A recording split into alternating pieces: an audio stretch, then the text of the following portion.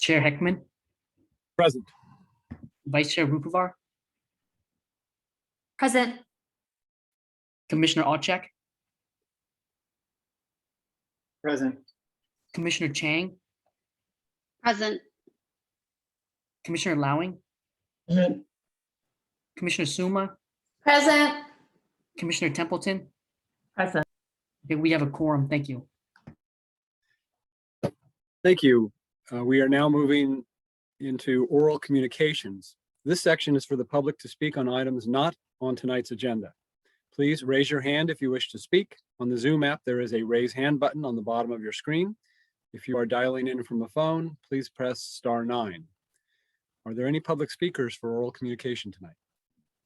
Chair Heckman, we do not have any raised hands for oral communications. Well, then we will move to agenda changes, deletions, and additions.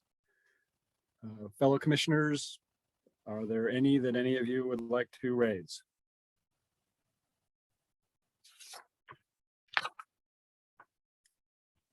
All right, seeing no hands, we will move to city official reports. Ms. Tanner. Thank you, Chair. Thank you. Good evening, Commissioners. Good to be with you all this evening. Just a few updates for you all. Today, the Planning and Development Services Department, as well as the Office of Transportation, were considered at the Finance Committee meeting. And I believe, at least from what I remember, the proposals put forward by those departments were accepted, I believe, by the Finance Committee and recommended to the Council. They met yesterday, they met today. I believe they may have another meeting. And so certainly they're going to go back. They have kind of a parking lot they've established to take a second look at things after they look at each department. So they kind of go department by department and then have an opportunity to kind of look back once they finish that. So the budget process does continue to go on. We also have our housing element has been underway. And so thank you all for joining us on Monday with the joint meeting with the City Council to really kick off, continue to kick off the housing element. And so that continues this Saturday with a workshop for members of the public, which commissioners, working group members, anyone is welcome to join. It's from 10 a.m. to noon this Saturday. And if folks want to find out more, they can go to paloaltohousingelement.com. It's paloaltohousingelement.com. It will be a virtual meeting that will be held via Zoom. So folks can join in from the comfort of wherever they have their internet connection or phone connection if they would like. So again, it's paloaltohousingelement.com this Saturday from 10 to noon. And next week on May 18th, we do have a special city council meeting. It's on a Tuesday, and it's going to be all land use items. And so we're seeing if it might be a way to try to consolidate some of the land use items onto one agenda, experiment to see if that ends up being a good way for the council to kind of tackle sometimes related items, but certainly topically all related to land use in Palo Alto. So on May 18th, we have up for discussion 181 Addison, which was a parcel map with exceptions and variants that the PTC unanimously recommended to the City Council. And then we also have an ordinance that the PTC also recommended, which was updating the state, our local ordinance with the state density bonus. So you may remember that was before us a few weeks ago. There'll also be 2 pre-screenings that council will hear, and council will also discuss whether or not to direct staff to appeal the regional housing needs allocation as proposed by ABAG and approved by the Housing and Community Development Department. So those are kind of our upcoming items.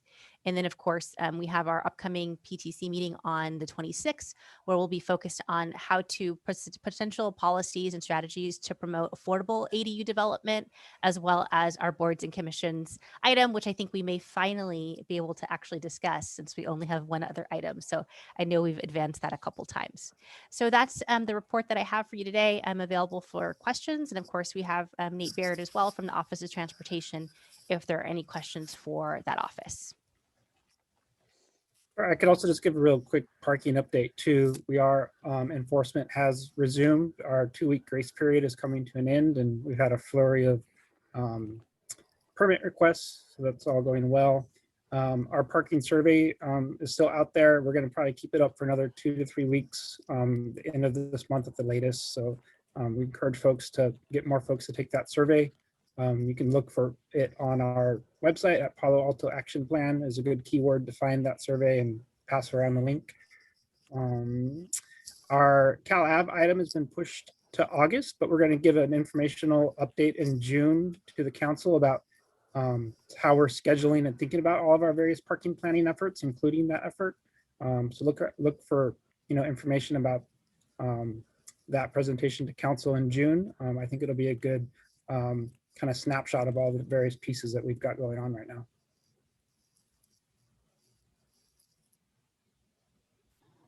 All right, thank you, Mr. Baird. Other information from staff. Ms. Tanner, let me ask a question. This land use meeting of the city council on the 18th, which is a Tuesday, is that right? That's correct. Is PTC liaison expected to attend that? It would be great if the liaison is available, recognizing it's not a date that normally the liaisons would have on their calendar. I do think the good thing is that the two items that they're considering, I believe that they were both unanimously recommended by the PTC. So that's a pretty strong, statement. And the other items didn't come to the PTC, the pre-screenings and then the arena discussion. So if the liaisons are not available, I think it will be okay. I wouldn't want anyone to feel imposed upon if they're not available. Right. So Commissioner Templeton, you're the lead this month with Commissioner Suma as your backup. So hopefully offline, the two of you can work out whether or not either of you can attend. And I do see Commissioner Templeton's hand up. Commissioner Templeton. Thank you, Chair. I would recommend that if any other commissioners want to join, it would be helpful. Just reminded that earlier this week, we had a unanimous recommendation to get overturned by City Council. So sometimes there is power in numbers, and the ability to have to share our viewpoint from numerous different perspectives could be helpful. So you're all welcome to attend. Not just me, but I've just marked it down on my calendar and we'll plan to be there. Thank you. Commissioner Lowing. Yes, that's a good segue, Commissioner Templeton. That's why my hand was up. Would you like to give us a few sentences on how it went that way? Yes. So the staff presented our recommendations, and halfway through council deliberations, one of the council members asked for our input, and I re-emphasized that we did come to a unanimous recommendation, and council was split, and it came down to the mayor. And I believe, in his words, it came to a coin toss. He said he could go either way, but decided to go against our recommendation and did not provide further explanation. Sorry, anybody? I figured that was a good time to have dinner that hour because we had recommended unanimously. So that's the one part I missed. So thanks. You should have been there, Ed. It would have been great. What was their final motion then? They went with option one. That was the one that does not widen the landing strip between Alma and the railroad track for additional bike and pedestrian space. And this is the grant funded project to try to increase the safety at the rail crossing. Right. So, the good news is both of these options meet the requirements for that grant. So good. We had recommended a little bit extra additional safety measures, and those were not adopted.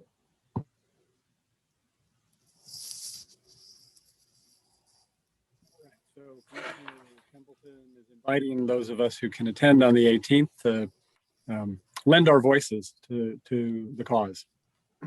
So I encourage you all to do that. All right, anything further on official city reports? Seeing none, I will move us on with our agenda to agenda item number 2, a study session to discuss possible implications of parking data analysis provided by students at California State Polytechnic University, Pomona, and to provide related feedback to the Office of Transportation about City of Palo Alto parking planning efforts. Staff report, please. Hi, this is Nate Baird. Baird, your parking manager. Introduce. I'm going to turn the mic over to the class, but Professor Kim was my graduate advisor 10 some years ago at Cal Poly Pomona, and have a lot of confidence in his class and their ability to kind of give us a visualization of our parking schemes and scenarios and related data in Palo Alto. So we, at the beginning of the quarter, Professor Kim and I touched base and we kind of talked about what could be possible, what could we look at. We shared some of the data that we've already previously shared publicly about our parking occupancy data. And I just thought it would be helpful for us to be able to visually see a lot of this data and, also just learn from the students and their processes about what they see and how it relates to our larger regional context as well. With that, I'll turn it over, and they've got about a 30-minute presentation for us based on the mapping and analysis that they've done. Welcome, students. Let me start first. First of all, thank you for having us here, and thank you for a good introduction, Nate. And it is a great honor for us, for me and my students to be here. My name is Do Kim. I'm a professor at Cal Poly Pomona, and I've been teaching this class called GIS Application and Planning Studio. In this semester with the 6 students, I managed this class, and we're kind of small class, but what we did is not small. So let me briefly introduce the goal of this class and the project we've done in this class, and I'll pass the microphone to my students. So let me share my screen first.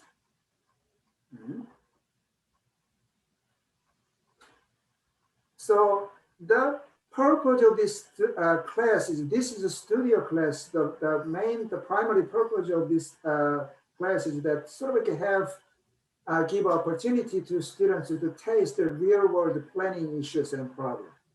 And specifically, we are trying to handle and solve the planning problem with this technology called GIS. It's a mapping and spatial data analysis technology. So in this particular semester, I teamed up with the City of Palo Alto because of Nate's approach to me, and we developed this project together. And as Nate introduced briefly, the goal this semester was to focus on the GIS database, to build the GIS database for the city's parking facility. Also, we collected and analyzed what's going on in downtown and Evergreen Park area of the City of Palo Alto in terms of the resident, the business and employee and everything that relates to the parking demand. And then my students also analyzed some sort of a relationship between parking occupancy rates and those characteristics. So let me pass the microphone to my students, and my students will go over the presentation. Hi, hello, Council. My name is Michael Delgadillo, and I will be going over the current parking facilities within Palo Alto. Next slide, please. So for our study area, we are going to be focusing on the areas of downtown and Evergreen Park, and also the surrounding districts as well, including Southgate, College Terrace, Old Palo Alto, and the Crescent Park area. Next slide, please. In the downtown and Crescent Park areas, the areas that are highlighted in dark green represent the current resident preferential parking district. Light green represents areas that are eligible for the RPP but are not yet activated. The areas located in orange, closer to University Avenue, are areas that do not have a residential RPP in the downtown area. Over on the side where Crescent Park is in red, that actually represents no overnight parking. However, residents are able to purchase permits in order to park overnight. And focusing back on the downtown area, we also are inventorying the public surface lots and parking garages. And then for sake of comparison, we've elected to include private parking lots within the surrounding areas. As you can see, most of those facilities are localized and concentrated around University Avenue. Next slide. And next, one of the other areas that we're focusing on would be the area surrounding Evergreen Park and the surrounding districts, Old Palo Alto, Southgate, and College Terrace. Again, in green represents the areas that have the RPP activated. And unique to this area, specifically around California Avenue, we have areas where people can park for free for up to 2 hours. And again, around California Avenue, we have the public service lots and parking garages. And also we've included private parking lots within the surrounding area for a basis of comparison on these maps. Next slide, thank you. In terms of rates for residents in the RPPs, for downtown Evergreen Park and Southgate, they're similar in that the first permit is free and every additional permit costs $50 with a maximum of 4. Residents also have the option of purchasing hang tags that are $50 with a maximum of 2. There's also a daily permit that they can purchase for $5. In Old Palo Alto and College Terrace, it's slightly different, where every permit residents can purchase is $50 with a maximum of 4, except in College Terrace where the maximum is 2. And also there's a daily parking permit of $5. Also to point out, there is a daily, there's a permit cap for daily permits in downtown Evergreen Park and College Terrace. Downtown and Evergreen Park have a daily permit cap of 50, whereas College Terrace has a slightly increased cap at 80. Next slide. And then focusing on the employee rates for the RPP. These employee permits are renewable on a 6-month basis. For employees that qualify as low income, these permits cost $50 in downtown and Evergreen Park, except in Southgate where those permits cost $25. For a standard permit in downtown for employees, it's $403. However, in Southgate and Evergreen Park, that cost is $201.50. They also have the options of purchasing a $25 daily permit with a maximum of 24 permits per district. There are also employee caps. Within the downtown area, there are roughly 10 sub-districts that have various limits, but the totality of those permit caps is at 1,000. In Southgate, there's a maximum of 30 employee permits, and in Evergreen Park, that number is 290. Next slide. And then to round off the parking facilities demonstration, we have surface lots and garages in the downtown area. As you can see on the map, light blue are the surface lots and dark blue are the garages, and their total number of spaces displayed. The totality of these spaces are 3,085. Total permit spaces is 1,658 with a permit capacity total permit capacity of 1,898. And as the data that was provided to us indicates, there are a total of 3,227 permits issued for these lots. Also, the annual rates for these permits in the parking garages, some parking garages, is 806, with also daily permit rates of $25. Next slide.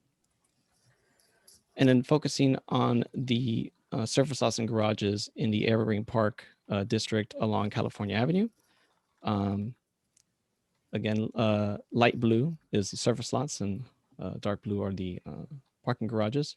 Here we have a totality of 879 spaces with 735 permits issued and a permit capacity of 980. And then next slide.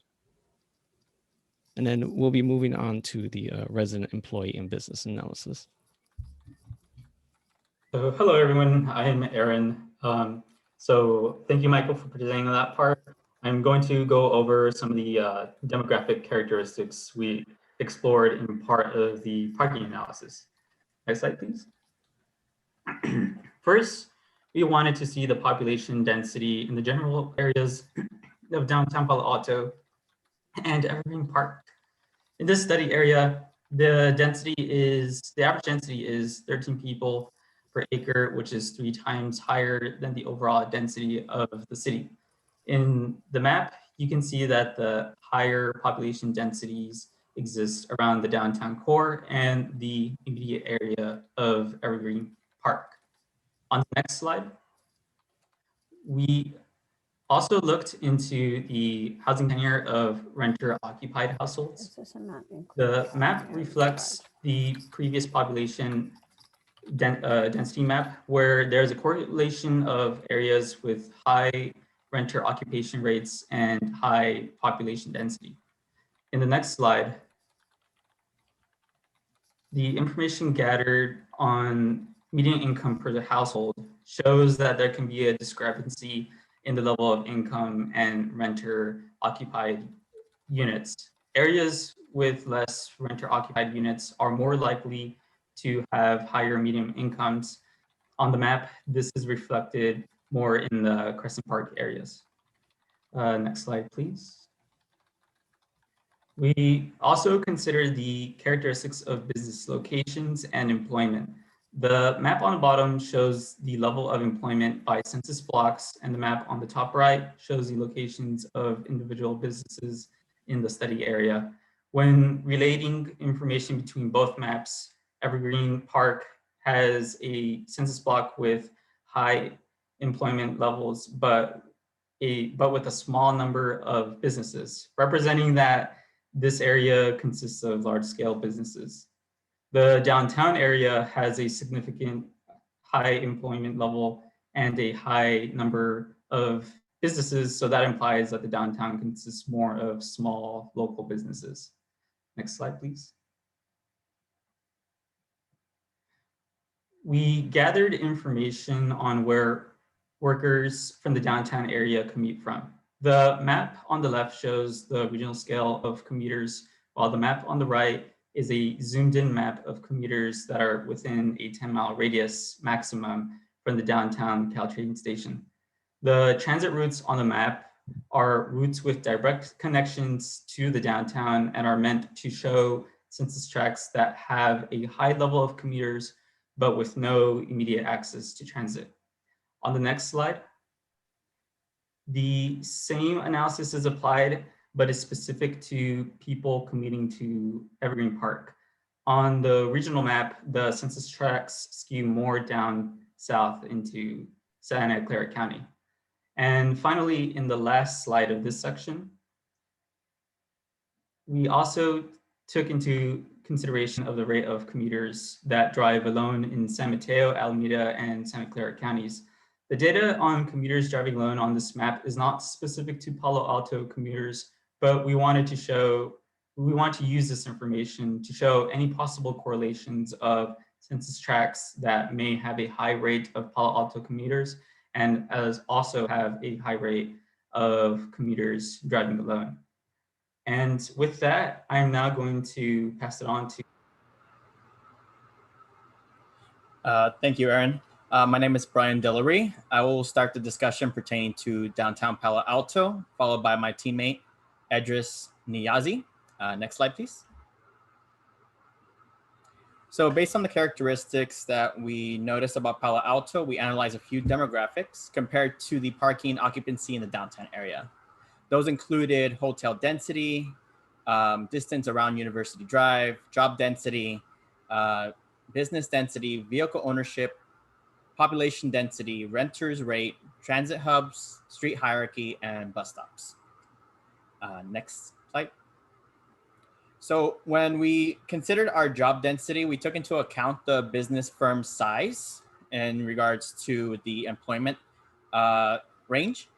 We can see that there's a relation between the disbursement of jobs and the demand for parking, very central to the University Drive and the blocks around it. Next slide, please.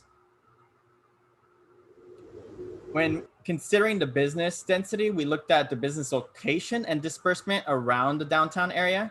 And again, we see a relationship within the parking demand, whether it is 9 a.m. or 6 p.m. The demand stays pretty constant with minor fluctuations. Next slide, please.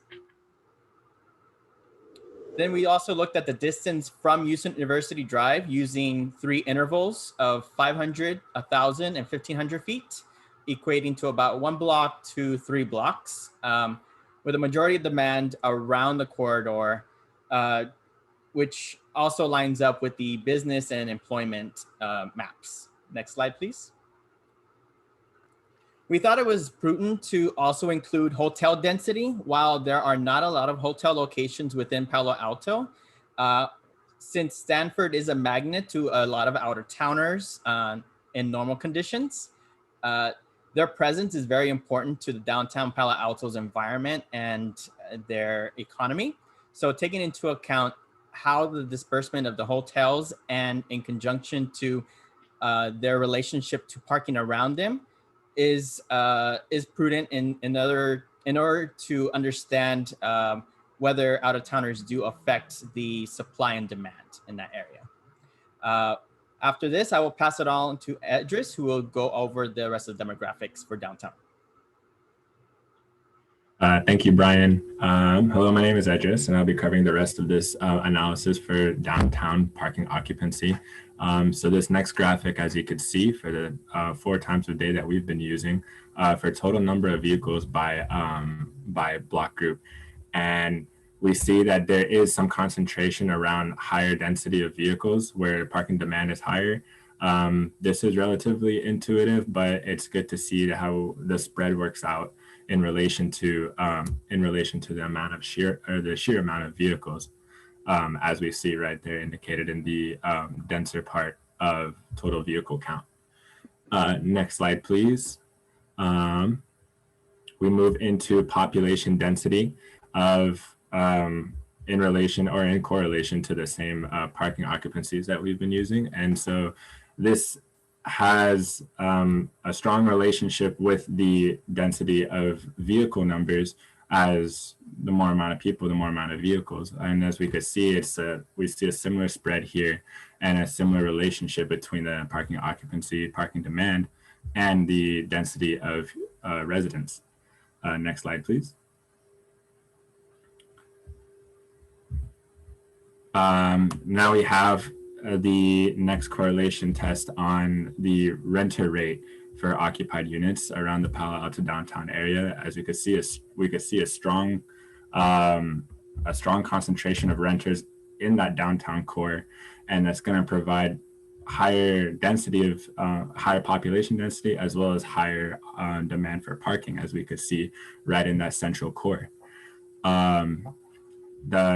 These three relationships are all interconnected, and they pick up some pretty interesting observations, as we mentioned. Next slide, please.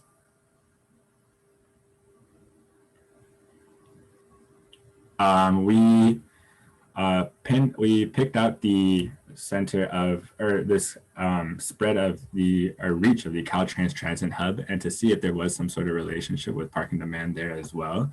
And it seems, despite that there may not be a cause and effect relationship here, it may have something to do, especially with the amount of off-street parking in those parking lots and parking garages in relationship to where this Caltrain Transit Hub is. Next slide, please. Next is where we examine some of the road hierarchy here. In particular, we see the major arterials and collector roads in relationship to where on the right you see the parking demand. Here, we want to pay specific attention to the on-street parking demand, as the larger streets are going to have that increased capacity as well as that increased demand, and the fact that it's so closely in such close approximation to the downtown core. We're going to see a large relationship there. That concludes the downtown portion of, oh, just kidding, one more, density.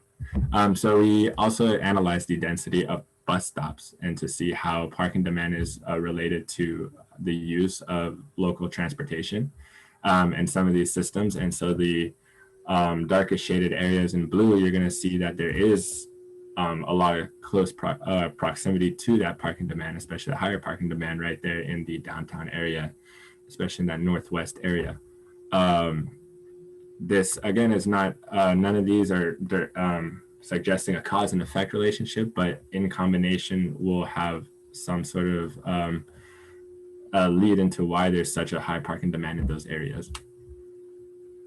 And that concludes the downtown area analysis. Perfect. All right, thank you, Eddie. So we will be going over the parking occupancy for our other area, Evergreen Park. Next slide, please. So as a brief overview, here are the variables in which we analyze. So as you can see, some of the analysis factors are similar to that of the downtown area, while others differ slightly. This is basically because these two areas are not the exact same. And different variables must be used to better understand the differences between the two.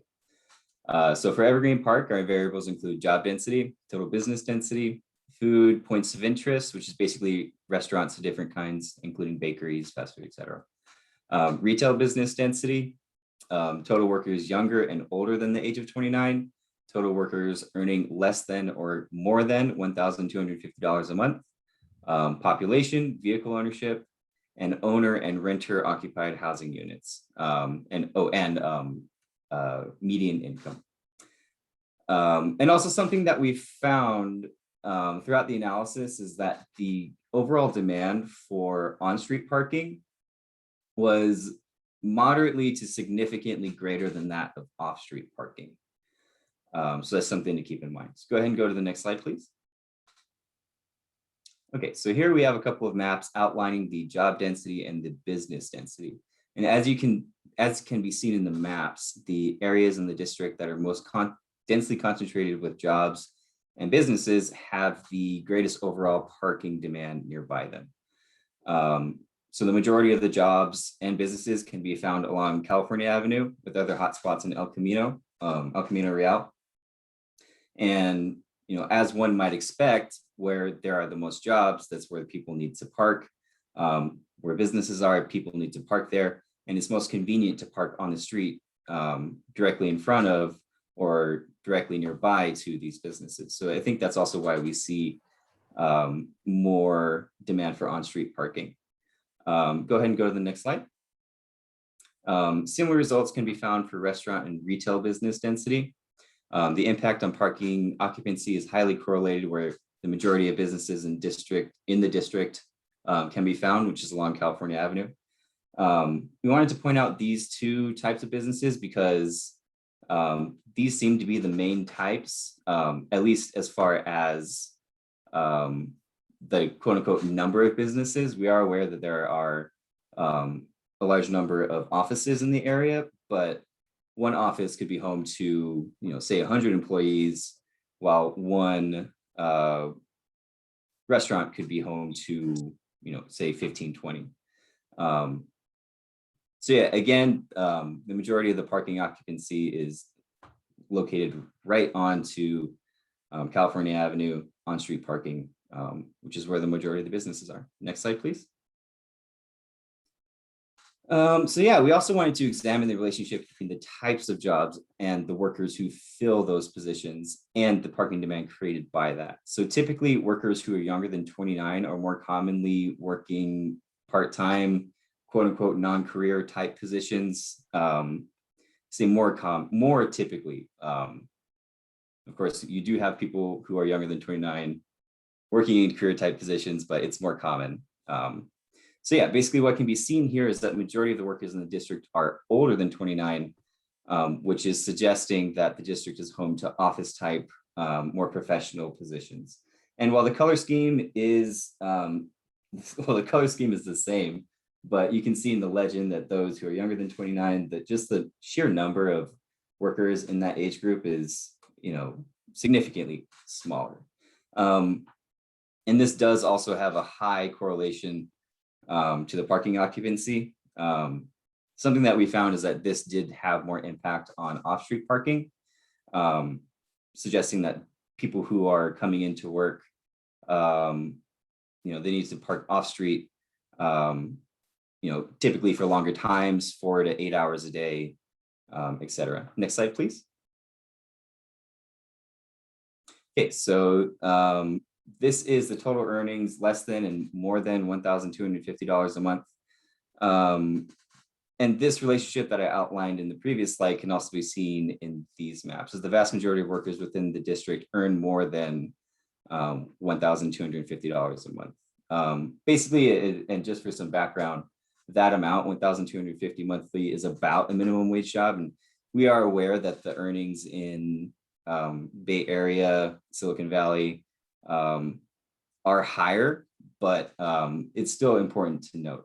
So yeah, this basically just further supports that the area is supportive of more quote unquote career type positions, full-time jobs, more professional type positions. So that ends it from my portion. I'll go ahead and pass it off to Daniel. Thank you. All right, thank you. I'll finish up our analyses by comparing parking occupancy against demographic data by block groups. So these two maps compare population per block group against parking occupancy, and on the right, total vehicles compared to parking. These are grouped because, as you can see, the rates indicated by color intensity is similar, as one might anticipate, since population and total vehicles owned is closely correlated, as we also saw in the downtown area. The results, although it's already intuitive, show that high population and vehicles in neighboring areas add to higher parking occupancy levels throughout the day. And so an observation to keep in mind is that the area has a smaller population living within the study area compared to downtown, which leads to unknown numbers of how many cars parked on the streets are attributed to block groups not evaluated in these analyses. In the next two maps, we also compared owner-occupied and renter-occupied residences with parking, which depicts a weak, or at the very least an inconclusive relationship with parking. Not much information can be gleaned off these maps, these two, but added for a holistic approach. And in the final map, at a glance, median household income depicts a weak correlation to parking. But it's also worth noting that population and vehicle numbers have a negative correlation with median household income, or at least from the data we've collected. We cannot assume higher median income correlating to more parking. And on this final slide, as a quick aside, I'd like to mention that this parking analysis does not contain specific analyses supporting parklets, but it's maybe potentially useful to anticipate productive parklet locations to recreate maybe a similar program such as the Summer Streets program. Analysis of parking occupancy by time can add data to determine which parking spaces can be better utilized as parklets instead of parking spaces. And this concludes our analyses. Thank you.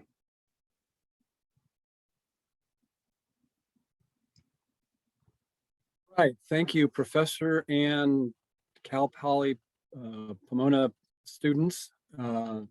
Excellent presentation. I want to find out if there are clarifying questions from the commissioners before we go to public comment, and then come back to commission discussion. So students, don't go away. I see a hand, I see a couple hands. I'll start with Commissioner Suma. Thank you so much. It seems from the presentation as if the Evergreen Park neighborhood, Mayfield neighborhood, and the California Avenue Business District were regarded as one area. Can that be clarified? So, hi, this is Nate. I think it's probably just a little familiarity issue in terms of the neighborhood names. You know, I supplied the parking district data that we have. And so the names that they provided correlate with the parking district data information that we provided. So yeah, we weren't looking at parking data for all of Palo Alto because we don't have that parking occupancy data for those other neighborhoods. So yeah, we were specifically looking at, these are our parking districts. Sure, but the demographic and parking related information for the Calab Business District, for instance, was conflated with Evergreen Park in Mayfield. Is that correct? I believe the census data and other sources of data they have probably are geographic and not specific to those separations. But I'll let Professor Kim respond to that, or one of the students. Right, so the data that we use is pretty much like a public data. I mean, this social demographic data is majority of social demographic data comes from census. And since the study area that we worked on was kind of a small, relatively small, so we tried to go with the smallest geographical unit. So typically it's a census block group.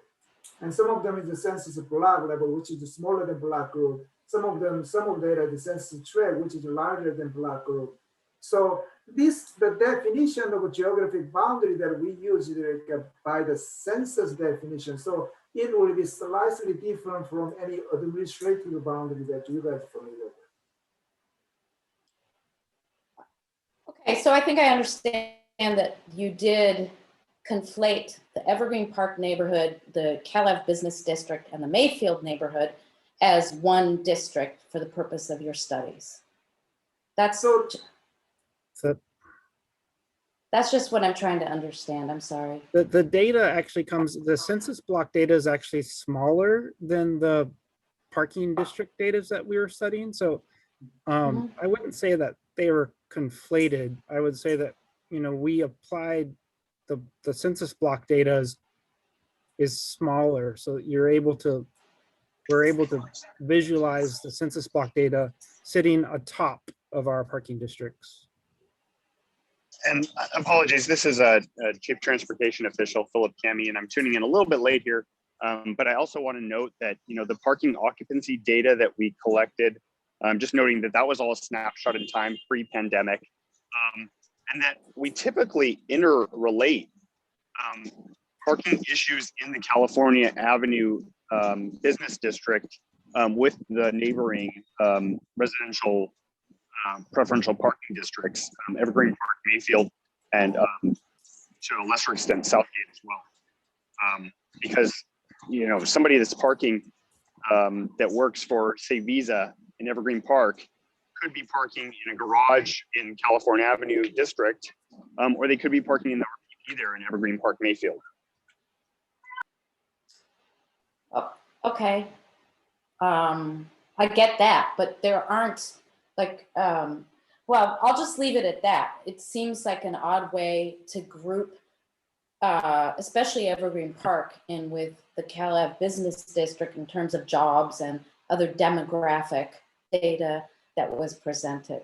So I'll just leave it there. And could you clarify, and maybe I missed it, I'm sorry, the time period in which the study was done? So the occupancy data, you mean? The time period of the occupancy? Well, I guess the time period the whole study was. Okay, so the whole study actually, I just did. Go ahead.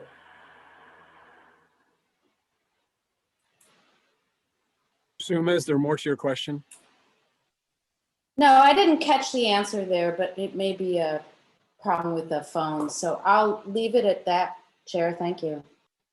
Actually, I think Professor Kim was wanting to answer it, but we're talking over each other. So Professor Kim, yeah, I think Commissioner Suma is asking, was this is this as of a point of time that the study took place, or is it over a period of months? And if so, what months are those? I think that was the question.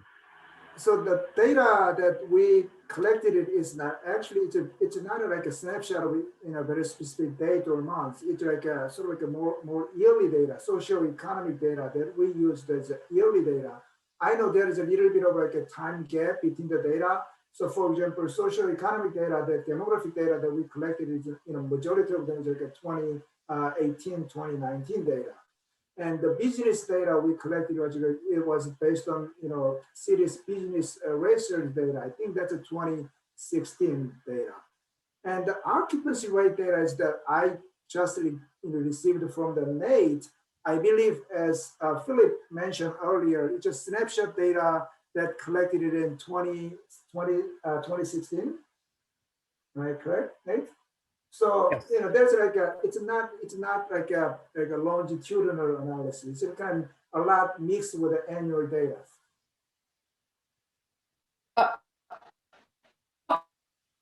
Okay, thank you so much. So the data was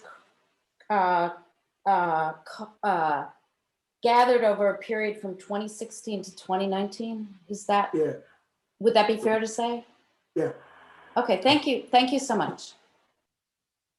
Mr. Chang, questions? Yeah, I just wanted to, I had the same question about the timing for the different batches of data. So I just wanted to clarify and ask Professor Kim, the Nate, the occupancy data was gathered when? 2016 is part of the previous planning work that has been done in the city. That occupancy data kind of shows what everybody's familiar with if they visited downtown 2016 to 2019, that there's, a peak around noon to evening time in the downtown and also in the Evergreen Park, Mayfield, California Avenue area as well. Okay. And if I could just add to that really briefly, I'm sorry, this is Philip Cami again. I'm sorry to jump in, but just wanted to note that, previously when we collected this kind of parking data, this was actually hiring a consultant to go walk down each of these streets and count how many cars on each block face. And that was kind of the past practice, and it was something that we did. Typically we did for the formation of parking districts, for the formation of RPPs, to assess them, and then as a follow-up to evaluate what the impacts of those established RPPs are. So just noting that moving forward in the future, we're going to have a lot more dynamic data collection occurring in these neighborhoods, as we've got license plate recognition software that will be implemented in these districts that will be collecting dynamic data for us. And that's one of the reasons why this effort, these students is really interesting, because it'll provide us this snapshot in time to look at.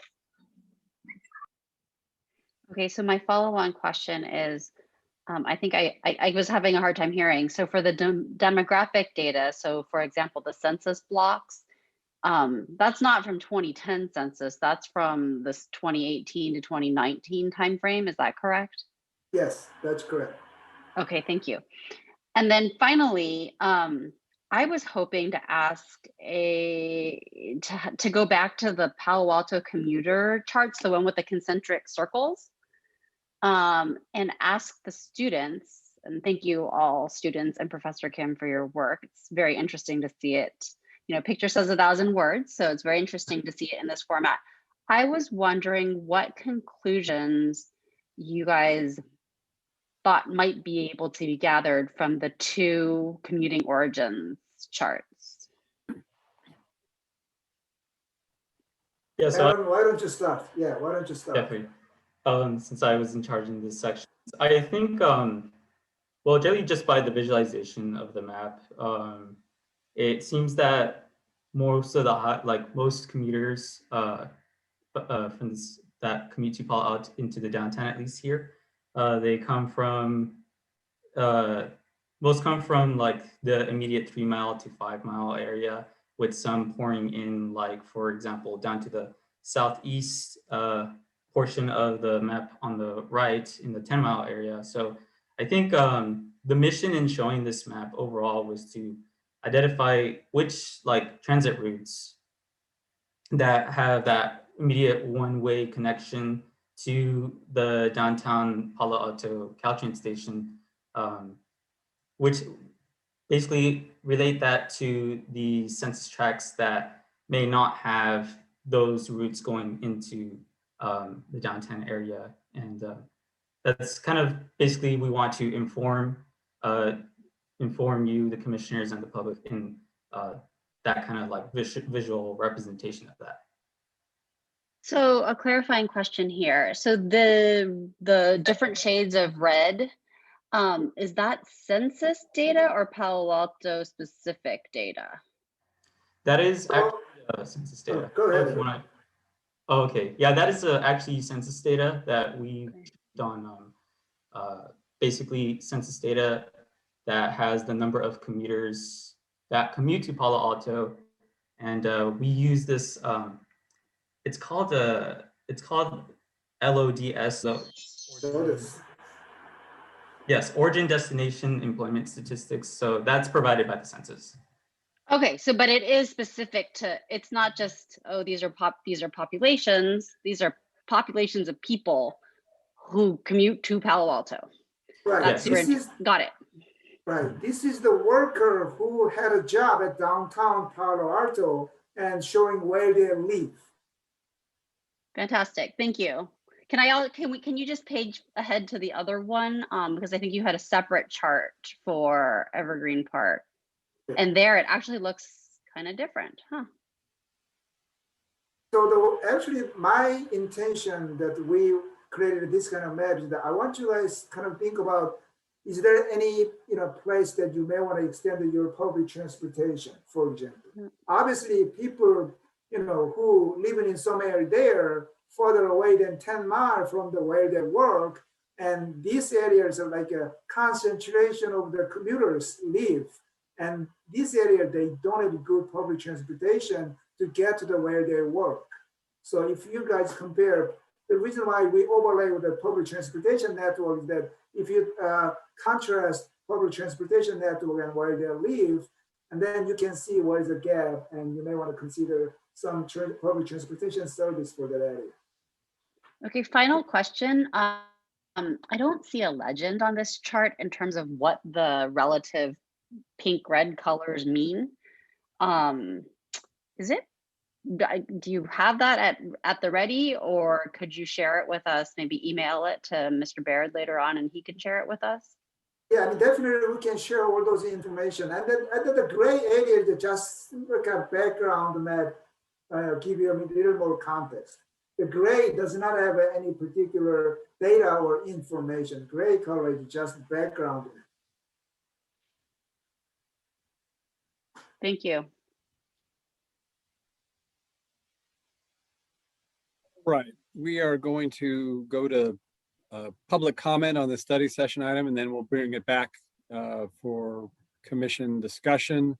So I do want to now open the floor for public comments. Please raise your hand if you wish to speak. On the Zoom app,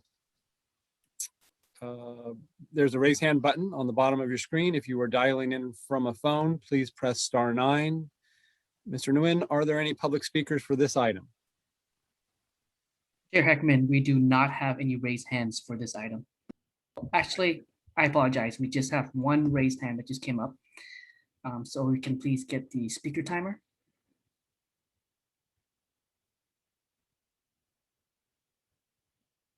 Okay, our speaker is St. Mark. Hello, it's actually Carol Scott. Sometimes I disguise myself as St. Mark's Episcopal Church, but it's really Carol Scott. So I just wanted to ask, and I think it's a follow-up to Doria Suma's comment, but when you're looking at parking and the density of parking in the various areas, I understand that you cannot tell whether that density is resident parking or permit parking. Is that correct? So questions from the public don't go directly to the speakers, the presenters. But having stated the question, we'll see if when it comes back to the PTC discussion, Commissioner Suma, for example, wants to pick up on that concept and follow up. Please continue your comments. That's it. Thank you. Thank you very much. Okay, Chair Heckman, that concludes public comments for this item. Right. Thank you. And let's bring it back to the PTC for discussion, additional questions or comments of staff or our presenting team. Commissioner Suma, followed by Commissioner Templeton. Thank you, Chair Heckman. I will. I found the boundaries and the information presented about Calab Business District and how it was described as being one with Evergreen Park and Mayfield neighborhoods confusing. So I will go ahead per our chair's prompt and ask for the member of the public, Carol Scott, I think, who wanted to know if the study could determine, I think she was probably talking about on-street parking, but maybe not related to that, but to what extent the study could distinguish between residential parking and other parkers. Right, so the answer to that question is that we didn't differentiate the residential park versus like employee park. So that the data that we presented is all together.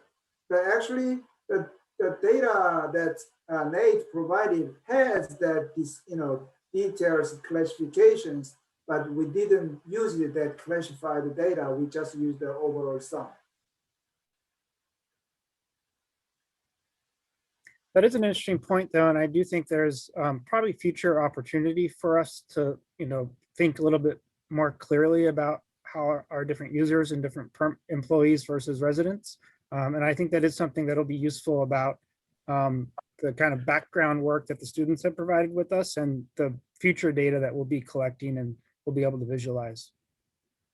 Right. I mean, that's absolutely correct. I think the intention that we analyzed the parking occupancy rate by different time of days, that's the sort of like our intention to see some different relationship or different dynamics of the residential users versus employee users. Obviously, noon, the occupancy rate of the parking facility will differ from 6 p.m. where everybody can get back to their home. So that's our intention, but we didn't really specify the parking occupancy rate data based on the residential versus employees.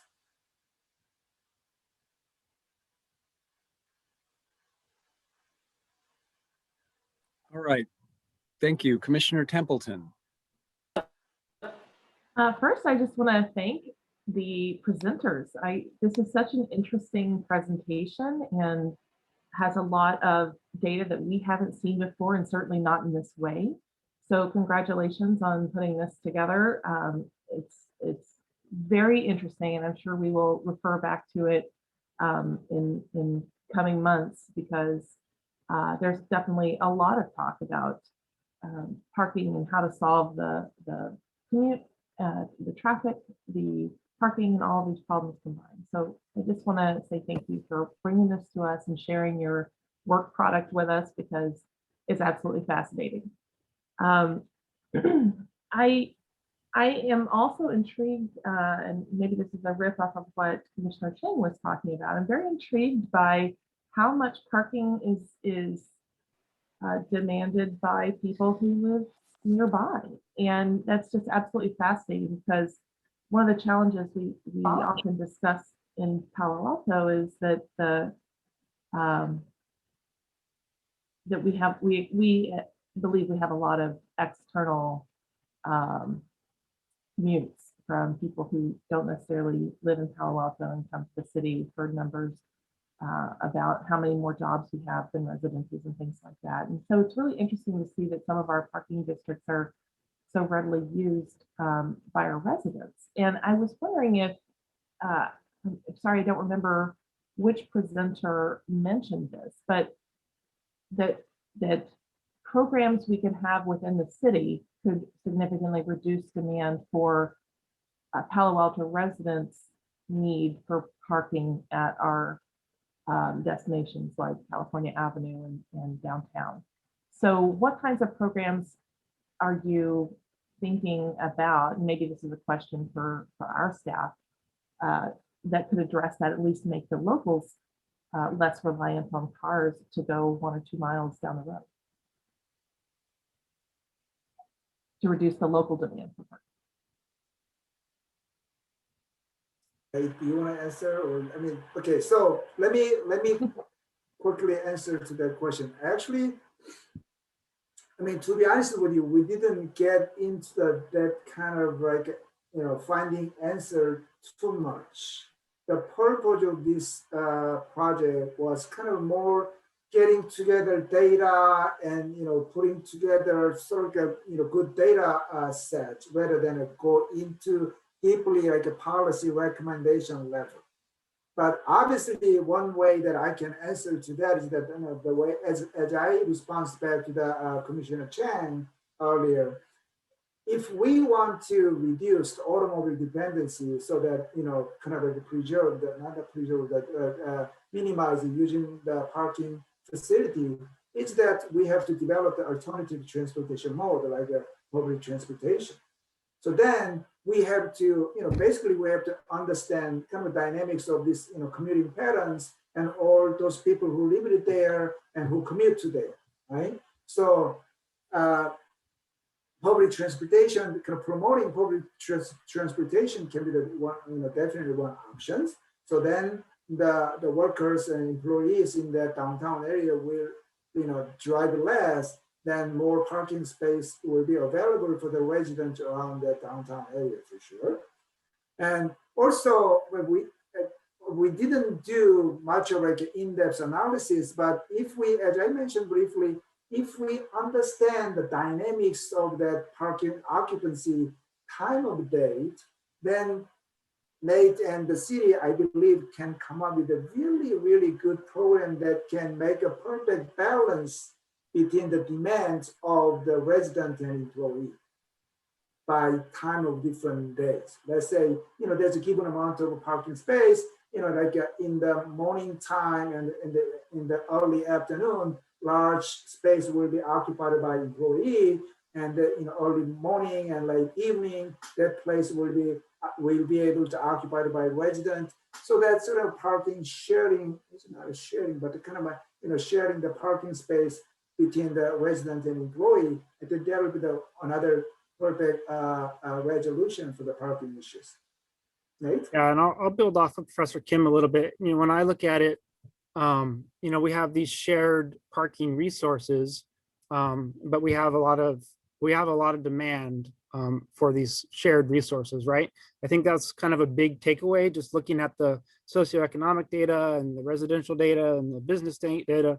We have successful areas. And so, you know, there's going to be high demand for them, but we also have good transit resources in those same locations.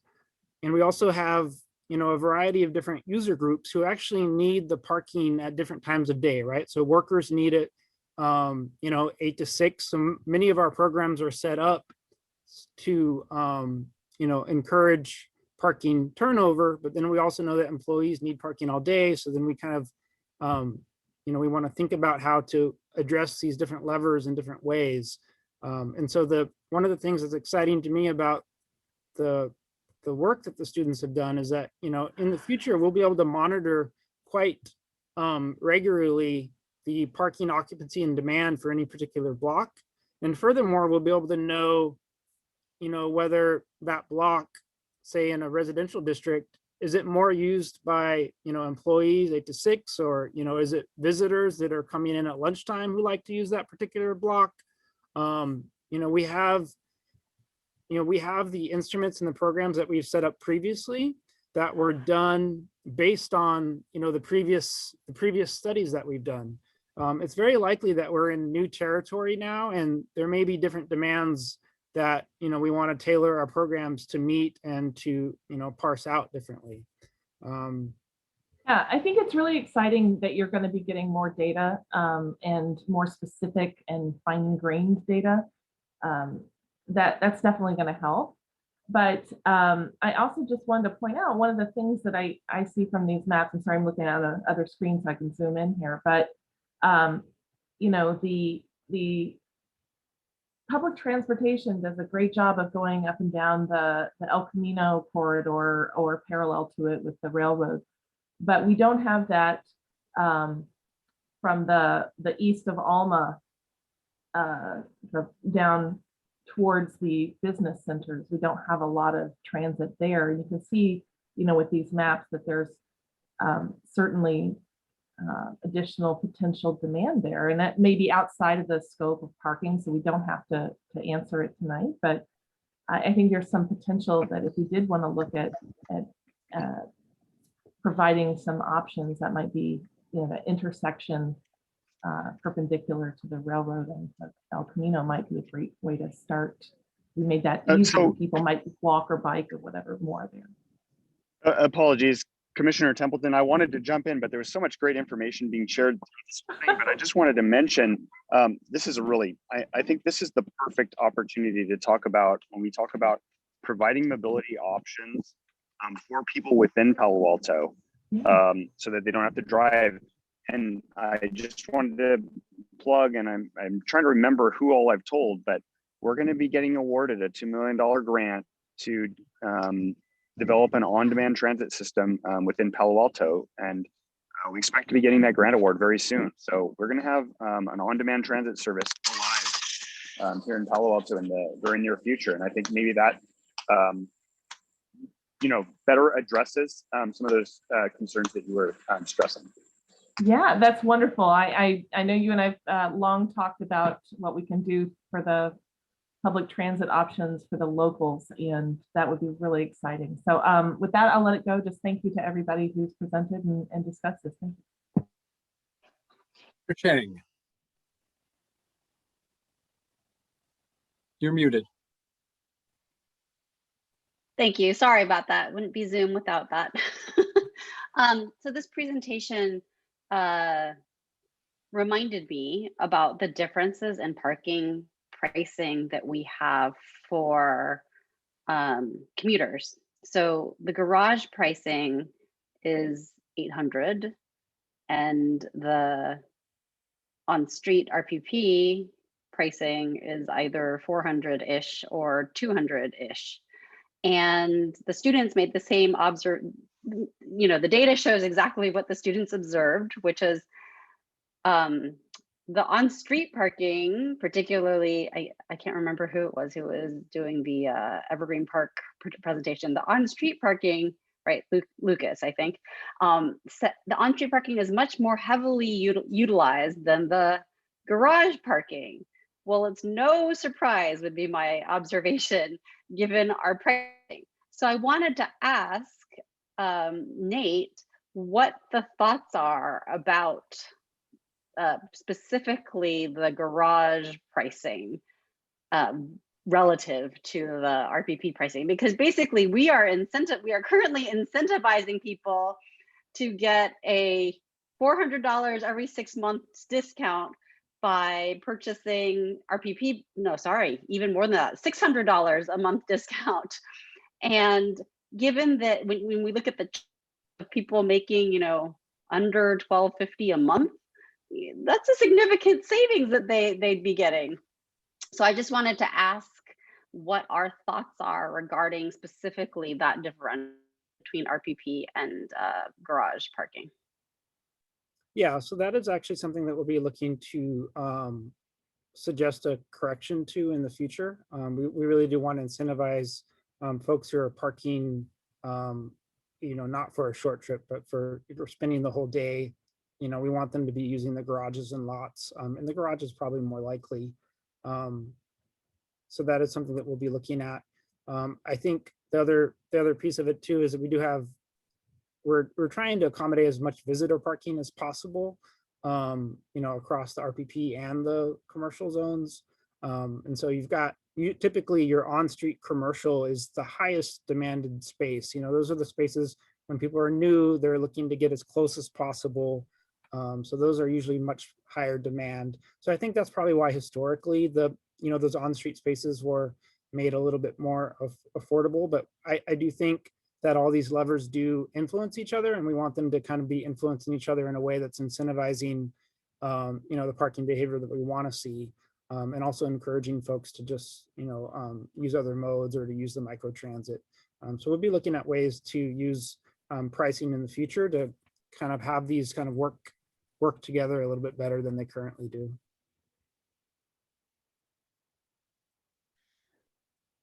Other commission questions or comments? Commissioner Lowing. Yeah, just kind of a quick sort of objectives and process question, maybe directed to Mr. Baird. So is this what's sort of overall, what's the use of this data?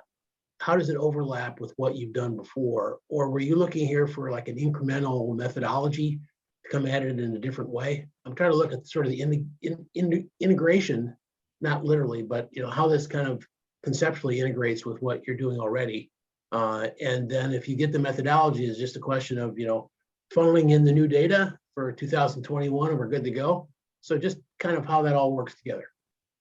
Yeah, so for me, I'm a visual spatial thinker, and we have a lot of information. We have 8 different programs, so the first part of the presentation was really great for me, just to be able to visualize where our districts are, how they map to each other. We have maps now that we had previously made when we were a different department. And so I've got these individual maps, but it's really fantastic for me to see all these maps kind of overlaid over each other. Yes, we have the 6 different residential districts, and then we have the 2 different commercial districts, but they're all right next to each other. The downtown's surrounded by some Evergreen Park and Mayfield neighborhoods have the Cal Ave right in the middle, and then you've got Palo Alto. So to me, just being able to visualize it is fantastic, and it is quite a huge lift and labor intensive to just visualize the information that we already have.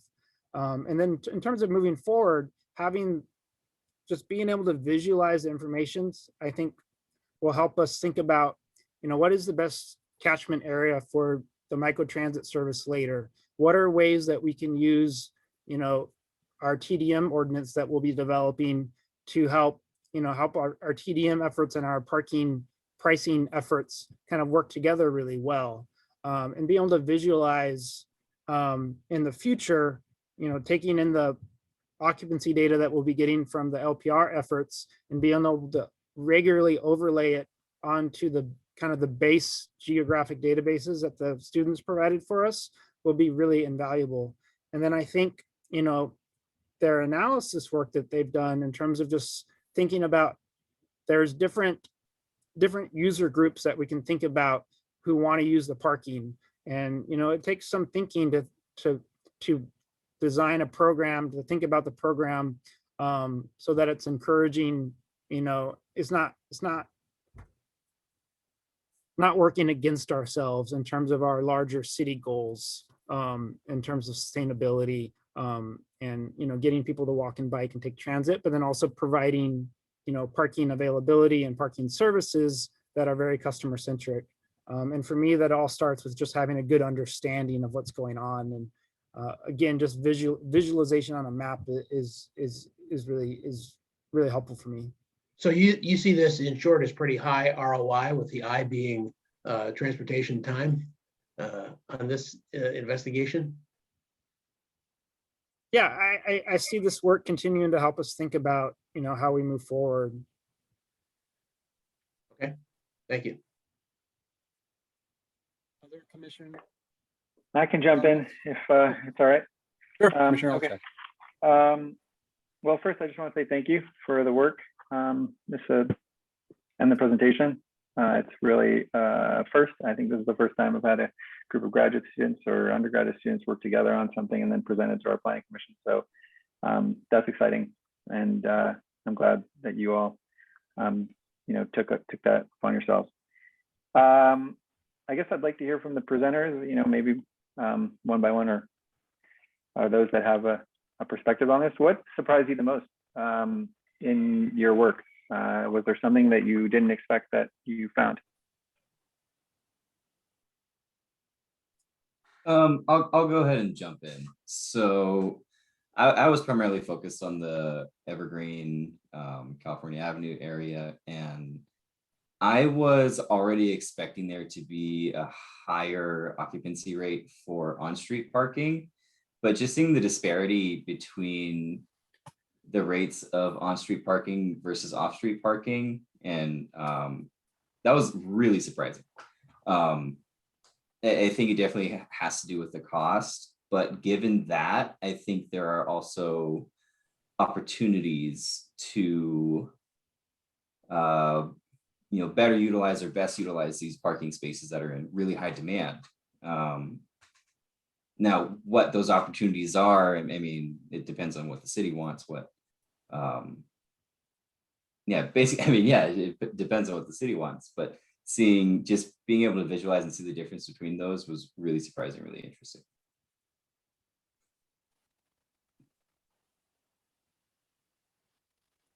Other students want to chime in?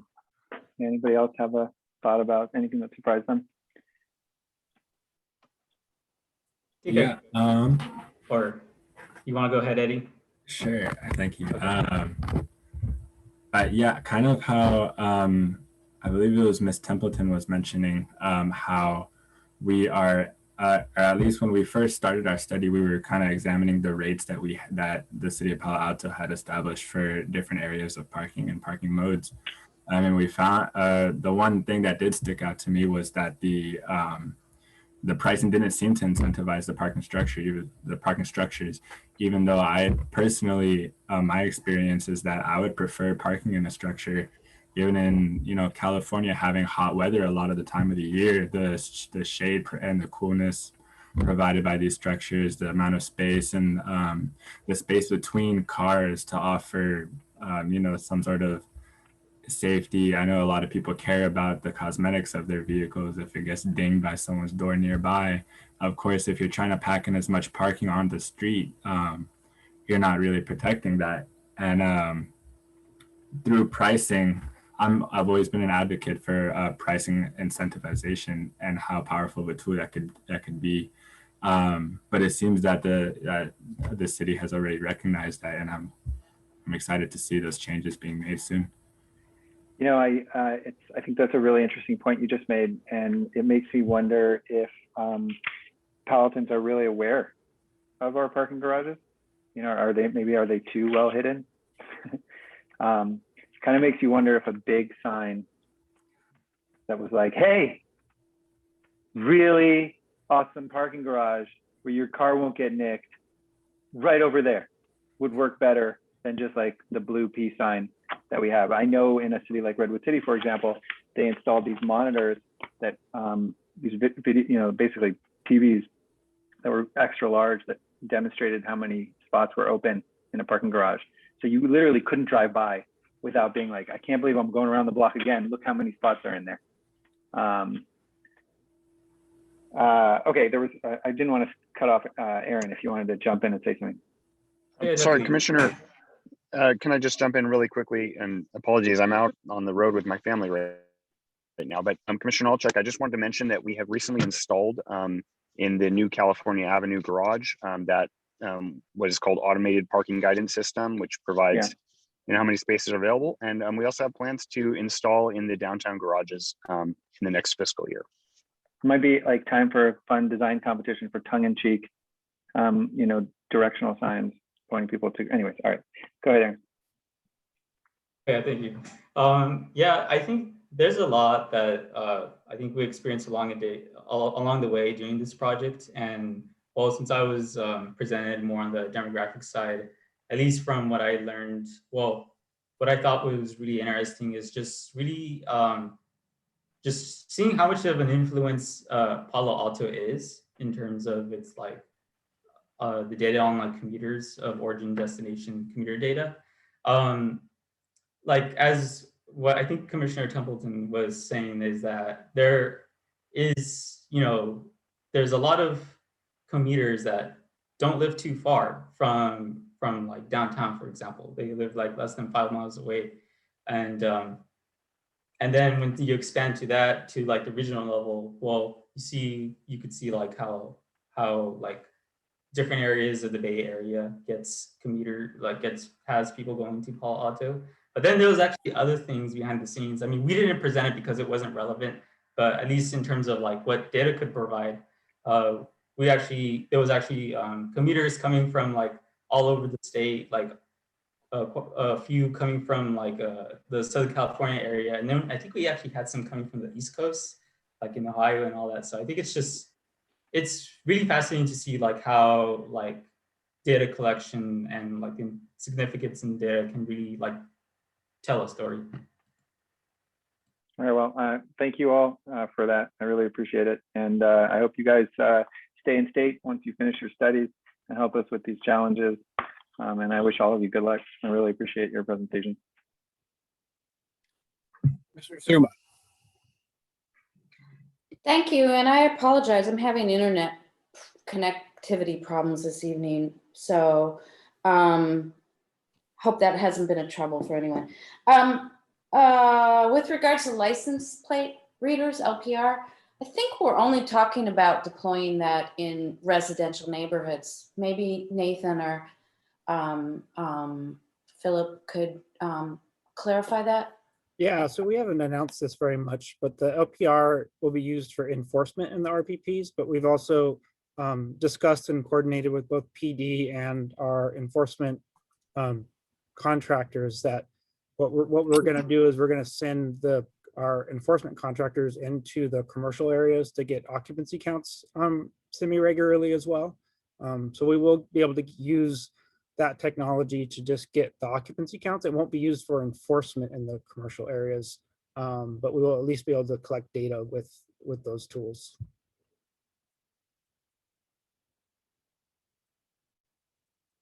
And thank you for the question.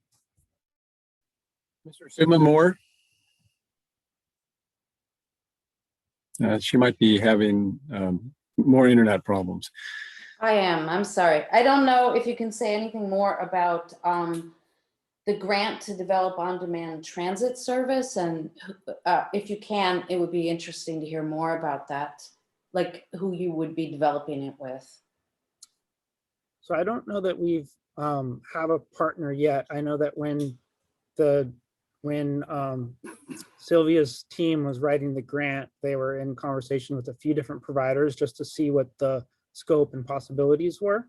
So I think, you know, as we move, once we get an agreement with the funder, and then we'll you know, do a solicitation and a process. But I do think there's a lot of potential for the parking program and the you know, this microtransit rollout, you know, for us to kind of take advantage of that to decrease, you know, parking demand, hopefully by, you know, helping to incentivize the microtransit service over it.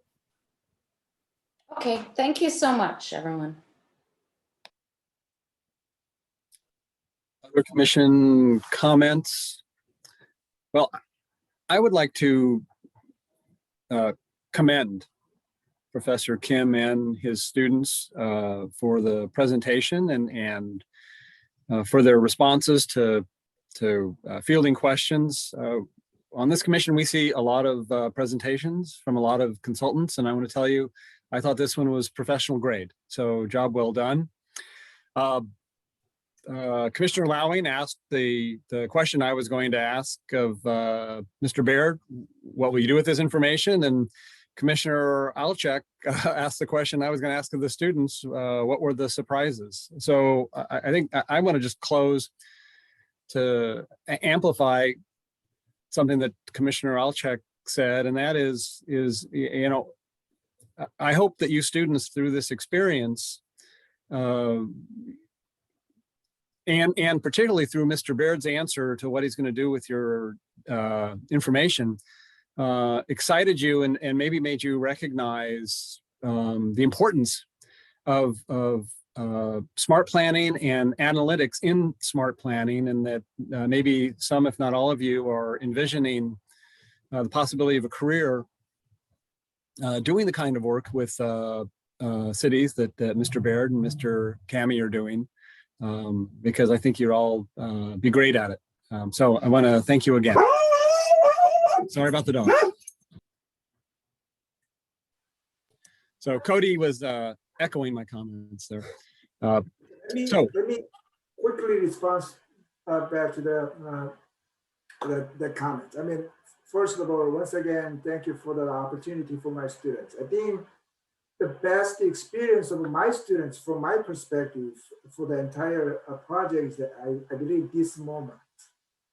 Not, doing the process and project is also, great experience, but as you're except Daniel, all of the other students will graduate by next week, and they're gonna go to the professional field as a professional planner. So sitting on this kind of meeting and presenting in front of the commissioners and committees, and the response back to your question, I think that's a great educational experience. So I mean, once again, thank you so much for the opportunity. I believe my students learn a lot from entire semester as well as from this meeting.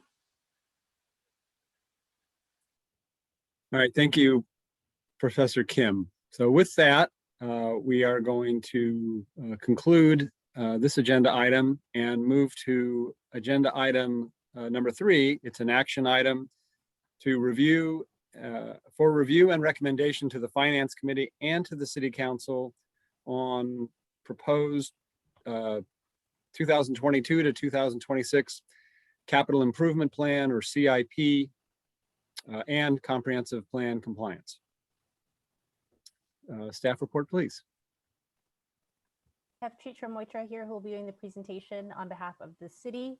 And I will also note that we have a number of departments represented who represent the departments who have the new seven new capital improvement projects. So if commissioners have questions, we do have those resources here as well. So I'll hand it over to Chitra. Good evening, commissioners. Just give me a second to share my screen.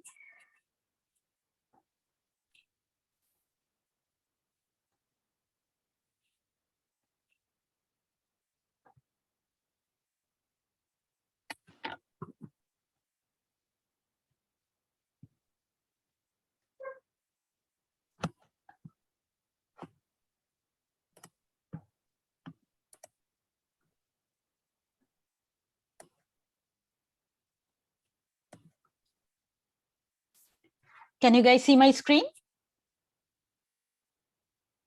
Hello? We Yes, can we see can. yes, we can Okay. see it, but you want to go to the top and you want to go to your display settings at the very top left Uh-huh. and click the arrow down, and you should say to swap. Swap that. There you go. Great. Okay. Good evening, commissioners. I am Chitra Moitra, planner with the long range planning section. Tonight, we have in front of the commission the 2022-2026 new CIPs, which are included in the capital improvement budget book. And as Rachel said, apart from planning staff, we have with us staffs from different departments like public works, utilities, police, OES, community services, etc. So, and at the end of my presentation, you can ask questions to them. So as other previous years, this year also, different city departments have identified new CIP programs to be included in the capital budget. These CIPs are basically based on, the selection of these CIPs are based on funding sources, different available funding sources, city council, city council preferences and priorities, and suggestions from the city's infrastructure blue ribbon commission's reports, etc. So these CIPs, this year, 7 of the CIPs have been identified. So this capital budget is reviewed by the Finance Committee as well as the City Council. I think it's going on right now. And the City Council, and as a part of the PTC review, PTC would also be reviewing this same new CIPs, but for a different purpose, which is for the purpose of finding compliance with the comprehensive plan. So this slide says that the section 19.04.040 of the Palo Alto Municipal Code, this section defines the role of PTCs. And as I said before, it's for reviewing for compliant consistency. PTC can also review and comment on individual projects, and they can suggest improvements to the projects to increase the efficiency of the process. And thirdly, PTC can also identify projects which seems to be missing from this year's CIP list so that they can be added to the next year's list.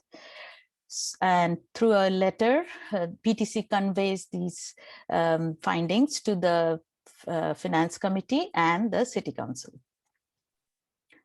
So for staff, what is the role? For staff's role is to find the individual CIPs in compliance with the comprehensive plan. So how do they do that? They just link it with the comprehensive plan element, individual goals, policies, or programs which are appropriate. And then the staff generally also adds information on the types of boards and commissions review required for the CIPs, and as well as any environmental review is required for the project. This slide is a snapshot of the proposed capital budget book and the total number of CIPs they have. So this year we have 171 capital budget projects included in the capital budget book. And of that, only 4% are new CIPs. And the remaining 164 CIPs, you have already reviewed that previous years. So, we won't be going into them anymore. So this year, this is the list of the 7 new CIPs which have been put forward by the different departments. And each of these CIPs are, in my staff report, I have given an explanation of how, about the justification of each of these CIPs, why they are needed and what needs to be done. And I have also identified the funding sources for these projects, as well as the comp plan programs and policies which aligns with these projects. Based on the analysis, we found that this year, of the 7 new programs, 4 of them has been aligned with the natural environment element, 2 with the safety element, and 1 with the land use and community design element. And for the natural environment element, the goals which we have referred to are air quality goal N5, water resources and quality and water quality, storm management, which is goal N4, and climate and climate adaptation, which is goal N8. For safety, we have referred to the community safety sections and the natural hazard sections. And lastly, for the land use and community design element, the CIP was related to Palo Alto Airport modular building, office building improvement. So that's goal L10 of the land use element, which we were referring to. And this slide shows the total number of CIPs presented in this year's CIP book. And it says that about 48% of these CIPs comply with the natural environment element, and 29% with the community services element, and 8% for both transportation element and land use element each, and 5% for safety element.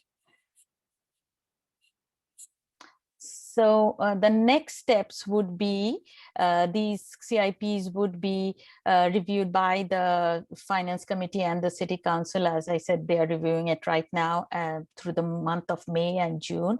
And City Council would on June 21st adopt the final budget, and the CIPs would be adopted. So the next would be staff recommendation.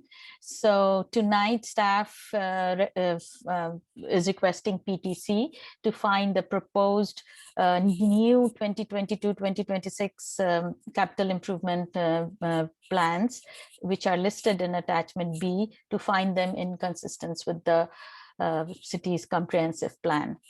So this that's a staff recommendation. So with this, I end my presentation, and we have a lot of staff here, all city staffs here to answer your questions if you have any questions on the new CIPs. Thank you. Thank you, Ms. Moitra. We'll start with commission clarifying questions of staff before going to public comment. Vice Chair Rupavar. Thank you for the presentation. I had just a general kind of like process question. How does prioritization for these CIPs work? Not these 7, but like all of them? And you might just, maybe I don't remember, and you've addressed this in the past. And then do you guys, does staff change prioritization? Like if there are major events, for example, when COVID happened, did the CIP prioritization change? Just how does that work? In terms of what you decide, which ones you decide to do and which one you spend money on, because you're not doing 160 per year. You're not doing all of them. I'm going to turn it over to Paul Harper, who is from the Office of the Management and Budget, and he can help to kind of just explain overall the budget process and kind of how the 5-year CIP differs from the actual annual appropriation by City Council to the projects. And of course, the last year we did some moving around of money from our CIPs to other projects. And so Paul, perhaps you can share a bit about that. Thank you. Sure. Again, Paul Harper with the Office of Management and Budget. I will direct you, if you go into the capital budget itself on page 15, we have a section called the budget process and document. If you're going on the online version, the numbering is going to be a little bit off. You need to add about 30 pages to that. So it's actually PDF page 43. But in there, we talk about the budget document itself, the process that we use to develop the projects. And in there is actually a section about prioritization and things that we consider when planning for the current or the upcoming year and the 5-year plan. Things that we consider are mainly health and safety issues, council priorities. One of the big council priorities that we've been keeping in mind over the last few years are the infrastructure plan projects, which was a set of 9 projects. One got added, so now there are 10. But that was approved back in 2014 as kind of the most important projects to be finished within the General Fund Capital Improvement Fund before starting other new projects. It kind of depends on the fund in terms of how we decide which projects are going forward, because one of the main components is whether there is funding available. And I guess one thing I will just point out is that when council adopts the budget, they are only adopting the first year of the 5-year plan. The rest of the 4 years are really just for planning purposes, and those can change, once we get through the first year, and like you said, COVID or something else changes to cause us need to kind of restructure funding and the projects that are being done in any given year.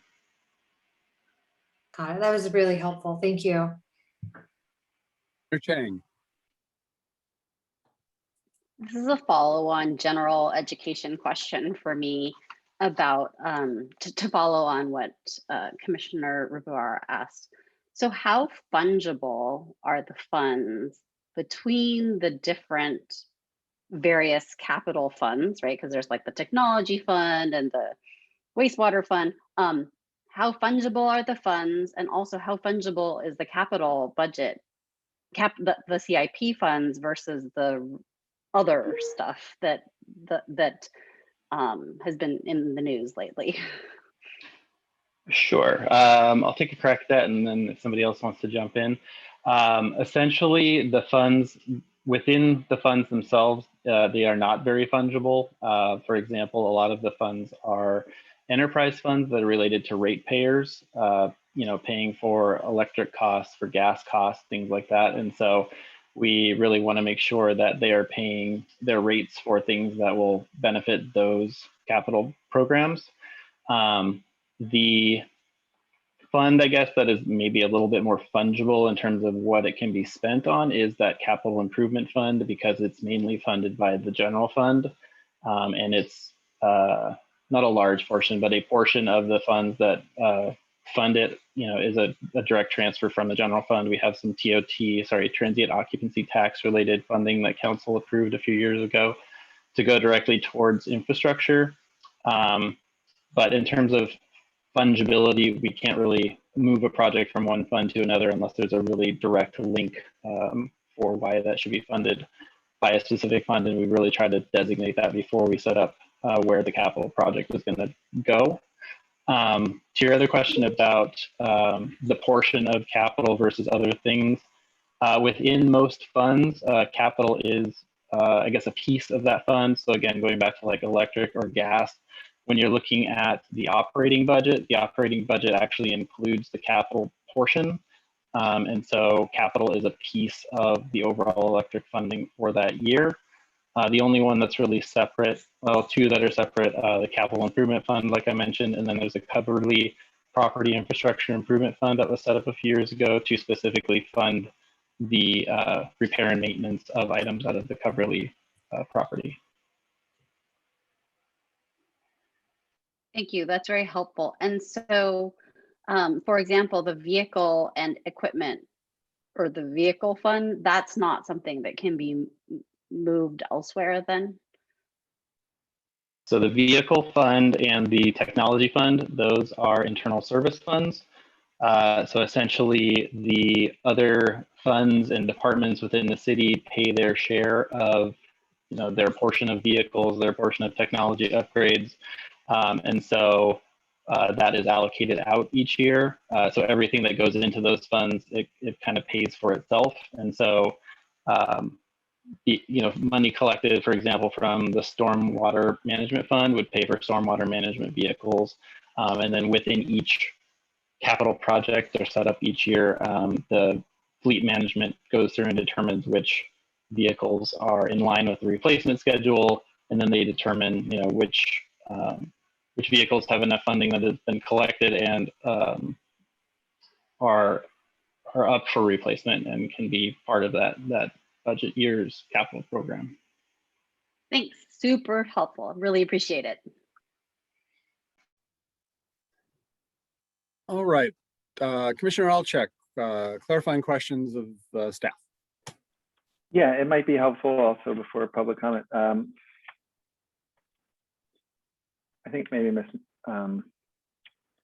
Winter and Ms. French might be the only two people here that have been here longer than I have. My question is, can you recall in the history of the commission CIP process, any instance when a commission did not find a proposed capital improvement project consistent with the comprehensive plan?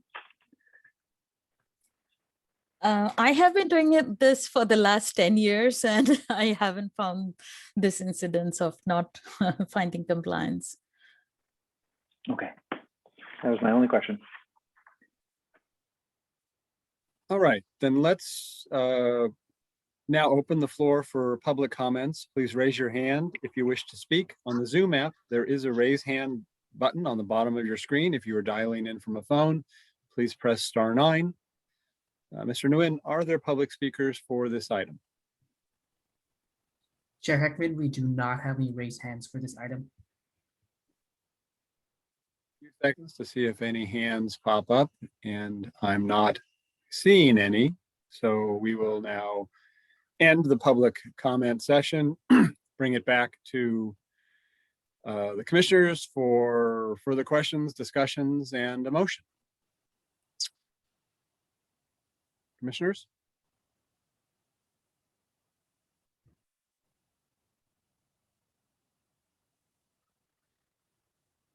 Commissioner Lowing, thank you.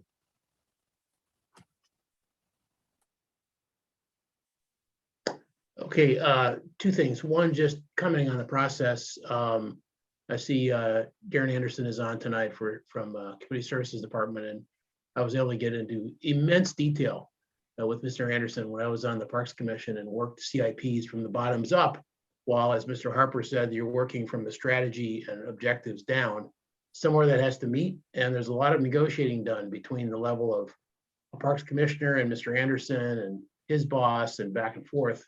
I feel confident assuring you that by the time it gets to us at this stage, per Mr. Alczyk's comment, it fits the comprehensive plan.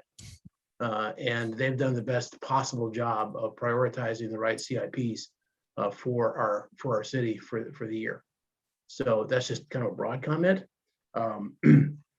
I was also just wanting to make I guess a question comment on item number 6.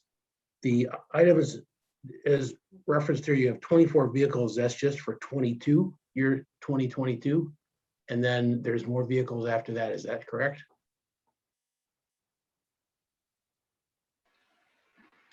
Yes, that's correct. So each year, a certain number of vehicles come up for replacement. So yeah, that would be the number of vehicles scheduled for replacement in that particular year. Right. And I realize that these vehicles are not just cars. They can be trucks and all that kind of stuff. But to kind of state the obvious, but to underscore it because it's so important to us, you comment in this section in the staff report, staff will first consider electric vehicles and then other alternative fuel. I mean, obviously we'd like to have as many and as fast as we can get to electric vehicles, which would make it even more consistent with the comprehensive plan with respect to climate change. So I don't know if a wording is necessary. I would just like to, a wording change is necessary. I would just like to carry that forth as we do their replacement. So that's just my one specific comment.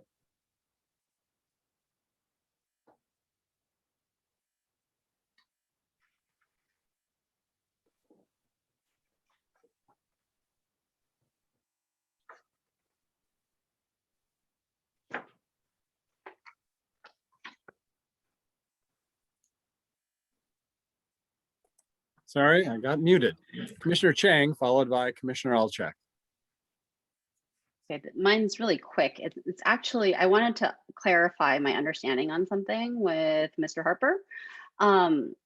Commissioner Lowing had asked regarding the vehicle and equipment replacement item number 6, whether that amount was specifically for 2022. And because I'm a nerd, I went back and I actually looked at the CIP, and it looks like this item VR-26,000 is actually for 2026. There's a separate item already on the CIP that would be the one for this year, and it's of a different amount. But am I understanding that correctly, Mr. Harper? Yes, that's correct. I'm sorry, I didn't hear him say fiscal year 2022, but yes, these are usually looked at 5 years ahead of time. So the fiscal year 2022 project would have been reviewed probably back in 2017 when it first appeared. And so the number of vehicles can change depending on things happen within the vehicle fund and within the fleet itself. But we really just try to put it out there as far as possible to say, we're planning ahead and these are the vehicles that we anticipate needing to be replaced in 2026. Perfect, thanks. I just wanted to make sure there wasn't that piece of misinformation out there. And then finally, I just wanted to echo Commissioner Lowing's comment about, yes, electric vehicles would be a wonderful thing to do, assuming it can be done within budget. Thanks. Alczak. Either by virtue of just well-articulated capital improvement projects, or we have such a broad comprehensive plan that consistency is easily found. I'd like to move that the proposed capital improvement projects listed in attachment B are consistent with the comprehensive plan 2030 policies and programs. I'll second that. This is Bryna. Chang has seconded the motion. All right, I'll quickly speak to the motion. I too have been reviewing these things for almost 10 years, and I don't know that I agree with Ms. Moitra's characterization that we have never once found something inconsistent with the comprehensive plan. I think that's actually a very hard ask to find something inconsistent with the comprehensive plan, the way the staff articulates the capital improvement projects. And I would also add that, you know, while I'm prepared to make the recommendation that the projects are consistent with the comprehensive plan, I can't say that I have any insight into whether they should be the top priorities of our city's spending with respect to capital improvement. I think that task is left to other commissions. So when someone wants to discuss these in more depth as to, you know, I hope that they know where to go to have that discussion, because I don't think it's here. I don't know where it is actually, but I don't think, I mean, maybe it's at the council level, or maybe it's at some of these smaller budget meetings, but I guess it may be helpful for staff to just let people know that if they wanted to dive into these things, where they would go. That might be helpful to anybody who's watching, if there is anybody. Mr. Chang, you wish to speak to your second? I have nothing to add. I wholeheartedly agree with everything that Commissioner Alchek said. Right. Any other commissioners wish to speak on this item before we vote? Seeing Commissioner Suma. Again, sorry for my technical problems this evening. In the past, I think we have had a more comprehensive staff report on this. And I think that was, I sort of missed the richness of comparing this to all of the other programs in a written material we received, but it's a different year this year. So that being said, I wholeheartedly agree with the maker of the motion and the seconder, but in the future, I do think it would be nice to have a little bit richer information, and maybe the public would enjoy that also. And most particularly, maybe in the attachment B, which is the chart, and it mentions that 5 of the 7 will go to different for different public review and public hearings. I think if that was stated which public hearings they would go to, if there were persons in the public interested, that might be information they would have liked. So just a little additional boost, maybe. Thank you, Commissioner Suma. I'm not seeing any other commission hands, so we have a motion and a second. Mr. Nguyen, please conduct a roll call vote for the motion on the floor. Commissioner Alchek, Yes. Commissioner Chang, Yes. Chair Heckman, Yes. Commissioner Lowing, Yes. Vice Chair Rupavar, Yes. Commissioner Suma, Yes. Commissioner Templeton. Yes. Okay, the motion carries 7-0. All right, thank you, and thank you, staff, for the presentation and the answers to the questions. It is now 7:57. We're going to take a break until 8:05 and come back for our next agenda item, 8:55 El Camino. Thank you. Case. So we will move now to action item, agenda item number 4, 855 El Camino Real. It's file 20 PLN-00252. Recommendation on an applicant request and council direction to consider establishing a retail health definition and to allow for limited ground floor retail health uses at Town and Country Village. May we have a staff report, please?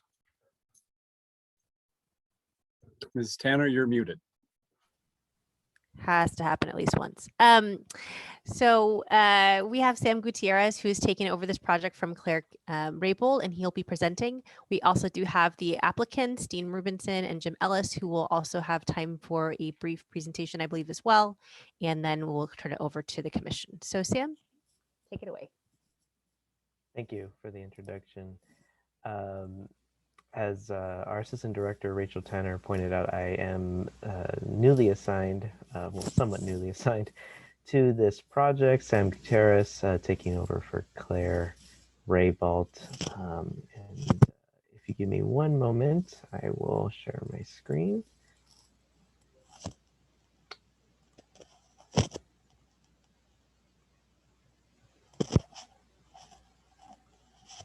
Okay, can everyone see the screen now? Nope. Yes, we can see it. Oh, now we can't. We could though. Sorry, I clicked the wrong button. All right. Yeah, let me do that again.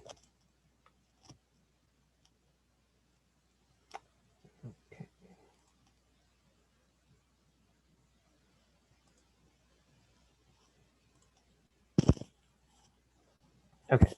We got it. Okay, everyone can see the presentation. Perfect. Okay, so let's start over. Sorry for that.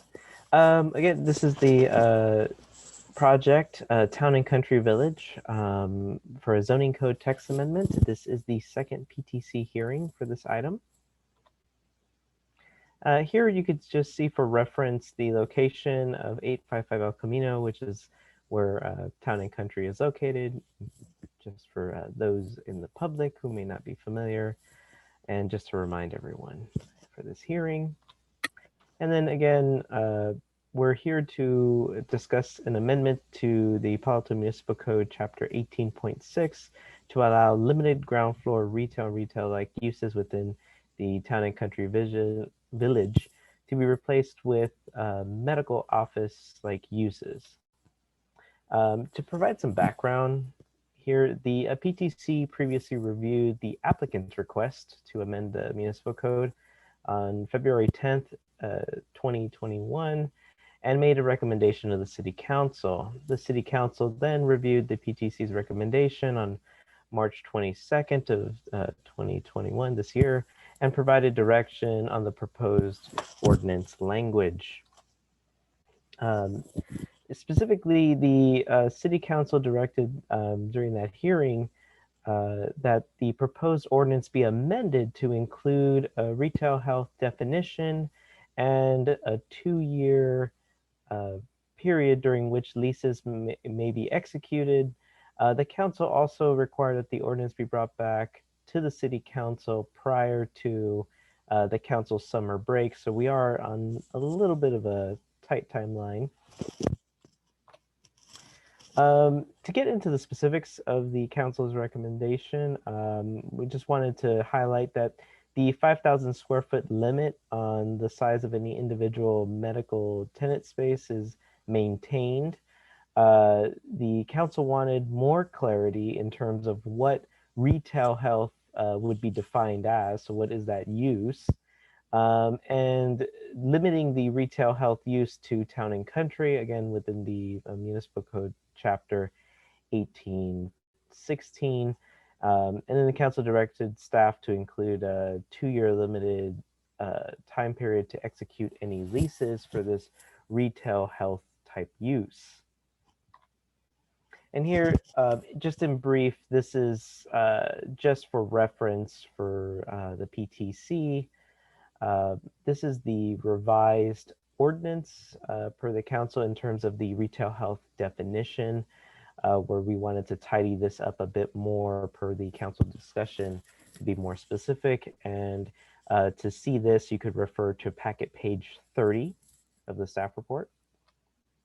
And then continuing on, this is where the Municipal Code Chapter 1816-050A, which is where we introduce the retail health uses kind of parameters in that Municipal Code chapter, again, for reference purposes, and you could find this language in packet page 30 to 31 of the staff report.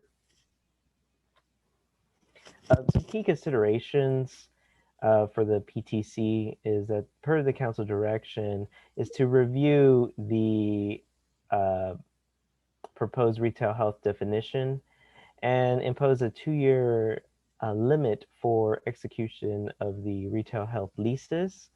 Something to note about that the applicant's original request did not include that, and the applicant does not feel it's necessary for the 2-year leasing requirement based on all the other parameters from 1816 and the revised or clarified retail health definition. And then, of course, to provide the council with a recommendation on the revised ordinance. And here's the recommended motion from staff. To recommend approval of the proposed ordinance for inclusion of a retail health definition and a 2-year limited lease or 2-year limit to execute leases for said uses as directed by the council, and recommend that the council adopt the revised ordinance allowing for limited ground floor retail health uses at Town and Country Village. And that concludes staff's presentation. Thank you, Sam. If through the chair, we would like to ask the applicant to have a few minutes and then to come back to the commission.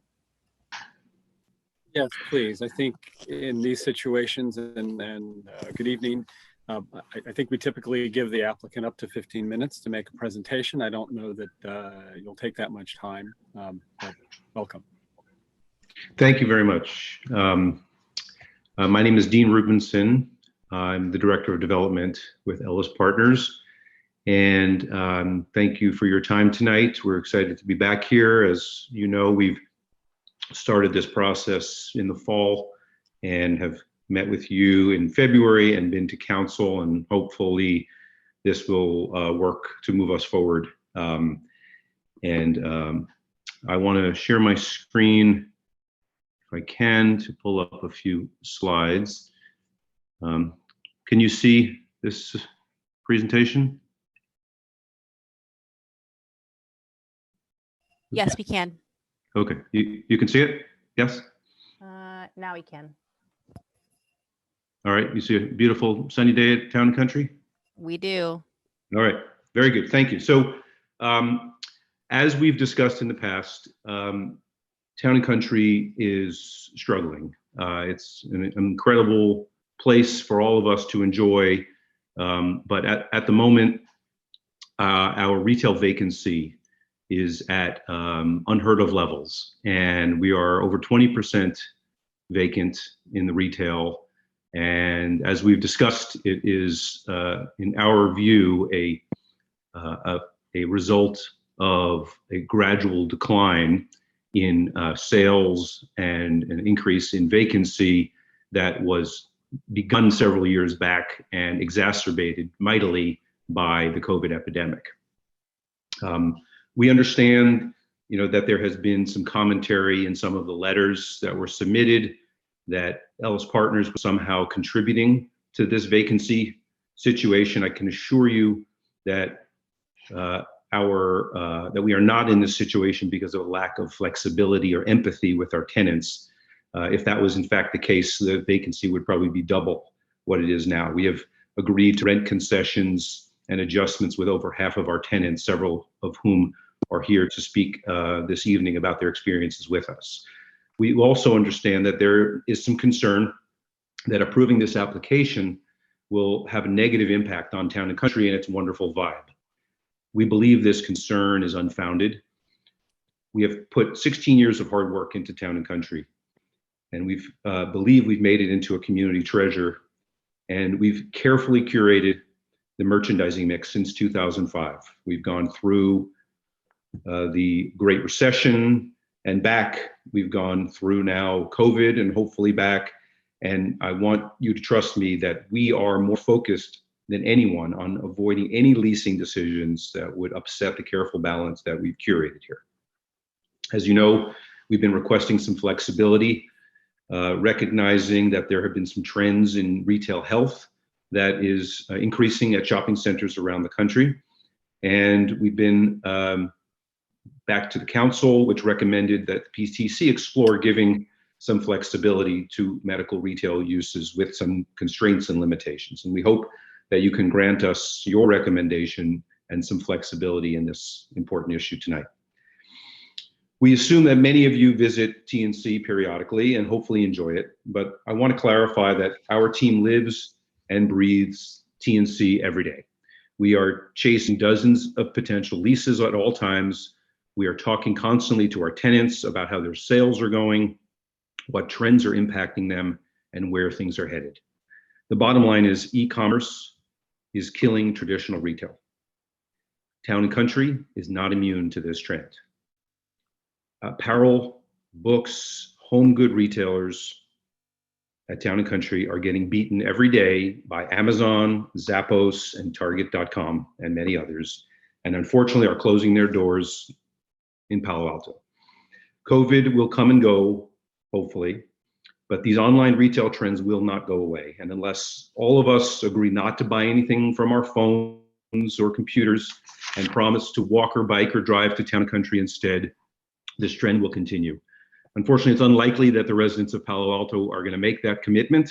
So we ask you to seriously consider this request for a modest amount of leasing flexibility and trust us to manage the retail mix that we have managed since 2005.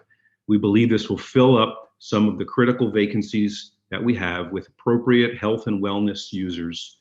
And it will not only prevent a downward spiral at Town and Country, but will actually boost sales at all the remaining retailers that are desperate for more foot traffic so they can survive. Town and Country, when we bought it, was 50% vacant.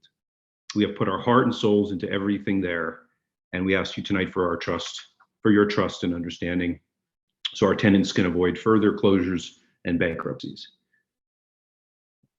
A couple of slides here just to highlight the facts.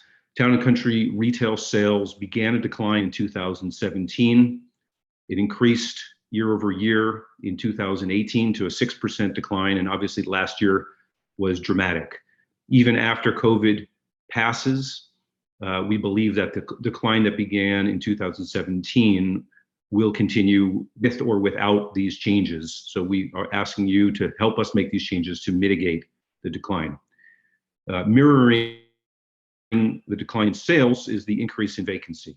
Vacancy started rising in 2016, went up further in 2017, 2018, and hit 6.4% before COVID, and is now over 20%.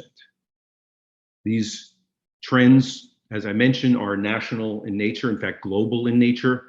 According to ICSC, the International Council for Shopping Centers, retail sales, including online and traditional, are virtually flat between 2018 and 2020, while the share of retail sales owned by the online retailers has increased dramatically. In 2018 to 2019, it was a 15% increase. From 19 to 20, a 32% increase. So essentially, the share of the pie is moving away from traditional retail, and unless traditional retail is allowed to evolve with trends and given some flexibility to do so, it will continue to spiral. The good news here is that there is a growing sector within the retail market. It is called health retail, and the traditional medical office building and pediatrician or dermatologist office that we all went to has been evolving as well to a more pedestrian, retail, customer-oriented condition. And these are some of the names of the tenants that we are considering if we are granted the flexibility for some health retail at Town and Country. These users create wonderful, attractive spaces that are consistent with the retail environment. They create an open entry space with retail displays and reception areas, and their open storefronts are transparent and inviting. In fact, health retail nationally has changed such that 70% of US adults visited a healthcare provider at a shopping center in 2020. Most visits were primary care physicians and dentists and diagnostic and urgent care facilities. 41% who visited healthcare providers at their shopping centers now go to those shopping centers more often than they used to, and 74% shopped at other retail tenants during that visit. The zoning change that we originally requested would allow us 20% of our ground floor for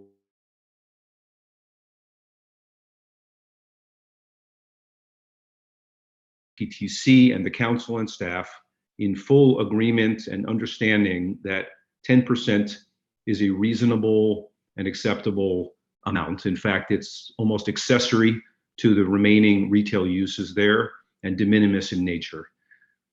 We believe that 10% would make a significant difference for us and for our tenants. Furthermore, over the past few months, additional restrictions have been recommended by council and staff. The vast majority, we believe, are understandable and entirely acceptable.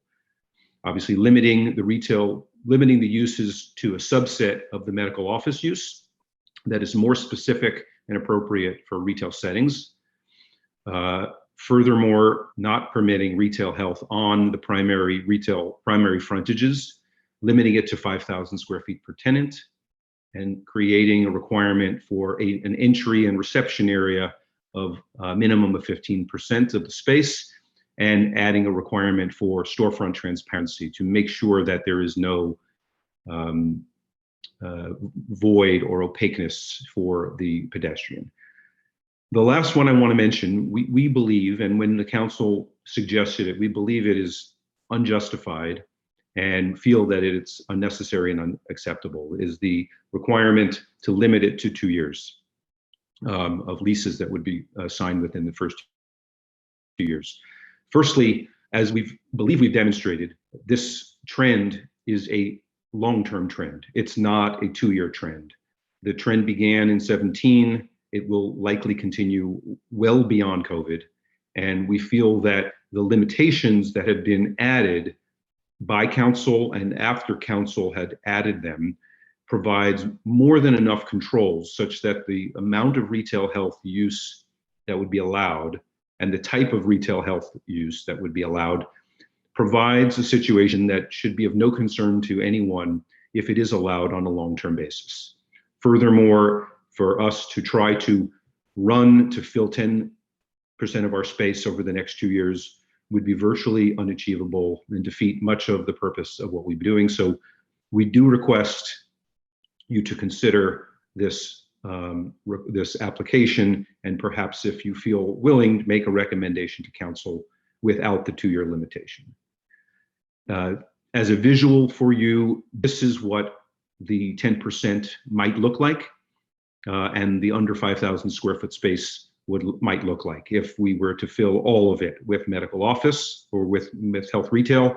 The red area gives you a glimpse of what the entry area percentage at 15% might amount to.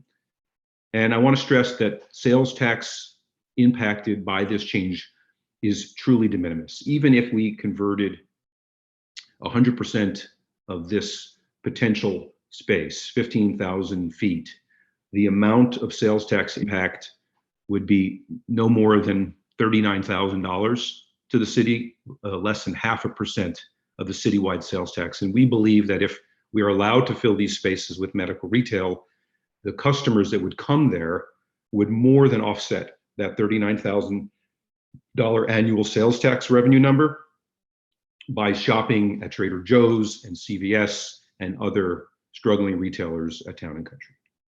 I want to thank you again for your time and consideration. And again, we don't ask for your appreciation or your kudos for our stewardship here for the last 16 years, creating Town and Country as the wonderful place that it is. We just ask for your trust and your understanding that we know our business, our tenants know their business, and we ask you for your understanding and flexibility. Thank you so much for your time.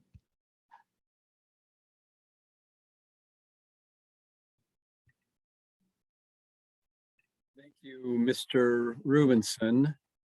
Questions of the applicant before public comment?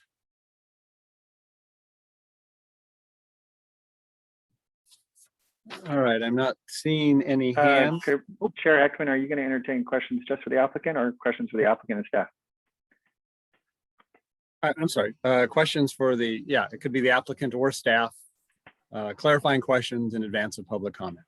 Okay, I'll go after Gisela. Vice Chair Rupavar. Yeah, thank you for the presentation, both staff and the applicant. I had a quick follow-up question regarding the 2-year time limit, I hear that you feel that the applicant feels it's unjustified. What do you feel would be a reasonable time limit? I'm just curious, what is your perspective on what would be a reasonable time limit to fill the current vacancies? Well, like with any of the other uses that we have at the site, there are deemed acceptable uses and there's no time limit. So it would be the first time that we would ever have a shopping center with a particular time limit. So it's not a question that I'm necessarily prepared to answer, but certainly the longer the better that you could consider it. We see that this is a longer term trend and that there's no real reason to provide limits on it. I think there was some thought at the origin that this might just be COVID related, and when the Pali High kids came back, all of a sudden they'd be buying expensive boutique dresses, but that's not the case. So our apparel retailers are getting creamed, and I don't think that's necessarily going to change. So some of those spaces long term would ideally be given some flexibility. But if we'll ask for whatever time that you are willing to offer. I'll check.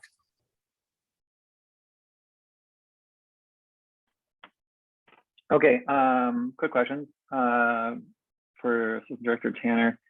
First one, I know this is not an emergency ordinance, but does staff consider this a COVID inspired or COVID responsive ordinance that is highly time sensitive? Certainly it's time sensitive. I think council was pretty clear that they also wanted us to act quickly to return the matter to them, but I would say it is a time sensitive item. So just to be really clear, you're not suggesting this is a COVID inspired or COVID responsive measure? Well, I think the applicant has expressed, I think both COVID is related to this as well as longer term retail trends.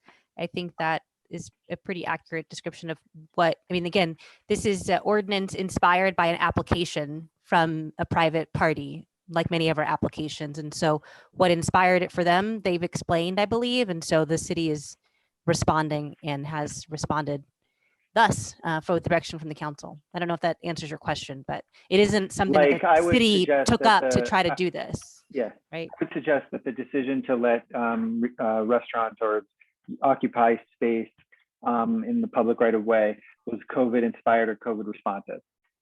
I'm trying to understand if my understanding last time around was that staff felt strongly that this was responsive to impacts from COVID. I'm trying to get a better sense if that's the same case this go around. Yes, that has not changed. Okay, all right. This second question is for Attorney Yang. If you could help clarify, if enacted as written, will this ordinance allow retail health uses at any other locations other than Town and Country? No, it will only be, there will only be, I guess, retail health is a subset of medical office. And so any place that medical office is permitted, by definition, they'll also be able to have retail health. So, but are there uses that you could not formally have in a medical health zone space? No, every retail health use is a medical office. Okay, not so every this retail health. This doesn't confer any flexibility to any other parcels other than Town and Country. That's right. This would allow Town and Country to have, some small portion of medical office, as long as it conforms to this definition of retail health. I do think it would, and I think the way that we've structured it is that because we're both doing the definition, but then we also have another part of the ordinance that dictates where this can occur in the city. That's kind of how we've structured the legislation. I do want to confirm though, Albert, is this not also impacting the Stanford Shopping Center? No, it's not. Okay, great. So, and that's the only other parcel, other area that has the same zoning as Town and Country, but that's we've structured it so that it's not applicable there. Okay, another question for Attorney Yang. Turning to package page 31. Looking at the language of capital letter D there, third paragraph. If a 5-year lease is signed this summer under this ordinance as written? Could the tenant and landlord sign a new lease in 2026 for the same space? So as currently written and the way that we understood the council direction, the lease had to be executed. That blank would be 2 years from the effective date of the ordinance, whenever that was. We would fill that in. And so as written, it would not allow, a subsequent lease for the same space for a similar use. Okay, so just to be clear, if a 5-year lease is signed this summer under this ordinance, or a 7-year lease, or a 10-year lease, the tenant could not sign a new lease in 2026, 2028, or 2031 for the same space. Yeah. Okay, and then last question for you. Why are the names of the authors of the letters redacted at the end of the packet? Looking at packet page, starting on packet page 41, on packet page 40, 41, 42, 43, 44, 45, 46. So if I may, we had wanted to redact addresses and phone numbers. Names could have been left in, so sorry for that. Yeah, Okay. I think that was just a mistake. I would suggest that maybe you reprint the report or repost it. At that, in the 2.5 terms I've been on this commission, I've literally never seen that before, and struck me as really odd that it's not just names, it's email addresses. So there's no identifying information by any of the individuals who tried to provide input, other than a major road. Yeah, that's a clerical mistake, and we'll make sure it's fixed on what's posted online. Those are all my questions for staff at the time. Thank you. Commissioner Chang, followed by Commissioner Suma. Questions? Thank you. First, I have to apologize. My internet went down, and so I missed the vast majority of the presentation. So if I am asking questions that have been already answered, I apologize. My first question is for Mr. Yang. I'm just trying to clarify my understanding of how the ordinance 5517 interacts with what is being proposed today. So on packet page 25, it says that as a result of ordinance 5517, retail health uses will not require a conditional use permit to establish at Town and Country Village. But my understanding is that I thought my understanding was that based on current code 18.16.050, still no office use whatsoever is allowed on the first floor at Town and Country. Can you please explain how the two interact? Yeah, so right now, office use is not permitted on the first floor, and that is a regulation that's specific to Town and Country. But the zoning district that applies to Town and Country more generally now allows medical office without a CUP. So if we didn't have that Town and Country specific limitation that says no office on the ground floor, then they'd be able to have medical office without a CUP. And so that change to the CC zone more generally is what was accomplished in Ordinance 5517. And what's being proposed here is to modify that Town and Country specific limitation that says no office on the ground floor to say you can have office on the ground floor as long as it's retail health.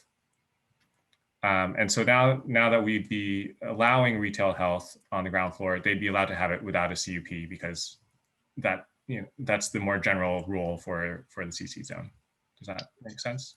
Yes, that makes sense. And then my follow-on question is, I read Ordinance 5517, but does it sunset in any date? Is there an end date to it, or is it a permanent change as of right now?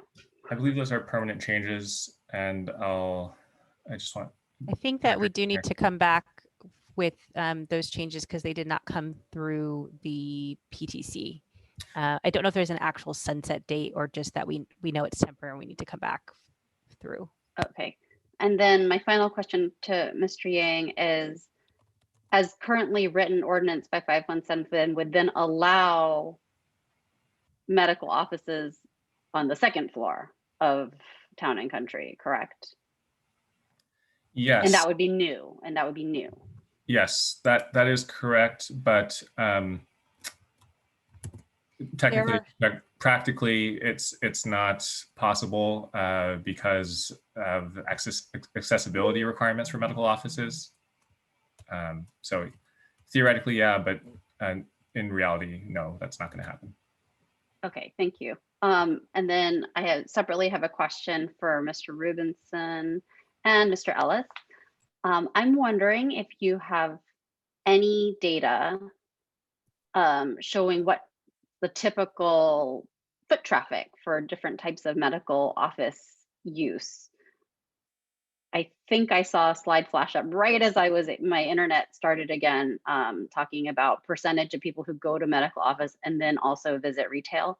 But I'm curious if you have any data comparing medical office foot traffic versus traditional retail foot traffic, like per square foot, say, you know.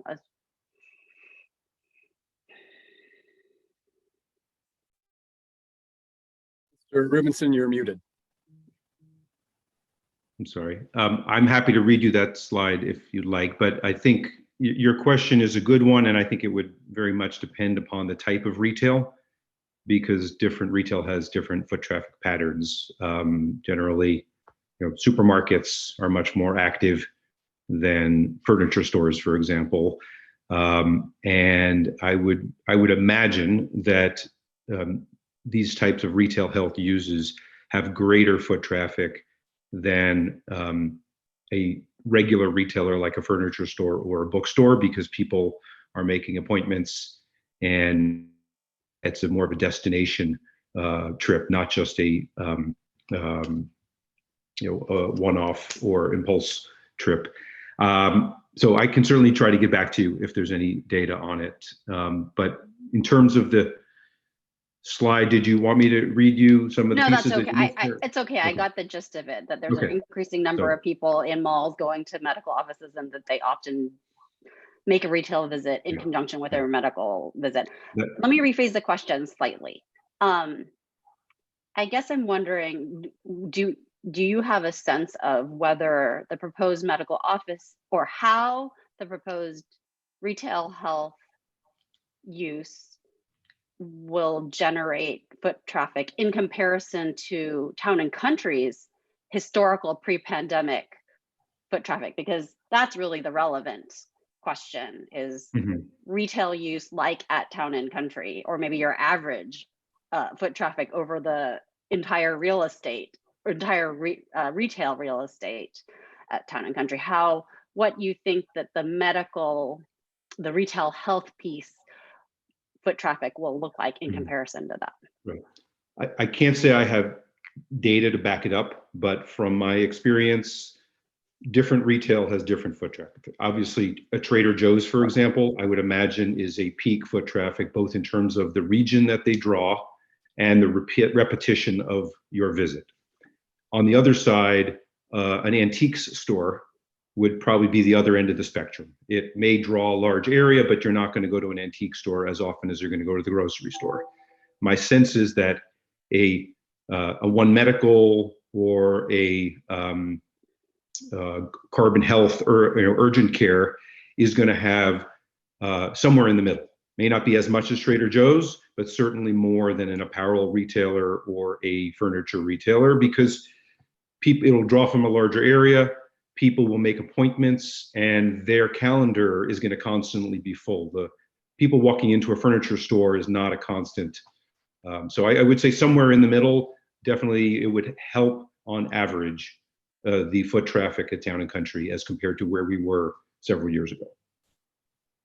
Okay, and I suppose that also depends on the success of the individual retail health outlet, right? Because if they're not busy, then it wouldn't generate any foot traffic. Okay, thank you. Appreciate it.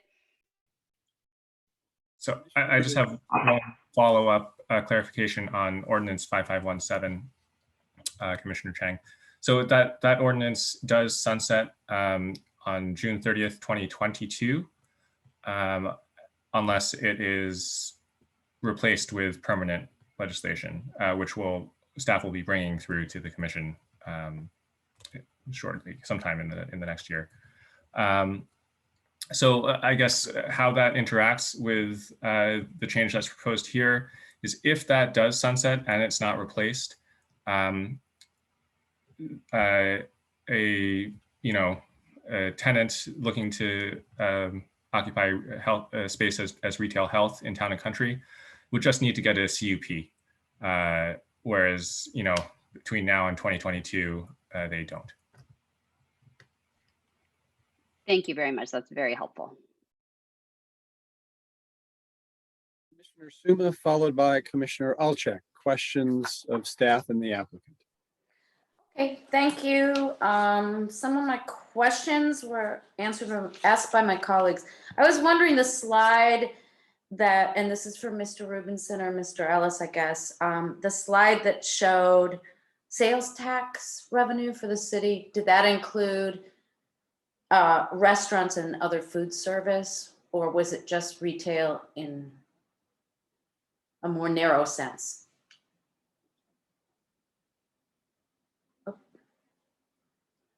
Muted again.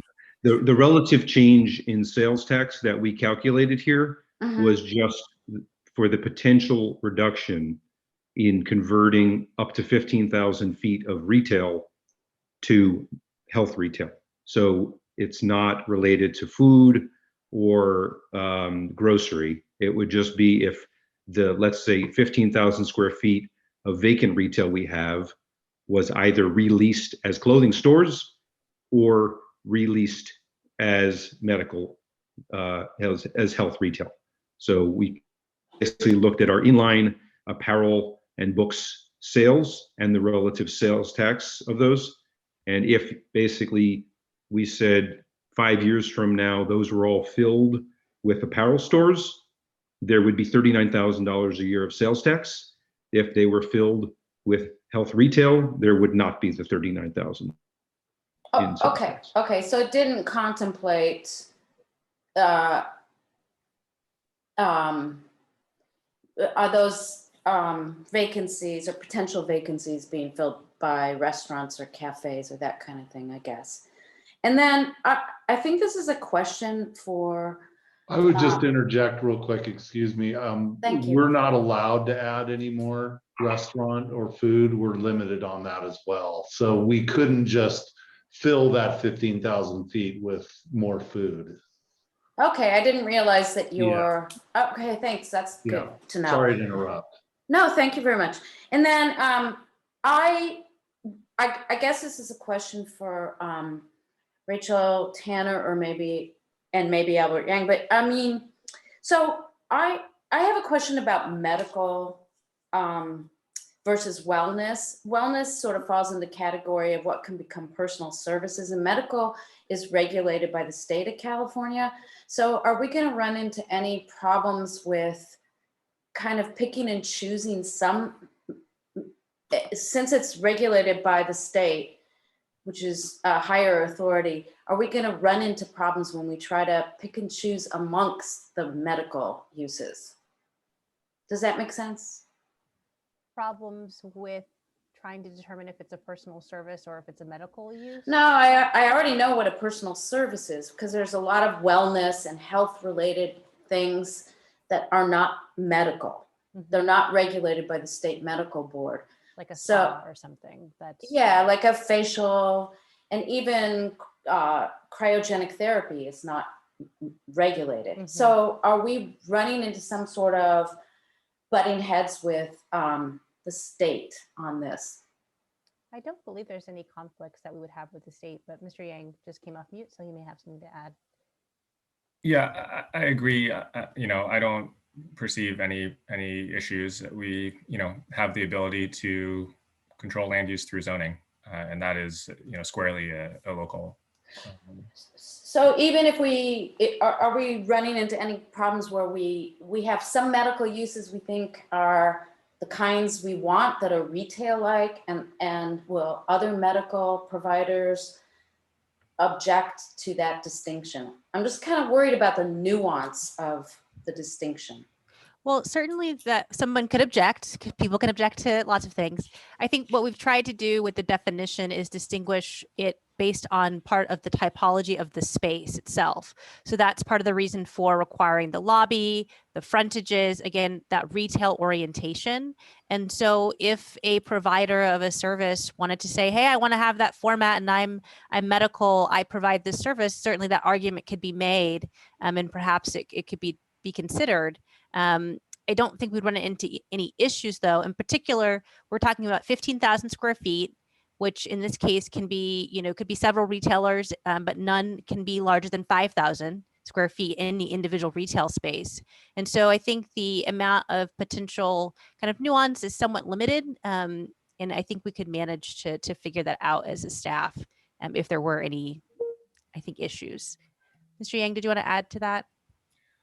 Yeah, I think just to reiterate what I said, that this is really just a question of our land use regulation through zoning, and it's not the city like choosing amongst medical service providers. It's it's just about what sort of uses do we think are appropriate where. Okay, thanks. I'll check, followed by Commissioner Chang. Questions? Okay, yeah. Quick question. A couple quick questions for staff. I'm looking at packet page 24. What does most of my, I guess with the exception of Sunglass Hut, most of my interactions with optometrists involve a retail like presentation. I need some clarity here. Would a shop that checks eyes and also sells eyewear, what is that in our code? So if as proposed, could qualify as retail health. What is it now though? Right now, I believe it would be medical office. Is that correct, Sam? Do you have? Not sure who did our Warby Parker downtown, but perhaps. Sam. Can everyone hear me? We can. Yeah. Okay, yeah. Perfect. The Zoom presentation lost my screen, so. Yes, so the optometrists are a bit interesting because depending on what type of optometry, we have by practice maybe designated it as retail or a medical office. For example, an optometrist that merely checks your eyes for prescriptions and has a retail component, meaning that they are selling eyewear or contact lenses. Our understanding is that actually half or potentially more than that of their revenue comes from retail sales. So they, in that way, they kind of function more like a standard retail use, no different than kind of another retailer, but then they have an auxiliary medical use. So we've seen them as a retailer for that purpose. But then if you have an optometrist who might perform procedures, those optometry offices typically don't have as much of that that front of house kind of sale of glasses and contact lenses. So those would be more in the medical office category. Okay. It sounds like you're making the distinction between an optometrist and an ophthalmologist. Correct. Because I don't know if optometrists can do medical procedures. So let me ask this question a different way. If an optometrist wanted to open up a shop that sells a lot of eyeglassware at Town and Country right now, does he need a CUP or is he okay? So he or she? The distinction that Mr. Gutierrez is drawing, and I'll ask Ms. Gerhardt if she wants to join in, is kind of part of what we look at is what you can have the primary use, and then you can have the auxiliary or accessory uses that are there. And part of why Mr. Gutierrez is referencing the revenues is that's one metric to kind of determine what's the primary activity that's happening are the sales. So Jody, do you know for Town and Country if a optometrist wanted to locate there with eyeglassware sales, how we might process that application for Town and Country today without the definition? So for the most part, we do have a 50% requirement when we're talking about restaurants and things, but we don't have the same sort of thing when it comes to retail. So I think really if there was any sort of doctor's office as part of the selling of glasses, then it starts to become more of a medical office. So we would look at it more that way. And so that's why we're trying to come up with this hybrid use and give it a name, you know, such as retail health. Okay, so no, I'm not trying to understand how staff perceives this ordinance moving forward. I'm trying to understand, for example, if there's an optometrist in downtown Palo Alto in a building, let's say the ground floor, would his space be considered, you know, a space that must be preserved in the retail preservation ordinance because it's currently viewed as retail, or would his space be considered medical office? I'm trying to understand. I didn't, maybe I don't quite, maybe the real question is for the applicant, do you consider the space that you currently have leasable to someone who has an eyeglass shop, optometrist who sells frames, I assume in Palo Alto, high-end frames? Is that something that you think you can or cannot do at the moment? I'm just trying to get a sense for whether that's, I'm just trying to understand that specific application of use, whether that only falls into medical office and is currently restricted in places like Stanford or Town and Country. I'm happy, Mr. Alchick, to clarify that we have Lisa Berkowitz over near Pete's Coffee. And I believe that tenant predated our ownership, and we consider them as an office use that is grandfathered in that location. So we list them in our parking calculations, for example, as an office user. It's the one and only ground floor office use that we have on our books currently. So are you suggesting that, in your view, if that lease terminated, you couldn't replace that you couldn't lease any of your other ground space to optometrists who have eyeglass shops? Is that what I'm understanding? That's my understanding. I mean, it would be up to staff, but you know, we would hope that this would be passed so we could lease to optometrists and not limited to 2 years. We have not leased to any other optometrists since. And I'm just to be clear, staff, is that also the case at Stanford, that we don't have? I mean, is it a CUP if you want optometrists at Stanford Shopping Center, or and does it work differently downtown if the space is not zoned for medical office? So the conditional use permit, I believe, is required currently, or well, I guess now we've changed it to change the threshold at which a CUP is required for medical office. But as Mr. Rubinson was stating, the optometrist can be considered medical office. You know, some eyeglass places are different and don't have the doctors and the exam rooms. They just sell the eyewear itself. And so that would be a pure retail in that type of sales environment. Okay. All right. One quick question cross over here. I see that the definition on this page includes, for example, sort of a chiropractor, you know, sort of the envisionment of a chiropractor, for example, using the space. Do the Happy Feet massage places, are those also considered medical office or health, or do those qualify as retail? How does that work? Those would be personal service. Yeah, there's not That's a personal licensed service. professional providing the service. Like a chiropractor has a certain level of education and degree for providing that medical service. So that's a distinction. So that's like nail salon. Yes, that's correct. And is that currently permitted at Town and Country? Personal services permitted at Town and Country? Is Yeah. that your question? Yeah. Sam or Ms. Gerhardt, do you have, I believe? Personal service uses are allowed within the CC zone. That is correct, which is what's zoned for Town and Country. That's what I thought. All right, that was my final question for staff. Thank you. Thank you. Commissioner Chang.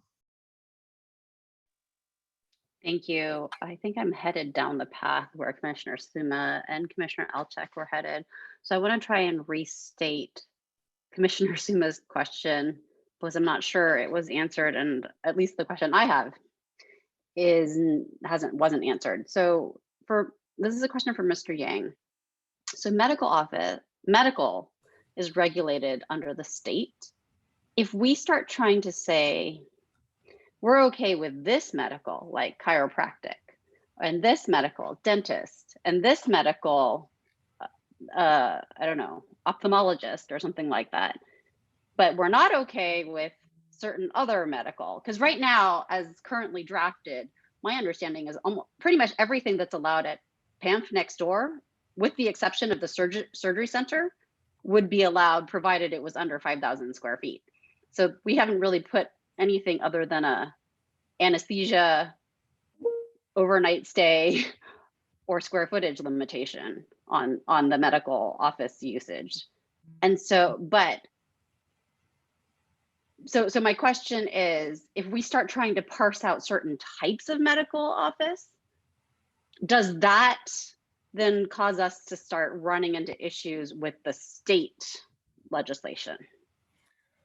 I see. So you're asking not what does the ordinance do right now, but if you wanted to add more to this ordinance to do that, you know, more detailed correct regulation. I'll be honest, I don't know. I'd have to look into that. My gut sense is that there's some degree at which we'd be all right. And, you know, there's probably some line at which we would be, you know, treading in an area where the state has intended to occupy the field of regulation. But I think, you know, we wouldn't be, yeah, I think I'd have to see a, you know, a particular proposal to really provide a, you know, a meaningful response. Okay, thanks. So Commissioner, I'll check your hand is still up. I have a question for, I think, Mr. Rubinson on the example diagram, which I don't know that you need to pull up, but it's packet page 37, and you've highlighted in yellow one scenario where you've identified space in yellow that could be occupied by this retail health, and it would be consistent with the other requirements, the max, you know, square footage, and not on Embarcadero or El Camino. What I'm wondering is the spaces that you've shown in this hypothetical example, are those all currently vacant spaces, which if this ordinance were passed, you would be pursuing filling those with retail health as well as, you know, retail opportunities? I believe those are all vacant, yes. And that's not to say that there aren't other vacant places that would be chosen by those particular tenants, but this was just a theoretical visual to help you understand. Sure. If I'm understanding that particular diagram, you've made an effort to label those spaces where you have a current tenant with the tenant's name. And then in addition to the yellow spaces, you show some spaces in just pure white, which I assume are also current vacancies. Correct. That was my question. So I see Commissioner Suma has another question, and I'm hoping pretty soon here we're going to get to public comment and then on to some discussion. So Commissioner Suma. Thank you so much. Just really quickly, there's already an ophthalmology, I believe Four Eyes has ophthalmology, ophthalmologists there, but it's primarily a retail store. But would they have to reconfigure their space to have a lobby and put the rest of it behind the lobby? I mean, So the eye doctor thing is kind of a gray area, it sounds like already in, and it's maybe just the way eye doctors have associated themselves compared to other doctors with retail sales, but would they have to change? Existing permitted uses would not need to change. So they wouldn't need to have a lobby? As long as they're existing and permitted and continuous. Okay, thank you. Templeton. Thanks. Hopefully this is a quick question. When Mr. Rubenson, I don't know if day one was there when you guys started managing the property. Do you remember if day one, what kind of use that was?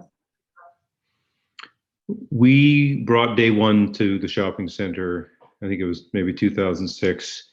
I believe that was considered retail use. They did have very minor classes and so forth, but I believe it was primarily retail. Great, thank you. Yeah, I was remembering that they had lactation consultants there, and it was a nurse.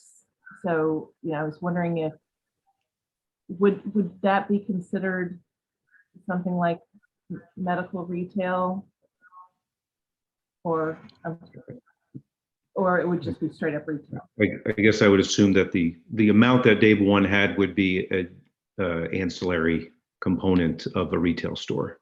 Okay, all right. Thanks for clarifying. But not my call. So. All right, I'm going to move us now to public comment and open the floor for that purpose. Please raise your hand if you wish to speak. On the Zoom app, there is a raise hand button on the bottom of your screen. If you're dialing in from a phone, please press *9. Mr. Ruben, I see we have public speakers for this item. Yes, we currently have 3 raised hands, and the order of the speakers shall be, first will be Aruna, followed by Rick, and followed by Michael. Okay, so up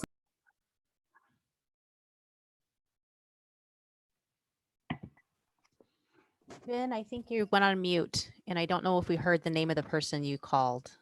I'm sorry, up first is Aruna. Yes, hello, can you hear me? Yes. Hello, my name is Aruna Busaka. I'm the Chief Operating Officer of Crossroads Trading Company, and we are a nationwide reseller of men's and women's apparel, been in business for 30 years. We are also the parent company of Fillmore and Fifth, and Fillmore and Fifth is a resale boutique located at Town and Country, and we have been there since 2012. In late 2019, we expanded our space and doubled the size of our store.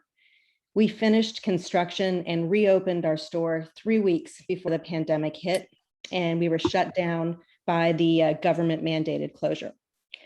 We are a business whose only real asset is in operating. And so, as you can imagine, the shutdown presented an existential threat to our company. We immediately reached out to our 40+ landlords to figure out how we were going to survive the closure and the terrible uncertainty we knew was to come. We were met by a spectrum of responses. Some landlords showed no mercy and threatened to find us in default if we didn't immediately pay full rent. Others were flexible and understood that our fates were intertwined with theirs and that we would both be better off if we made it through to the other side of the pandemic. In addition to being flexible, some landlords were also very kind and supportive, even though they too were facing exceedingly difficult circumstances. Ellis Partners were in that latter group. They were understanding, flexible, and willing to negotiate and come to terms that allowed us to get to the other side where we are now and finding some measure of recovery. Ellis Partners are very good landlords and they operate an excellent center. I support their proposal to add health retail users to the center because they have an amazing track record of providing a great tenant mix, and I trust that they will continue to add users who are a good fit. Vacancies are also bad for our business, and I would like to see the center return to its former vibrancy. Thank you very much for your time. Thank you for your comments. Our next speaker is Rick.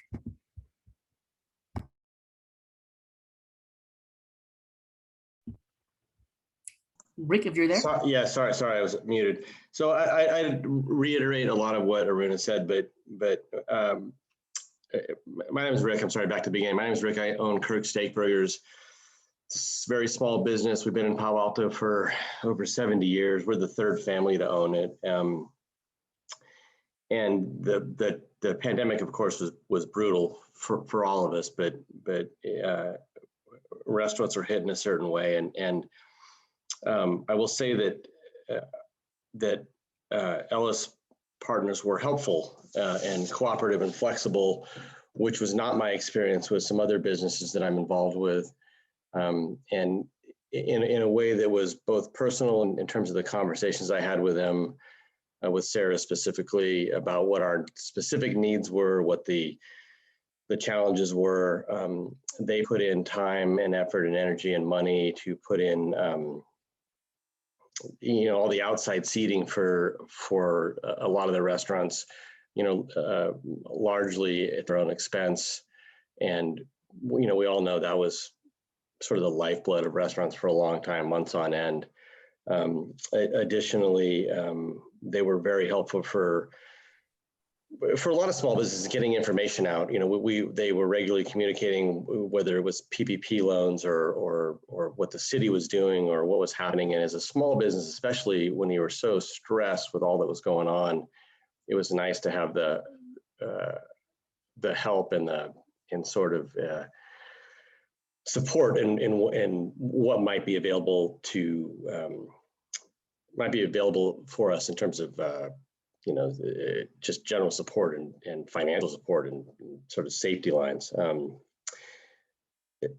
And I'll also say, regarding the specific proposal, I'm no expert. You guys clearly have a lot more information than I do about how retail, health, or medical impacts shopping centers, but it seems to me the vibrancy that they might bring, especially in a limited fashion, the type of business, speaking to what Commissioner Chang, I think, talked about and alluded to a little while ago, in terms of what I would call the channels of business. It's a different sort of business than the up and down retail. It's regular, it's a different customer, and if that brings us something else, especially speaking selfishly, especially if it fills the vacancies, that would be huge, for us as a very small retailer, very small restaurant in Palo Alto. So my time's up. Thank you guys. Appreciate the effort. Thank you for your comments. Our next speaker is Michael, followed by Joel.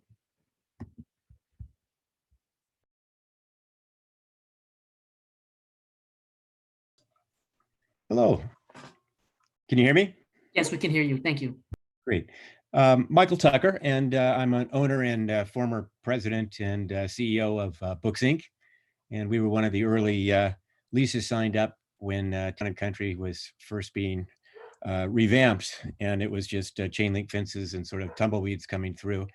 And I didn't have tremendous confidence going in as to what Ellis Partners would be able to do with that space. And they were true to everything that they said they were going to put together, particularly being able to bring in a number of independents, which was critical for me. And not only with the response to the COVID, but with the Great Recession, we weathered that by being able to come to them and getting relief through that whole dilemma. So I have great trust in what they're doing, so much so that when Prune Yard came up, and that was an Ellis property, and I looked at that, and it's somewhat the same way as Town and Country, to be able to see what they were able to do with this. I have tremendous faith in what they can put together for a mix, and have done to turn the Town and Country into a center for the city of Palo Alto, which really didn't exist in that way before. It's just a meeting place. To the point earlier about the retail sales falling off, it's been a dilemma for a number of years, And the foot traffic is critical for us as the bookstore. So being able to fill those spaces, and I think that the health sector is a tremendous prospect for that, would be tremendous help to us, and I think to all the other tenants.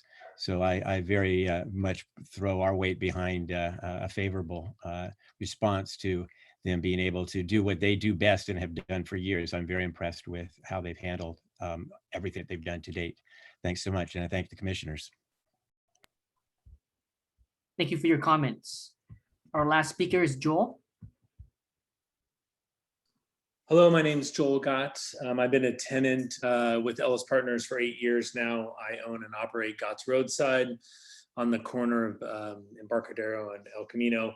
I guess, you know, after the other tenants that already spoke, the thing that I would say that I entrust in Ellis in their tenant selection and management of their properties is having a diverse group of us tenants. So when I look at this retail medical offices, I think that it will add to the mix. You know, they're such an active landlord. Most landlords are not this active, that they really do manage the tenants and the space very well. So I believe in their tenant mix and how they manage them to create so that we don't overlap with each other, or for instance, during the pandemic, you know, be able to provide services for everybody that was needed. As the guy from Kirk said as well, right? You know, we needed outdoor seating, which was managed very well. I think it was well received in the neighborhood as well. So, you know, my vote is with Ellis just as a great operator and a very smart tenant mixture and manager of the facility. So I believe that their selection would do well for the city and the center. That's about all I can add, other than good trust in them. Thank you for your comments. Chair Heckman, that concludes public comments for this item. All right, thank you. So we will bring it actually back to the applicant. If you have any response to any of the comments from the public, all of whom happen to be your tenants. So you may not, but if you do, this is your opportunity to make those comments. I'll let Jim jump in on that one, because he's the one who focuses mostly on the tenant mix, so he deserves all those kudos. All I can say is, obviously, thank you to our tenants that were willing to speak. I hope you can appreciate that it can be pretty frustrating for us to see letters with no names on them, alleging all sorts of things, and it just doesn't really represent what we believe is reality. And Dean and Sarah, who is our asset manager on the property, and many people at Ellis Partners work day in and day out to try to make this property, you know, the best experience it can be for Palo Alto. And Dean referenced trust several times. I mean, really what we're looking to do is to have a level of limited flexibility that allows us to implement what we believe to be the optimal merchandising plan for the center. And as Joel just mentioned, you know, how you merchandise a center and create the mix of tenants and where those tenants are is really the secret sauce in having a successful shopping center. And we're just asking that the city give us a little more flexibility to keep the center current in terms of best practices for merchandising. Thank you. Thank you. And I will bring it now back to the commission for discussion and eventually a motion. So what I'd like to do here is give commissioners up to 5 minutes to make some remarks, and so we can get a sense of the direction that the commissioners want to go, and then maybe in a second round we can hear a motion. So who would like to lead off?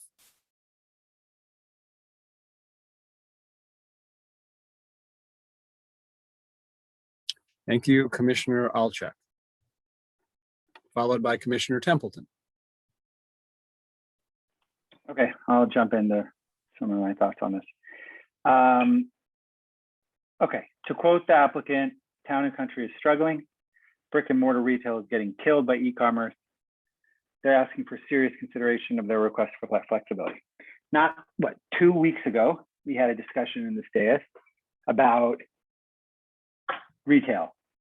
And I walked away from that discussion thinking that a great majority of us were very interested in pursuing flexibility and diagnosing and treating the problem that is what I would suggest is existential to the retail environment.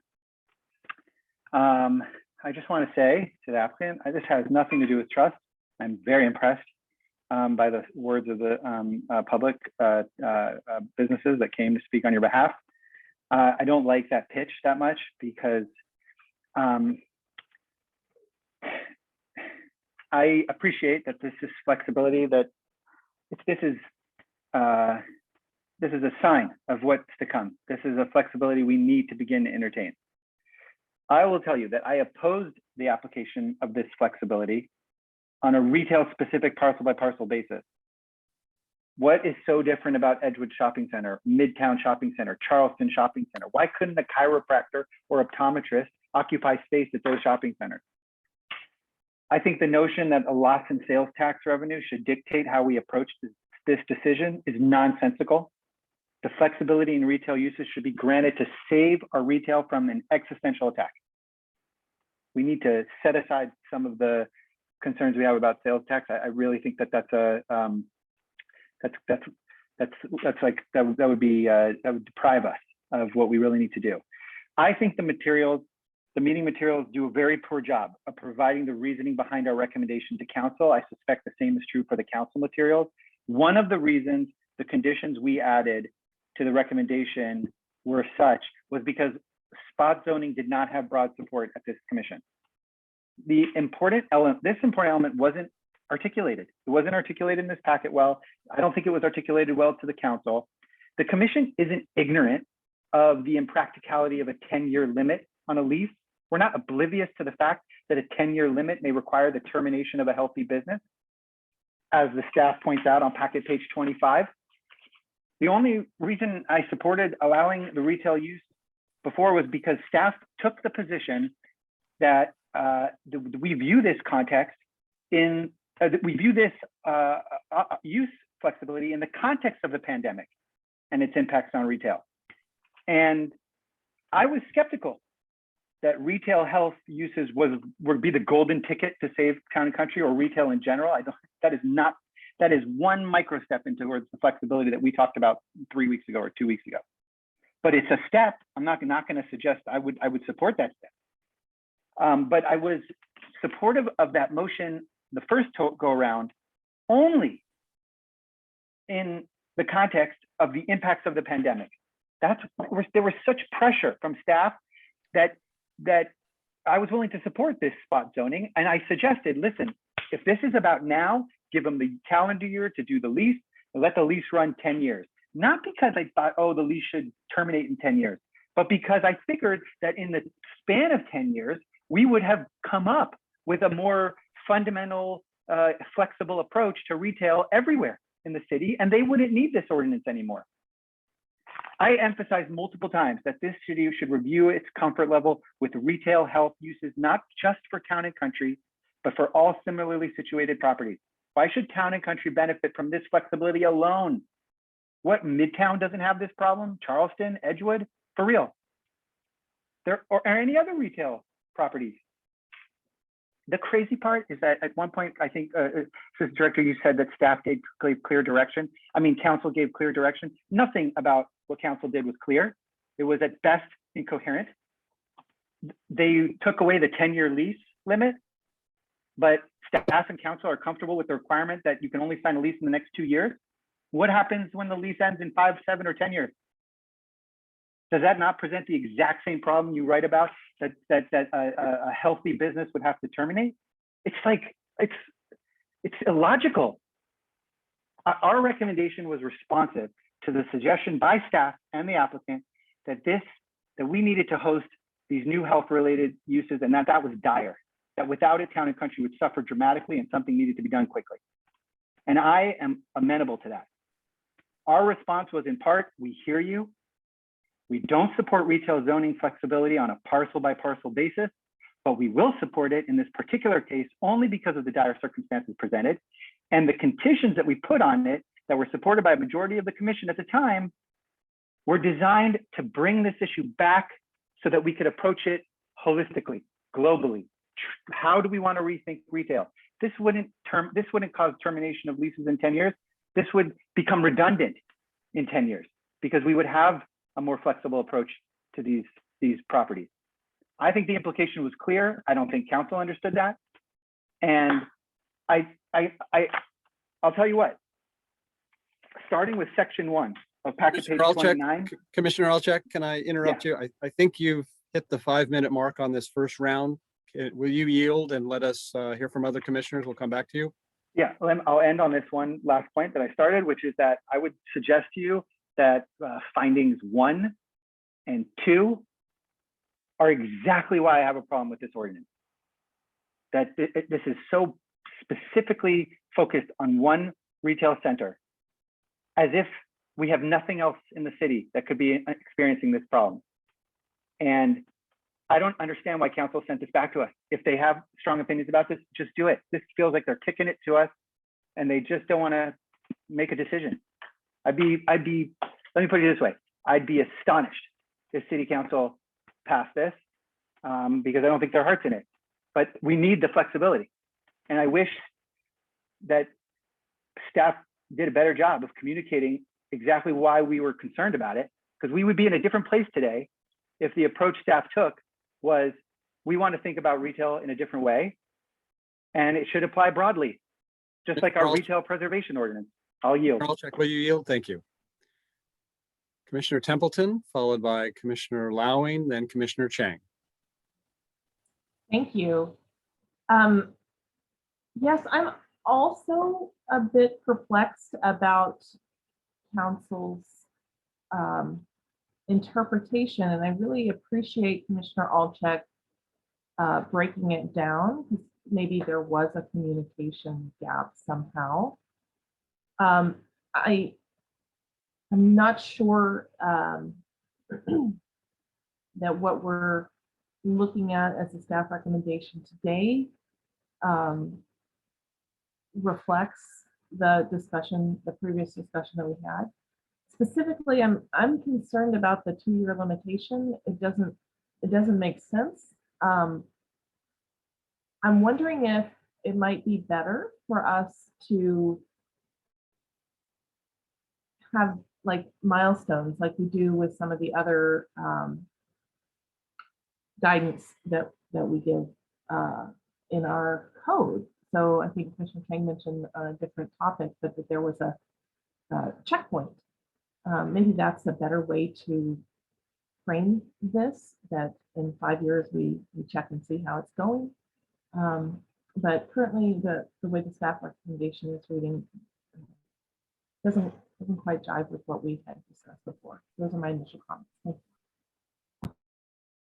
Thank you, Commissioner Templeton. Commissioner Lowing. Oh, I'm sorry. Ms. Tanner, you have your hand up. Yeah, I just wanted to be clear, if it wasn't already, that we took this to council and council made the direction to bring it back to PTC. So I think there's been some suggestions that staff are doing this or doing that, but staff is following the direction of council. So if the PTC disagrees with that direction, certainly that can be included in the motion or motions that the PTC makes and the recommendations to council. But this is what the council has directed staff to do, and we work at their pleasure and are bringing it back to the PTC as directed. So if it doesn't reflect the previous motion the PTC made, it's because council took that recommendation and then made their own interpretation and decision, and then asked for the PTC to look at the retail health definition. And so that's not to say you can't disagree with it, but just it isn't what we have made up. It's what we've been asked to do. Sure. Commissioner Templeton, that was a response to your question. You have a follow-up? I do. I just wanted to say that I apologize if it came across that somehow staff had inserted themselves in this. I'm looking at the staff report and I could have been clearer, but no, it's okay. I totally understand. I watched that discussion and I think this is a reflection of what council directed us to do. and the staff report reflects it accurately. So my confusion is that the whole conversation seems to have lost something in translation, and I don't believe that that is on staff necessarily. It happens. So I apologize if that came across. No offense. I just wanted to just make sure we're on the same page. That's all. Yes, of course. Commissioner Lowing, followed by Commissioner Chang. Okay, excuse me, thanks. So in addressing the assignment tonight of adding some kind of retail health storefront, the specifics in the staff report are, direct us to do this in lieu of allowing medical office. And I believe that clearly part of council's original intent on this issue with Town and Country starting in 2020 was to see if this new definition could help TNC and only TNC in the pandemic. So I think both of those things are on the table coming back from council. Overall, here's how I thought about this request. And then I'm going to segue to be in sync with previous comments. First of all, what would a narrow retail health category include and exclude? So in other words, what's going to go into this definition? Secondly, can any of these new types of retailers, medical retailers, contribute to what we always call vibrant retail, which is how we universally describe the goal of retail for our residents. That includes the key retail term of draw, which means appealing to customers to come shop there. Does the assortment of shops have goods I want? Do the windows catch my interest with merchandise? When I look through them, is the interior compelling me to walk in and browse and maybe buy? And we also refer to this as creating a dynamic retail experience. So that's the second thing. The third thing for me is, can conversion of 10% of retail space of some kind of medical retail help TNC in the pandemic? And fourth, as an extension of that, is TNC a special circumstance retailer in the pandemic? Now, I think we have a lot of work to do tonight or beyond, possibly, on what this new definition can or should be. And I have some comments on that, including whether or not they can be vibrantly retail. But I want to go to the second half of this, since this is on the table now. Can we help TNC in this pandemic? I believe that as a pandemic response, the clock has pretty much run out. If you just look at the likely going forward timeframe from here, this gets to council in June. It passes. If it passes, it goes to a second reading. Ellis starts to market medical office leases in August. Think forward on lease negotiations, it could be 2022 before there's a tenant open. So I don't think this anymore is pandemic oriented. It could be long-term, which could be also fine. That's what we're trying to discuss here. For the record, and we're all predicting the future, I don't buy the argument that retail is forever changed. Before and after the pandemic, that consumers are now trained to stop shopping in retail stores. Because depending on the category, online is sometimes a very efficient experience, but it's not a vibrant retail experience.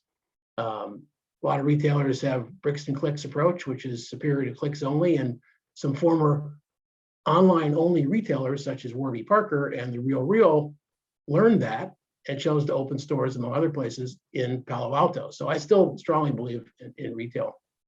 And there are a lot of remarkable positive statistics for retailers that are coming out. I quoted some 2 weeks ago of mall traffic up 86%.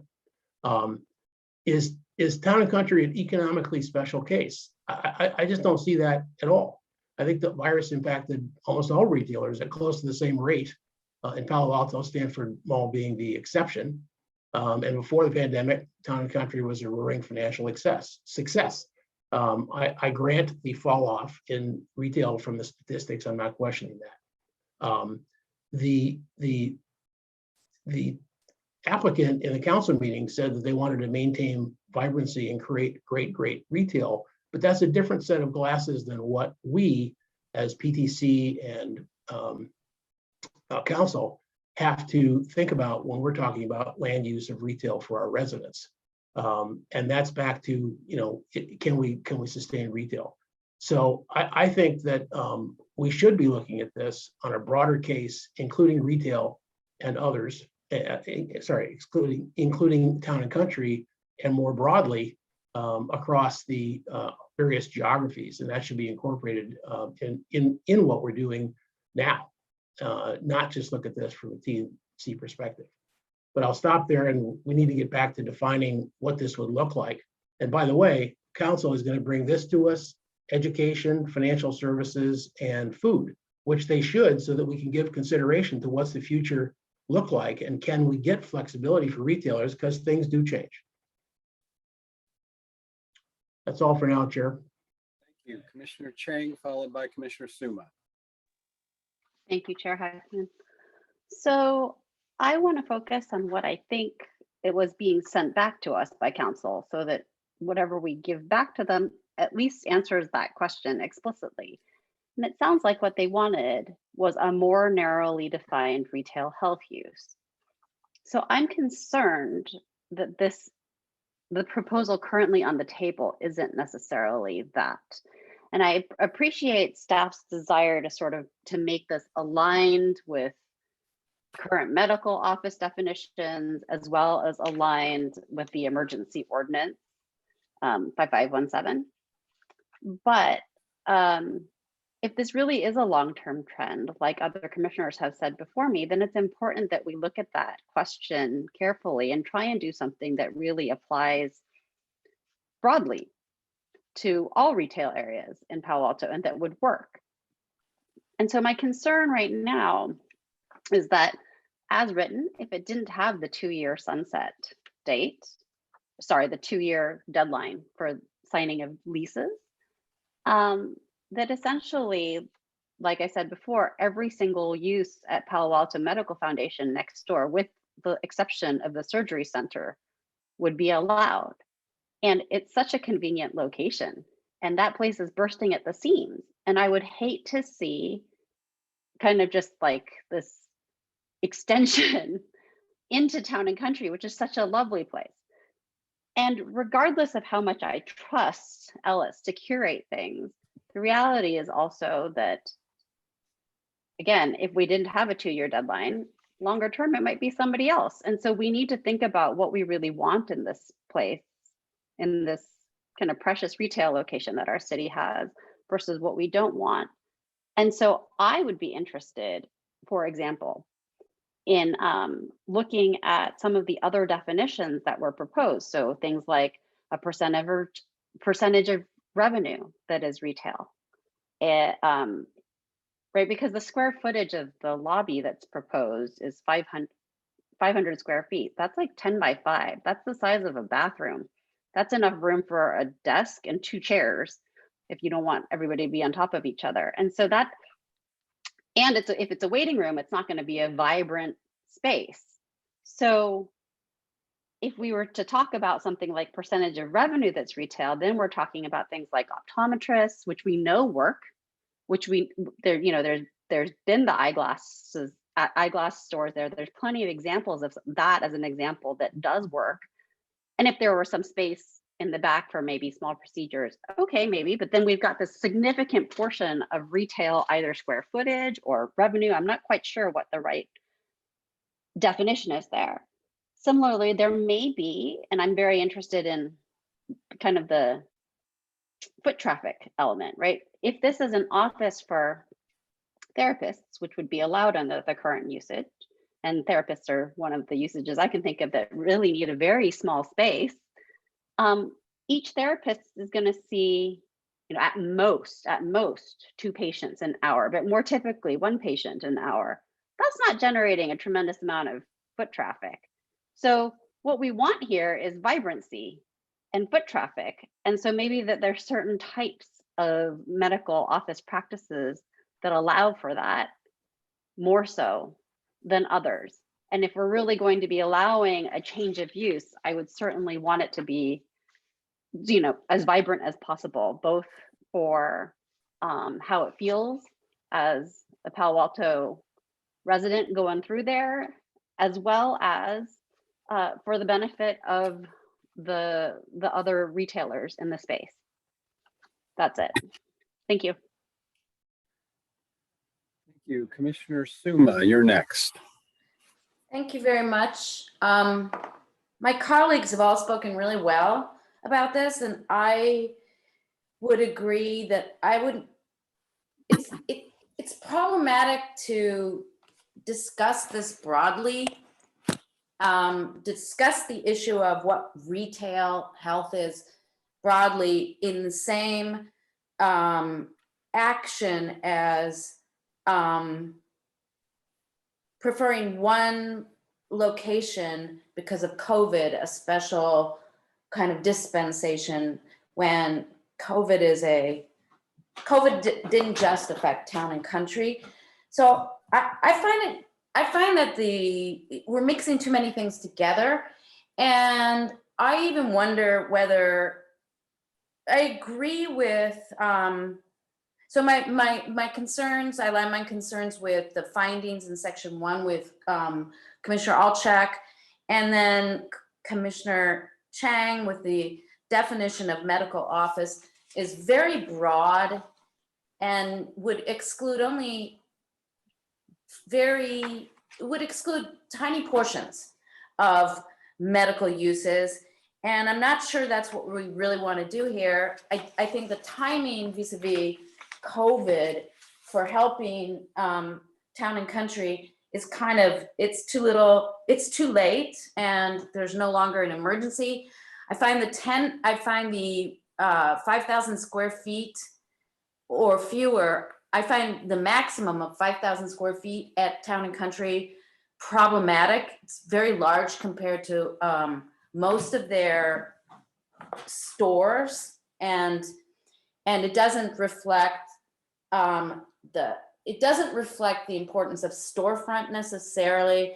I find the little tiny lobby funny. I think this is too specific, and it suffers that way, this proposal. I think it's not really believable that it's a COVID emergency situation. And I think we should be looking at this in a broader way. I think that wellness and health uses there are a variety and a huge number of them that are not governed by medical, that can already go in here, that fall into the category of personal services. And I do think that's a big part of the retail field that's growing. I think we see that at Stanford Shopping Center, included many more restaurants and personal services in their recent mix. And they're kind of, they're very good at doing that. And so whatever this is, it isn't the right thing right now for me, for town and country. And I think I agree with some of my colleagues that we probably need to have a larger discussion about retail health outside of the confines of applying it just to town and country tonight. So I'll leave it at that. Thank you. Thank you. Ms. Tanner, I see your hand. Thank you. I just wanted to offer, for what it's worth, to the commission that we did try to, as council asked us to look at the definition, think about what would define a retail health space. So that's why there's the 500 square feet or 15%, whichever is greater. I don't think many folks would want to pay rent for space that isn't somehow useful to their operation. My understanding, and Mr. Ellis or Rubinson can confirm if that's desired, that many of the spaces at Town and Country are about 2,000 square feet. And if it's up to 5,000 square foot max, and then that's 500 square feet of that location, it's a pretty good, could be a pretty good sizable portion of the real estate of the space that is dedicated to the lobby type use. So just to try to put in perspective, I think there was concern about the medical center coming over. They could only have one space of up to 5,000 square feet, and then a total of 15,000 square feet of this type of use at the Town and Country overall. So there are some limitations that would prevent these types of uses from proliferating beyond 15,000 square feet. That's all. All right, Commissioner Alchak, I do see your hand, but I'd like to hold you off until Vice Chair Rupavar and I have given our initial remarks. Vice Chair Rupavar, you're up. Thank you. So I feel like we need to, I'll start off with this. I think it's very, I mean, I go to Town and Country all the time, literally multiple times a week. I do feel like something does need to be done to solve this issue with vacancies. It is very disheartening to have seen what has happened. That being said, I do share similar concerns raised by my fellow commissioners. This does feel like spot zoning to me. And I do have concerns about the broadness and vagueness of the definition of retail health, as others have said.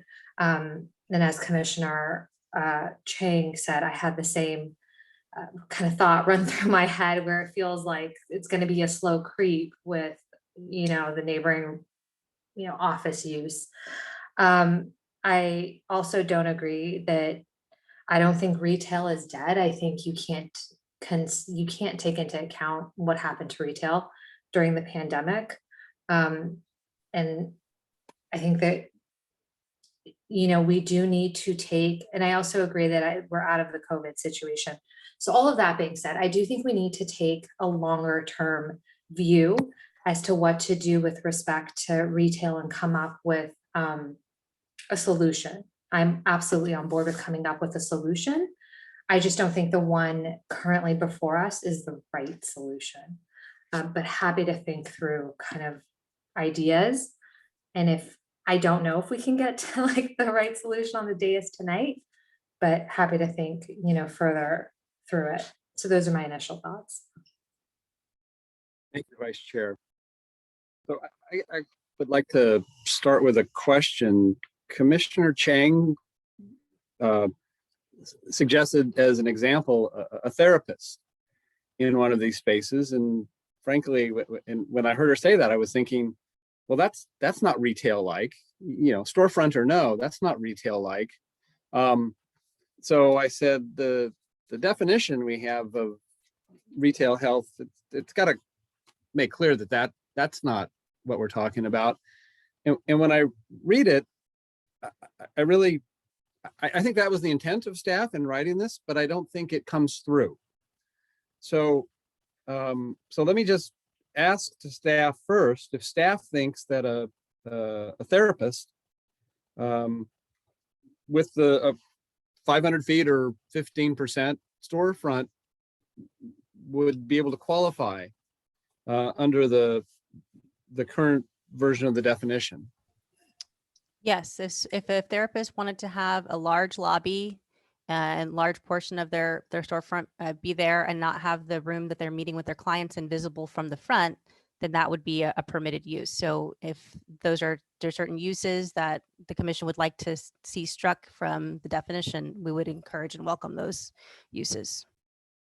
So thank you for that. That was really helpful. And Commissioner Chang, thank you for opening my eyes on this issue, because I do think that there can be a definition. And I think it does have to focus a little bit more on the retail nature, which I think of as selling products as more than selling services. Therapy I think of as a service, whereas braces or Invisaligns, I think of that as a product. It's applied through a service, but it's a product.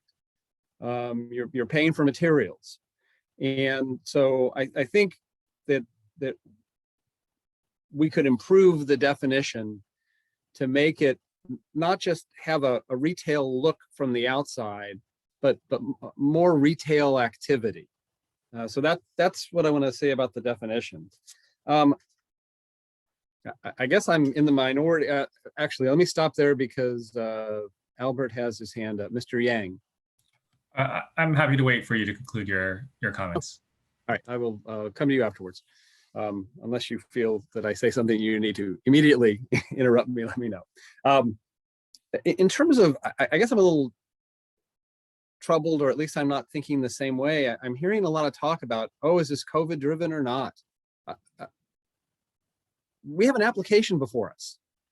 And we don't have a law in Palo Alto that says, if you have a business or a shopping center, you're not allowed to ask to change the rules for your shopping center. Instead, you must only ask that we change the rules citywide.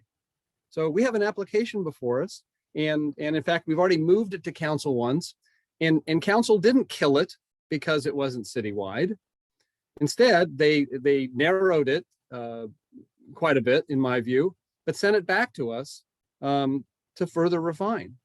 And so I don't think we penalize applicants, shopping center owners or business owners, for taking the initiative to try to save their business. And I don't think we tell them, you know, come back in a year and a half when we can figure this out citywide. So we have an issue that's been presented to us.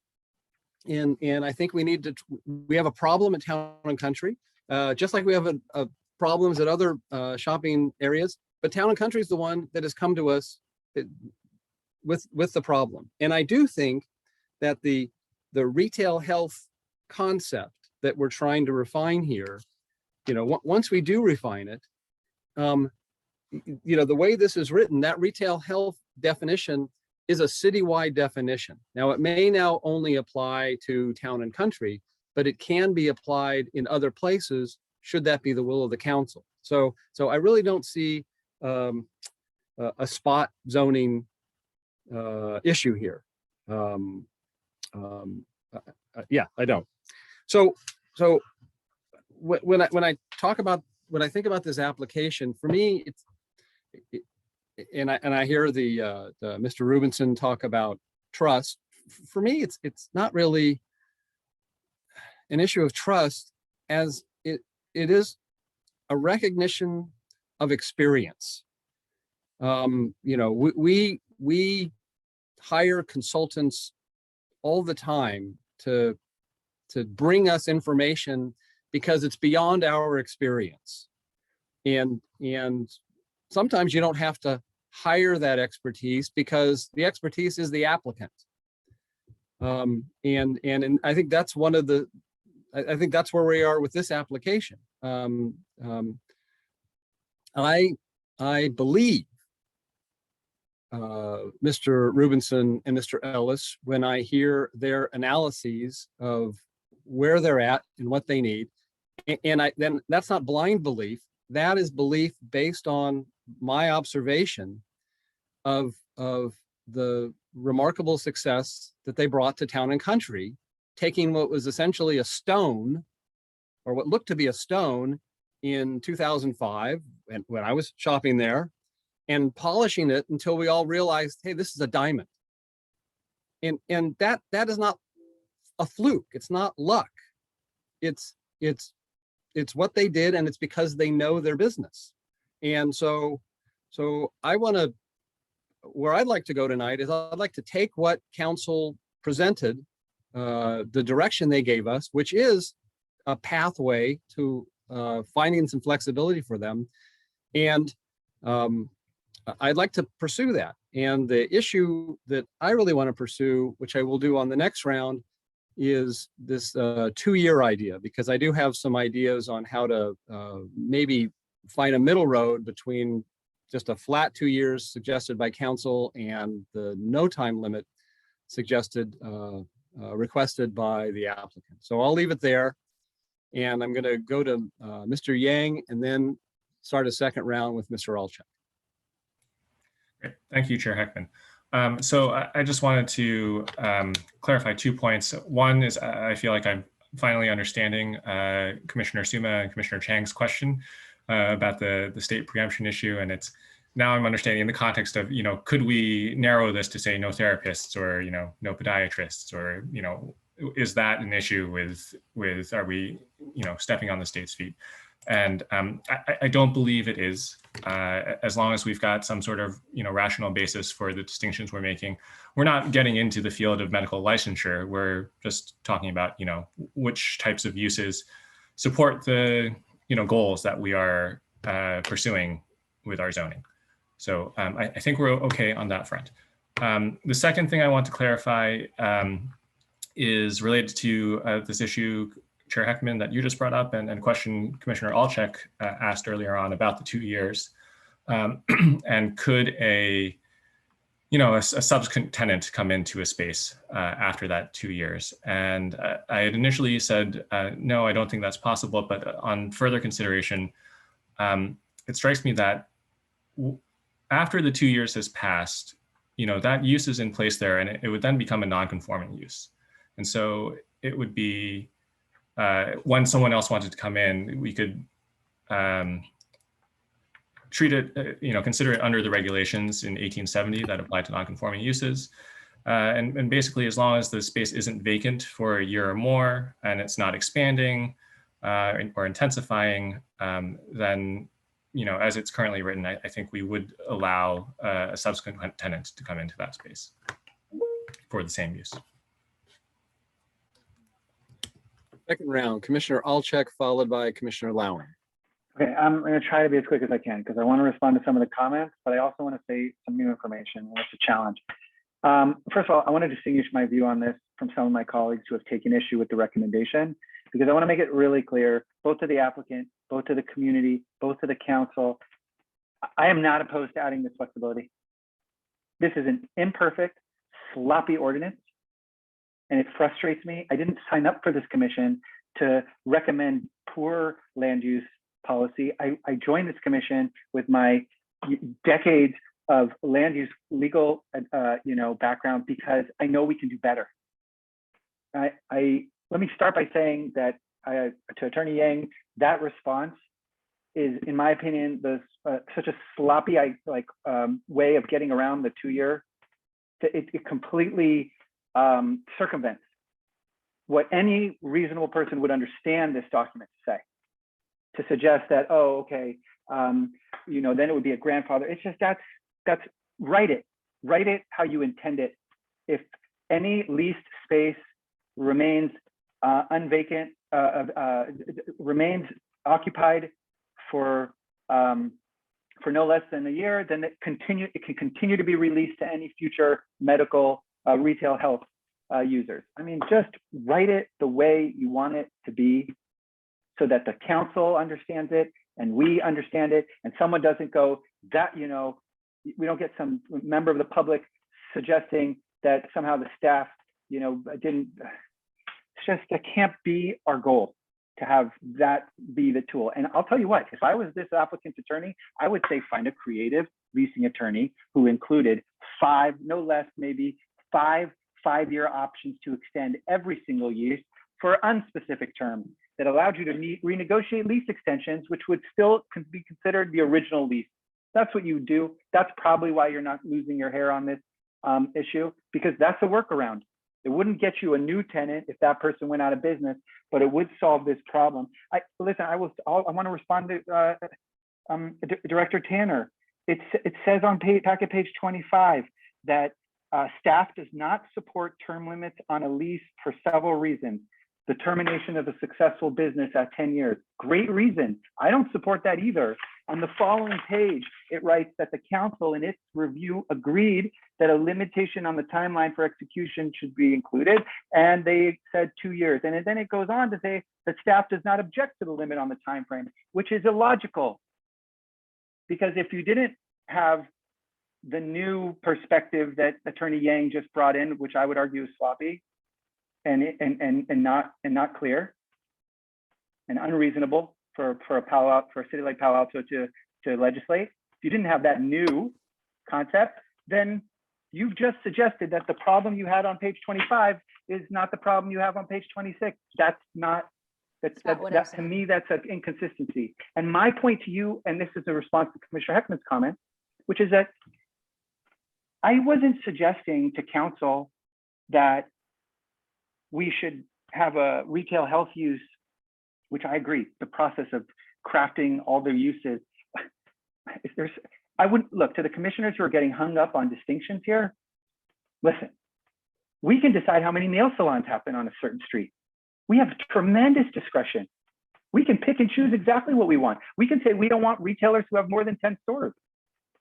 So this isn't about being specific. This is about being broad. This is about being flexible. This is about what we talked about 3 weeks ago.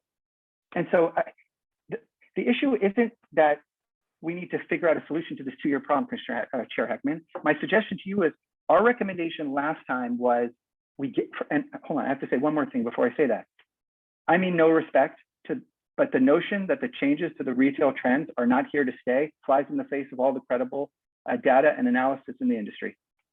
And I don't believe the COVID crisis is over. Not for small businesses. Just opening the doors of a bookstore last week doesn't mean the pain is gone. It will take years to recover from the 14 months of pandemic impact. So we're far from over when it comes to our small businesses, and we need to think through that lens. We have to know that they aren't going to come. The hair salon just lost 12 months of business. They still paid $14,000 worth of rent. That's Midtown Shopping Center. They didn't get out of it.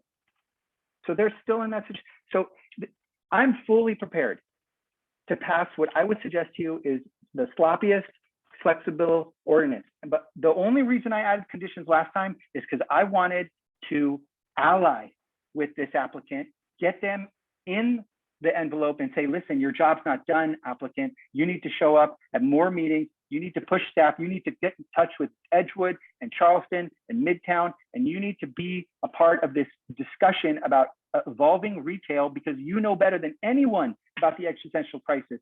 And you know what? You weren't at our meeting 2 weeks ago when we needed this input, and we need staff we need a reason to keep you involved. That's why I said 10-year limit. And the 2-year thing is you want a 2-year limit?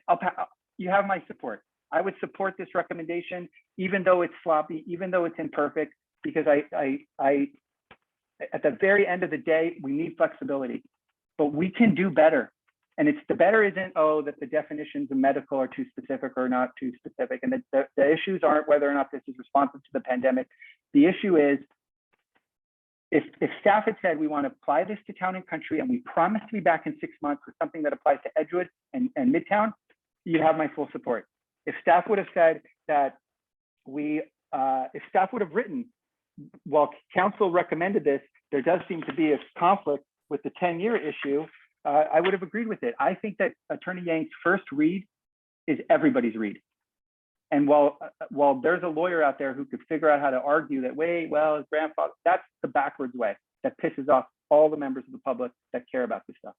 So I would suggest to you, Commissioner Heckman, that if you are interested in a motion tonight, that I guess, in my opinion, would have to be abundantly more clear that we are interested in giving this amazing asset flexibility, but we want council to recognize that flexibility should be granted temporarily, with the vision that a broader application of retail flexibility would be applied citywide. I would support that motion. I'll check Commissioner Lowing, followed by Commissioner Templeton. Excuse me, Chair, can I just respond to something? I just want to make sure that we're clear on the timelines. The 2 years that council passed in their motion is 2 years to sign the lease. The 10 years, as I understood it previously, was that use would need to stop within 10 years. And so that is what staff did not support.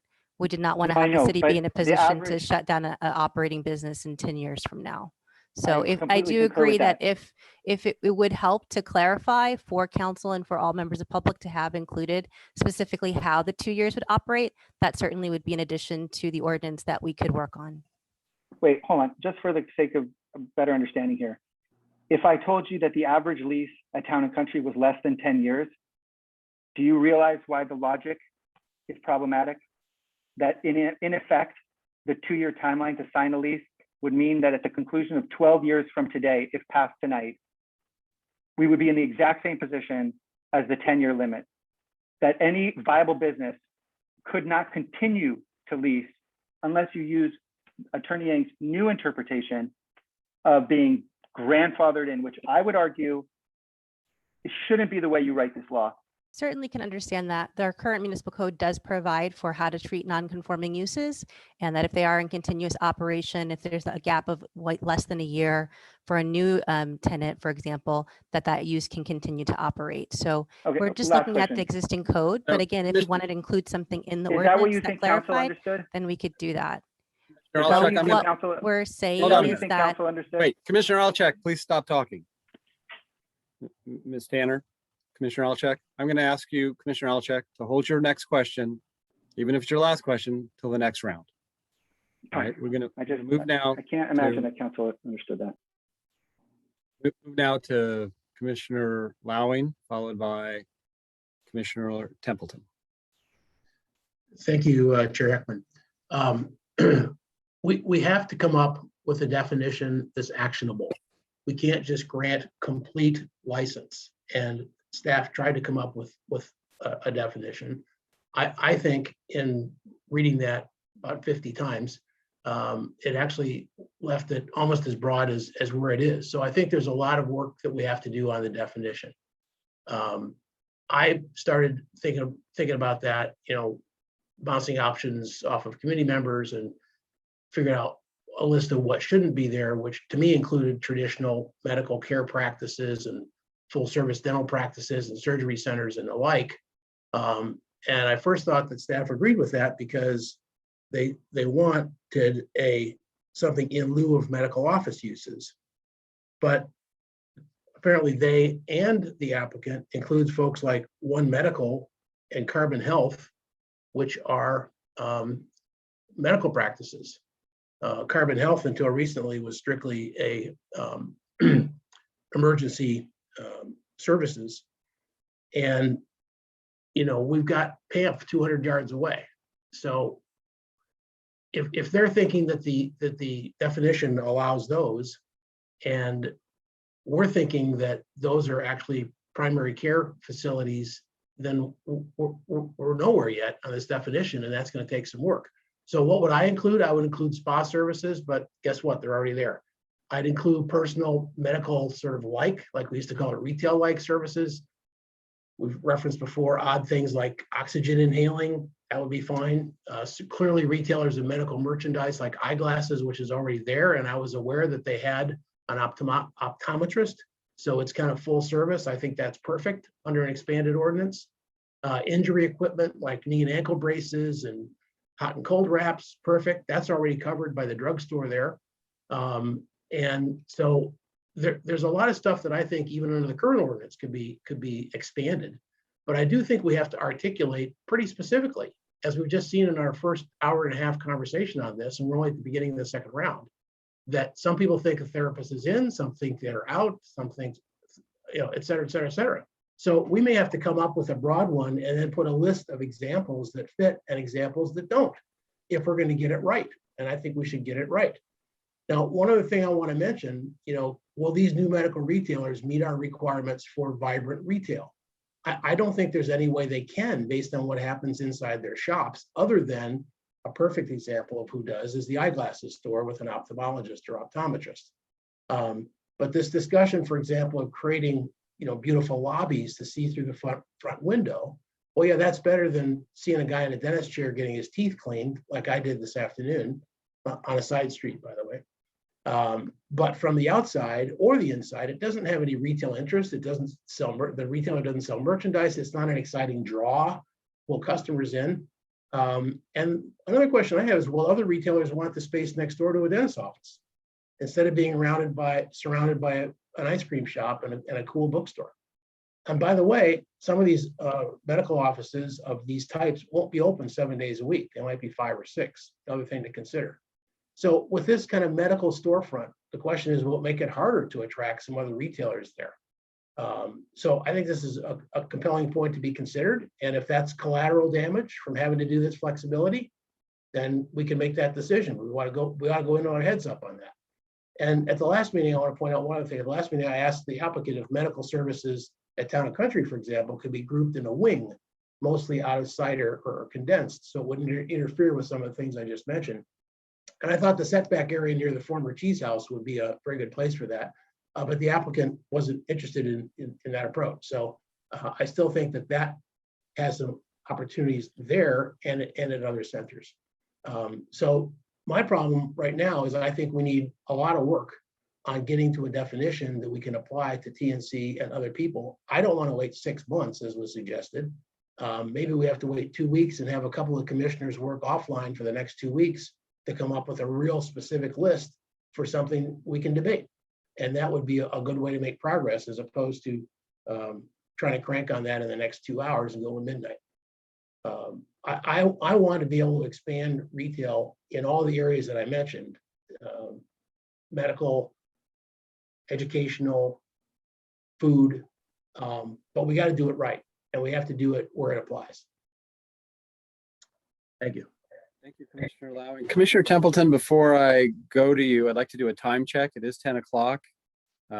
So forgive the interruption, but commissioners, it's 10 o'clock and we, ideally end our meetings at 10. We recently seldom do, but that's our goal. So I'd like to know what the pleasure of the commission here is. I would note that council, I think the part of the council direction is to bring this back to them promptly, because they want to make a decision on this before their break. And working backwards, what that means is the second reading of the ordinance would need to be on June 21st. The first reading, I think, would have to be on June 7th. And so if the will of the commission is to continue this to even March 26th, I don't know how realistic it is that we can meet the timeline that the council gave us. So I'd like people to consider that as they chime in on whether they want to, what they want to do this evening. So Commissioner Templeton, your hand is up, I know, to speak substantively, but since your hand's up, I'll give you the first opportunity to weigh in on how we should handle this tonight. Thank you. I really wish we had seen this earlier so we would have the time to give it that it deserves and be prompt. Ideally, things that have time critical deadlines shouldn't be the last thing on the agenda. But my observation tonight is that, people are very passionate, and I don't see us being done with this in an hour. I would love to be able to give my comments that I have prepared, tonight, but I understand if there are people that want to continue this. I'm okay either way. Other commissioners want to speak to this? If you don't speak, I'm taking that as you're good to keep going for a while. I would just, sorry. Commissioner Chang.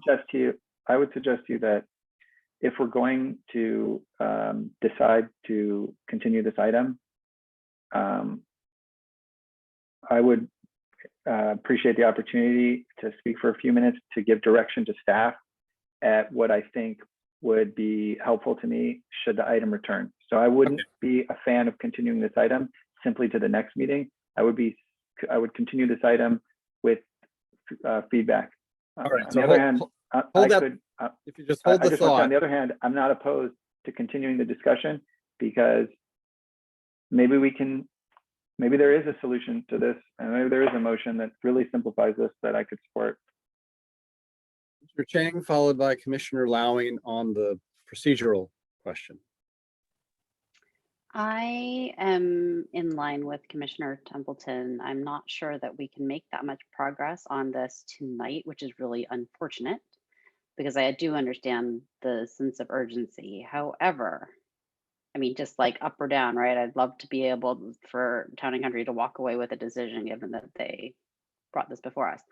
However, I do want to hear what Commissioner Templeton has to say. I wouldn't want to end right now. I'd like her her thought to at least be finished. And I can see the value also in if we decide to continue this to another meeting, to give staff some direction so that we have new information to feed our next discussion about this.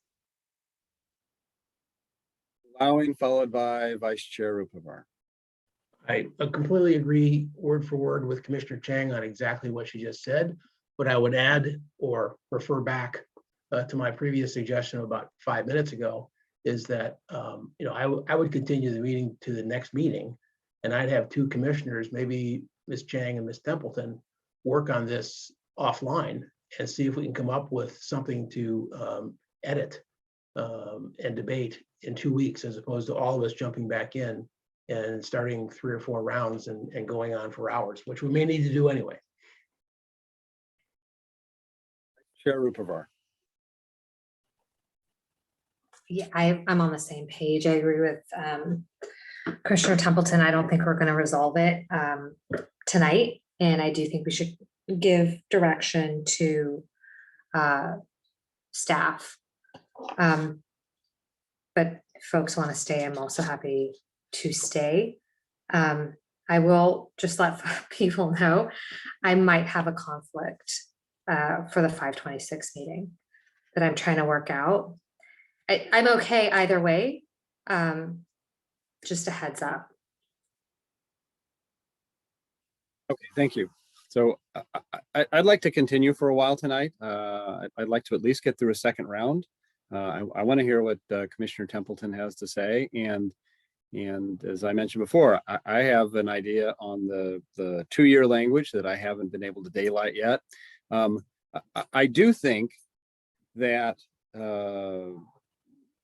there's a possibility that we could have a definitive motion tonight, because I don't think it's necessarily our job to write the ordinance or write the definition of retail health. I think it's our job to give staff sufficient guidance so that they can write the definition of retail health. And I think we can accomplish that tonight. And I don't think it involves a list of companies that count and companies that are excluded. So I'd be supportive of staying with it for a while, and if you know, after a second round, we'll see if there's a motion, and we'll see what our timing is, and maybe there'll be a motion later to continue. But right now, any commissioner who would like to continue right now is welcome to make that motion, and we'll see how it goes. So I'm not seeing any hands for that motion. So thank you for a pretty brief discussion on that item. I think we're doing better on that. And so I'm going to go, we're in the second round now, and I'm going to go to Commissioner Templeton first. Thank you so much, Chair. I just wanted to say that I support your comments that this is the application before us is for this specific applicant. And while we have a desire to be more broad and not do spot zoning, that is not what's before us. So as frustrating as that may be, that could be potentially some additional language that we add into a motion to go back to council in addition to what is in front of us. Regarding the types of medical retail, I agree with what the chair just said, and he probably said it a little bit better. It is late and I'm tired. So my note was, you know, I don't really want to be micromanaging this definition. And I think that the way that the chair phrased it was much better, is that we can provide guidance to staff, and staff can write it probably better than we could as a group. So I support that notion as well. Regarding if there were therapists or specific targeted types of medical services in this shopping center. I mentioned this before in a question to the applicant, but I want to share with the commission how absolutely critical having day one as a shop that I could visit was for me when I had my first child. This was a place where you could go and yes, they had beautiful storefronts and retail windows and lots of toys and baby gear, but they also had very specific services that were, I mean, I guess I don't know if they were therapy or not, but there was a new moms group there that saved my life. Like literally saved my life, because I had other people to talk to about, you know, recovering from childbirth. And if a similar storefront were to be there, that maybe wasn't on the scale of day one, but if it was a therapy that was specific for new moms or parents of autistic children who may need to to have therapy, but also buy products that will help them at home. I'm okay with that because I feel like that having the retail aspect is enough to keep the vibrancy that we've all been longing for in those storefronts, which are now empty. So, you know, also acupuncture, you know, I don't know if any of you've ever seen acupuncturists, but they have products that they sell that you can continue to maintain your health when you're not there to seek treatment. So I'm not as concerned about some of those details of what kind of services might be provided, as long as there's a retail component that is useful, whether you're seeking treatment or not.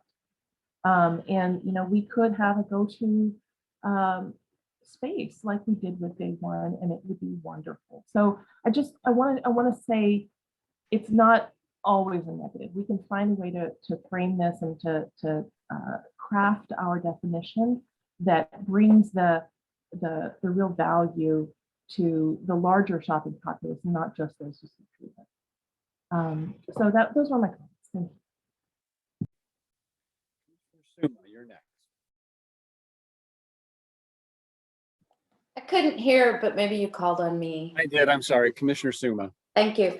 So I think Commissioner Templeton hit on something. It isn't the use per se. It's, do you have a significant or primary use as retail and an ancillary use maybe as some medical? And so I think the what's being proposed here didn't get to that mix the way I see it.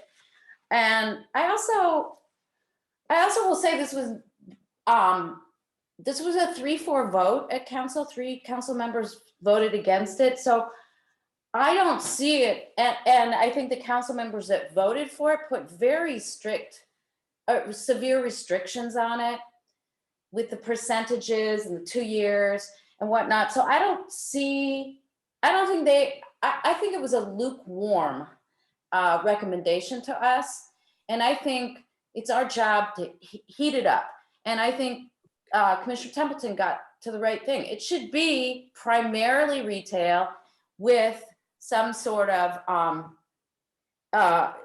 medical ancillary use. And if we can get to something that looks like that, I would be more willing to support it than what's presently being suggested. So I don't know if that makes sense to everyone, and I don't know if we say, I don't know how we do it. If we say 80% of the square footage has to be retail, and you can have a place in the back that's private where you get some sort of medical thing. And one of the reasons I feel strongly about this is because there's medical right nearby. Commissioner Chang mentioned that we don't want this to become an extension of the Palo Alto Medical. We don't want it to become all medical, and there could be Camel's nose under the tent creep sort of situation here. We want to retain, you know, when I think about Town and Country, yeah, it's kind of a high-end, fancy, small shopping center, but it also has CVS, I would say, CVS and Trader Joe's, which are not fancy stores, as it's anchor stores. And it's a place where people really love to just go hang out. It's beautiful, it's lively. If you go to Trader Joe's, it's not Draeger's, you know, and you take some time afterwards, maybe with your kids or not. I just don't want to kill that vibe. And I'm sure the applicant doesn't want to, but I think it's our job to kind of help steer this the right way. So if we can come up with a solution that demonstrates quite clearly a high percentage of retail and some sort of therapeutic or medical thing that's a small percentage of the same related use, then maybe I would be able to support it, because what's in the staff report right now, I can say I don't support. So I don't know if that's helpful, and also reminding everybody that this was not a very, this wasn't an overwhelming recommendation to us by council. Thank you. Other commissioners for a second round comment?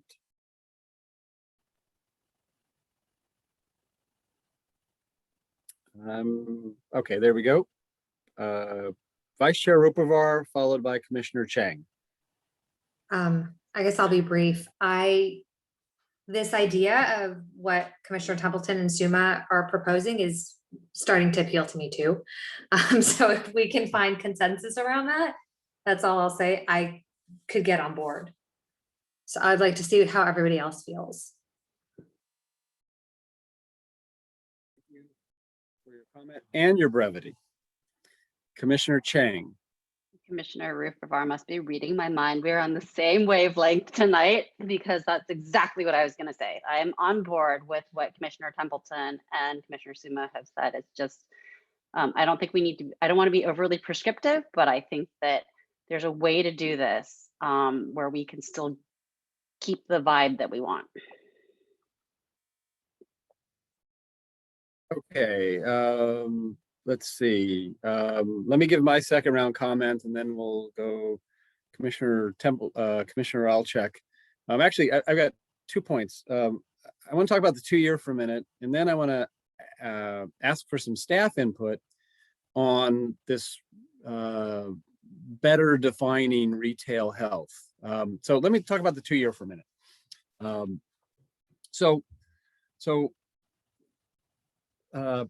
Council gave us this, on a 4-3 vote, as Commissioner Suma said.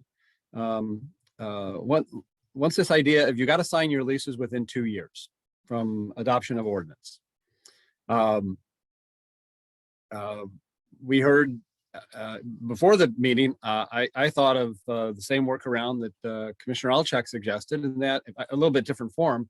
I thought, well, okay, fine. What's to stop the property owner from entering into essentially a 50-year lease with a series of 5-year extensions, freely assignable with lots of flexibility. So you're always on the same lease, but it goes forever. And that's not really desirable. It's not desirable from our standpoint, and it's not really desirable from the property management standpoint. Then I hadn't even thought of what Commissioner Yang suggested in this idea of the non-conforming use and that continuing on. But so what I thought is I don't really have an issue if the council says, look, Town and Country, you say you're really hurting. You need this flexibility. You need to fill the spaces because you have existing tenants suffering now. And so we're going to put you to it and give you 2 years to sign leases. I think that concept is fine. Although I heard Mr. Rubinson say he'd like as much time as possible. So instead of 2 years from adoption of ordinance, which could be, June of 2023, I would say we should give them to the end of 2023. So it's really 2.5 years. But what I would, on the 2 years, what I would promote is this idea that if you get someone into one of those spaces in the next 2.5 years, before the end of 2023, sign a lease by the end of 2023, then that space can stay retail health beyond that tenant. It basically, and it's not a grandfathered right. We would write the ordinance, and I have drafted some language which I can come back to later if there's interest in it. That basically, you got 2 years to get in the door. If you do, then fine, that could be retail health or revert to retail, whatever you want. But as to any space that you haven't signed a lease on for retail health within your 10% limit, then by the end of 2023, then no go. That space is not available for retail health going forward. So that's the concept. And again, I have language that I can propose on that. Now I want to turn to the definition of retail health, and really I wanted to ask a question of staff, because I know, staff started from scratch. They got a direction from the council to come up with a definition of retail health, and I'm sure they talked about a lot of ideas and presented something to us. So I'd like to hear from staff, now that they've started to hear this flavor from a number of commissioners about really to bring out the retail component of this concept. Are there some things that staff talked about that could be folded in that would help us in that direction? Ms. Tanner? Certainly. We did talk a good deal, and sorry if I sound slow, about kind of how to parse out different types of uses. And then it does get to kind of this trying to imagine every type of use that might be medical, and, you know, how would that look, and have we been to that service before? So it not a perfect system, but then it kind of started getting a little squirrely. And so that's where we kind of said, oh, well, what do we want it to look and feel like, as opposed to what do we want to occur within it? Because there's such a wide variety of medical services that we couldn't even contemplate all of them. And I don't think we could all, and things will be changing in 5 years anyways, right, about different medical services. So that's where we kind of came to the store frontage, the lobby space, things like that. What I might suggest, if the commission is interested, is to kind of continue to turn that dial upward. So for example, saying 40% of the tenant space must be dedicated to retail sales, displays, you know, and related, you know, services to the retail. And then, you know, to that point, then also that if there are exam rooms or private meeting rooms, those would be, you know, not visible from the storefront, and the things that we've kind of said. That might be a way for the commission to allow a variety of types of medical uses, but again, keep the flavor that I'm hearing you want, which is the storefront and the retail. You know, somebody can just walk in, right, and do something. Even if they don't have an appointment, they could look at glasses, or I think Commissioner Templeton's answer, browse the toys, even if they're not there for a meeting. But the meetings can also occur, you know, in the back or in another location within the retailer. I hope that's helpful for the commission. It was very helpful to me. Thank you. Commissioner Templeton, followed by Commissioner Alchek. Thank you. I just wanted to quickly share my thoughts. We had started, commissioners who spoke after me had started talking about space, and you know, you do want to have your places to meet have sufficient space. So I wouldn't want to go too low on that ratio. You know, I know I keep going back to the day one. I mean, I was meeting in their office because they didn't have a room where I could meet with the lactation consultant. Like it was a tiny little space, and that was uncomfortable. So I would say, you know, we want to reserve enough space for the meeting rooms while making sure that the retail space is sufficient and attractive enough for multiple people to be browsing around in it. So I'm not sure what size, like looking at our diagram on, I don't know, packet page 38, 37, you know, roughly the Kara's space might be a minimum. And it looks like if it's, you know, if we're approximating from this diagram, which is, I know it's not precise, but you know, maybe instead of 15%, maybe we're talking 30%, 1,000 square feet or something like that.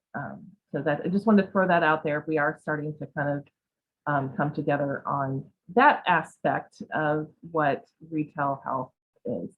And then regarding the chair's suggestion on how to be flexible, you know, I'm open to that as well. I think regarding the timing and the lease duration, your suggestion is pretty good. So I defer to you folks who are more in this field to hear your thoughts. I hope others will share. Thank you.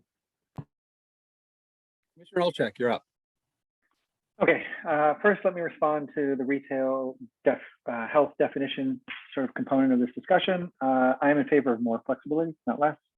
I hope that Commissioner Templeton and Commissioner Suma's initial sentiments about providing general direction as opposed to specific direction is in line with that thinking. Let me expand on that for a minute. I think it's unreal that, let me say this, it's not surprising to me that our antiquated ordinance doesn't allow an optometry / high-end frame store exist without a CUP in town and country. I'm not surprised by that. But we should change that. That should be completely allowed. I'm surprised that we haven't had that change. That seems like late to the game. Sorry, can you hear me all right? Now we can. Okay. So, you know, I think a chiropractor at Edgewood or eyeglasses store at Edgewood is equally acceptable. I know that's not what we're talking about here yet, but I would also like to suggest that I would support a recommendation that suggested to council that we would be in favor of retail health uses like the ones suggested here, like a chiropractor, like a day one, like a optical frame store, to exist not just in Town and Country, but also at places like Edgewood and the Midtown Shopping Center and the Charleston Shopping Center. Okay, I want to suggest to you that for those of you, who said there were concerns about this becoming a extension of, was it PAMP or what? I don't know, whatever it is next door. Maybe it's not PAMP, maybe it's something else. But I would suggest to you that this limit of 10% should address that discomfort.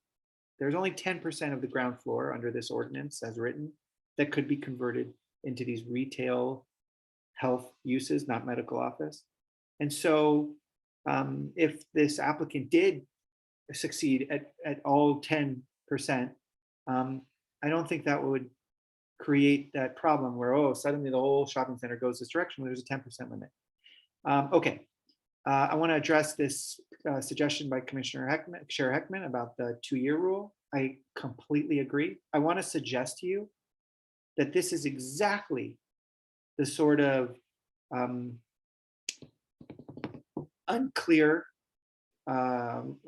articulation of what is imaginable that led to the lawsuit at Edgewood, where residents around Edgewood understood the agreement differently and then encouraged their leadership to sue the shopping center and put us in a lawsuit that cost an unreasonably ungodly amount of money. So this idea that there could be 10 years from now a lease that gets signed when letter D says any lease for this use must be executed within 2 years of X, that to me is the kind of thing we would absolutely want to follow Commissioner Heckman's advice here and be specific. If your intention is that once you've leased this space and it's turned into medical retail health, then it can be that way in perpetuity. I want to suggest to you, Commissioner Heckman, that we have to be even smarter, especially in light of the Edgewood result that occurred in our neighborhood, which is to say that should 3 of those spaces become vacant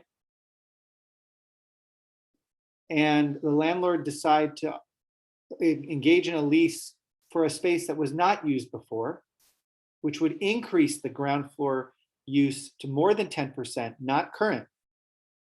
And then because they're still within that year of a vacancy, what I'm trying to suggest to you is the logic that Attorney Yang used could create a situation where more than 10% of space could get leased up if done in a non-chronological fashion.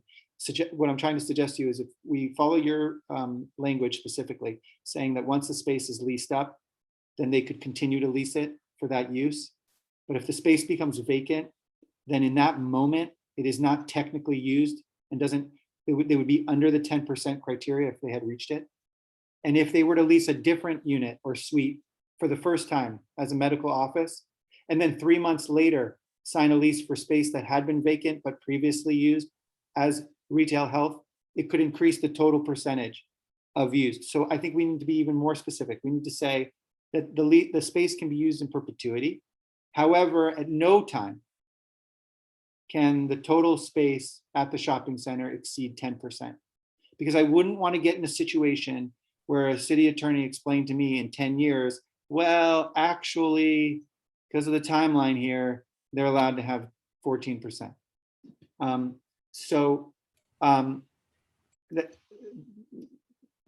may not have been able to articulate how that would work specifically, But the point I'm trying to make is, if we have a clear vision of what we want, we need to articulate that. And so I am supportive of providing general direction in regards to the definition of retail health. I think that would be better than specific direction. I am supportive of encouraging the council to consider applying the retail health use definition to all shopping centers in Palo Alto. And I am supportive of including the language that would allow the space that's leased in the next 2 or 2.5 years, whatever everybody can agree on, to be continued to be leased again in the future beyond the 2-year limit. And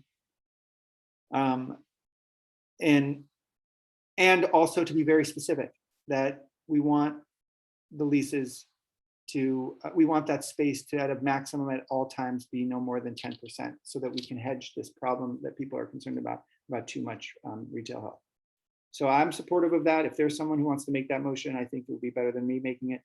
And I would move this forward. Okay, I don't think we're quite ready for a motion, but let me just point out, Commissioner Alchek, that if you take a look at subpart 7A as proposed by staff, total retail health uses on the ground floor shall not exceed 15,025 feet, 10% of the ground floor area.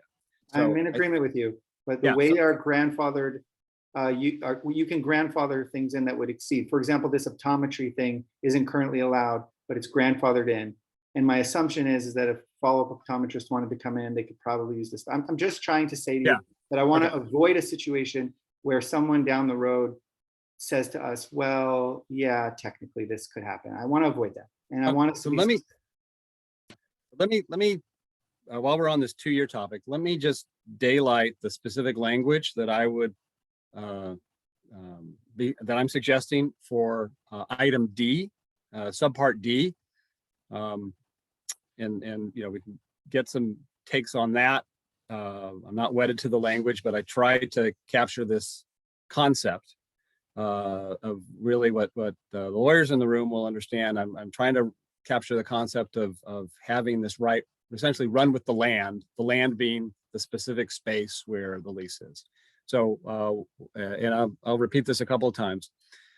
So item D would read, retail health uses shall only be permitted for ground floor space for which an initial lease for this use is executed by December 31st, 2023.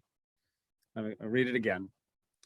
Retail health uses shall only be permitted for ground floor space for which an initial lease for this use is executed by December 31st, 2023. So I give us the roughly 2.5 years to get it done. I use the term initial lease to reflect the fact that there can be other leases beyond that. And we limit where retail health can be to these spaces where an initial lease was signed by the end of 2023. So that's the language I had in mind. And if other people want to pursue it, perhaps I think what Commissioner Alchek is saying is, having not heard that language, he's concerned that somehow there could be a loophole between that language and what appears to be pretty clear limitation in subpart A, which is total retail health uses shall not exceed 10%. Commissioner Heckman, if I could just clarify, what I was concerned about was a situation where a tenant that signs a lease this summer in several years, 10 years, decides they want to expand into a suite next door. I know under your new terms, that wouldn't be possible, which arguably, I don't know that we would necessarily be opposed to that, but let's just say it wouldn't be possible. But my previous concern was that if that happened, someone expanded to a suite next door, they didn't necessarily sign a new lease. They essentially amended their lease to include greater square footage. And at that same time, another suite that had been leased had gone vacant after the 10 years, but was still considered grandfathered. You could, in theory, have a situation where, well, now the new space, but the old space is grandfathered. You know, that was my concern. And I don't want that to be the issue. So that was my point. I think your solution solves that problem. Great. All right. So I think everybody's now heard the potential language on the 2-year. And so really, I think what I'd like, what I'm hoping we can do is talk a little bit more about the retail definition and whether we can give staff sufficient direction to revise it, that we're comfortable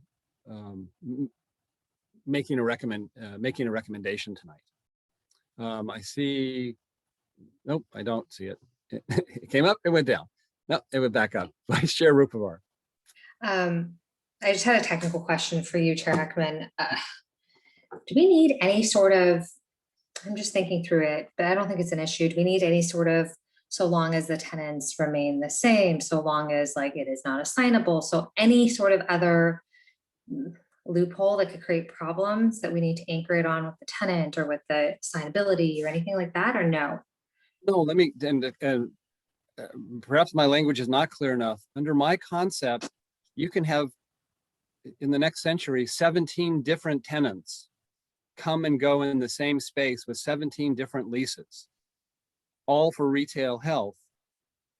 But you get, if you get the first one in the door in the next 2.5 years, then that becomes a space. And again, it's space-based rather than overall square footage based, because you're already limited. So let's say it's whatever, unit 107, they lease that for retail health the next 2.5 years.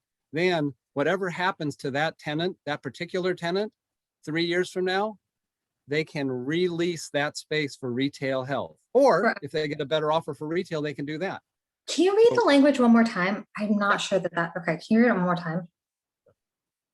Retail health uses shall only be permitted for ground floor space for which an initial lease for this use is executed by December 31st, 2023. So it seems confusing, and we don't need to get into the semantics, but let me just tell you what I'm thinking. To me, it sounds, I hear you, but I think we should be more direct. And what do you have concern with saying something like, you know, if any, you know, parcel of property, and I can't craft it on the fly, but if just saying it exactly like how you mean it, if it is leased for retail health by May whatever, then forever this piece of property shall be used for retail health in perpetuity for whatever, you know what I'm saying? Yeah, because this is a little bit, that's what it's I'm not trying, clear. right, that's Yeah. what I'm trying to say, but I'm not wanting to limit them to retail health uses forever in the future, because again, depending on what happens in the market, a retail health user might leave, and their best offer is from a retail, you know, a straight retail. Yeah.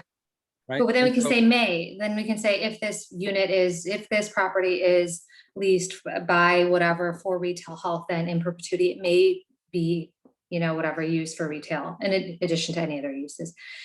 Just because I think it's a little bit more clearer than, I mean, you're better at crafting language. I'm better at finding loopholes.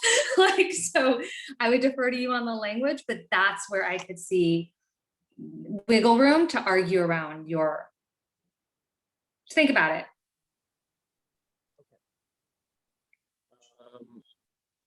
Let's see, Mr. Yang, you had second thoughts about needing to say anything? Yeah, no, I think I had a question and it was answered. So, Commissioner Lowing and Commissioner Suma. Yes, I think that, you know, I want this to get done, but I want to get it done right. So if the plan now is to try to redo the definition of retail on the fly, as someone just said, that might not be the best approach. Why wouldn't we be giving staff direction and they come back with a new definition so we know what we're actually voting on?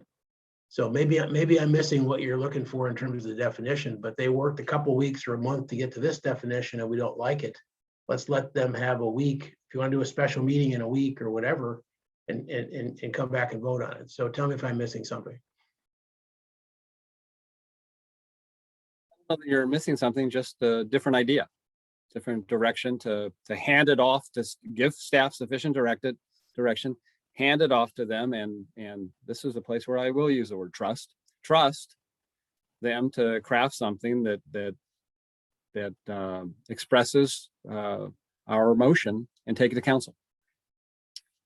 I'll have to see what you come up with then, because I like to know what I'm voting on. So if it's just conceptual, that's a little bit more problematic. I think this is still the biggest issue in the room. In the 2 years or 2.5 years, that can be worked out. That's all. Thank you, Commissioner Suma. Commissioner Suma. Oh, I think we're getting a little lost in the details of the lawyer chat here and kind of losing sight of. We totally respect the lawyers, and I'm not one, but I think we're getting lost in those details and we're forgetting the main thing here. The more we talk about it, the more I think I'm uncomfortable with the whole notion. I think there are plenty of wellness options, personal services that are not medical, and I think we should just stick with that for now. I think the timing is wrong. I was really excited when Chair Templeton expressed such a expressed a great idea, which is, oh, this has to be a retail facility with a little bit of office for some kind of therapeutic something or other. I'm not even sure we couldn't do that under personal services.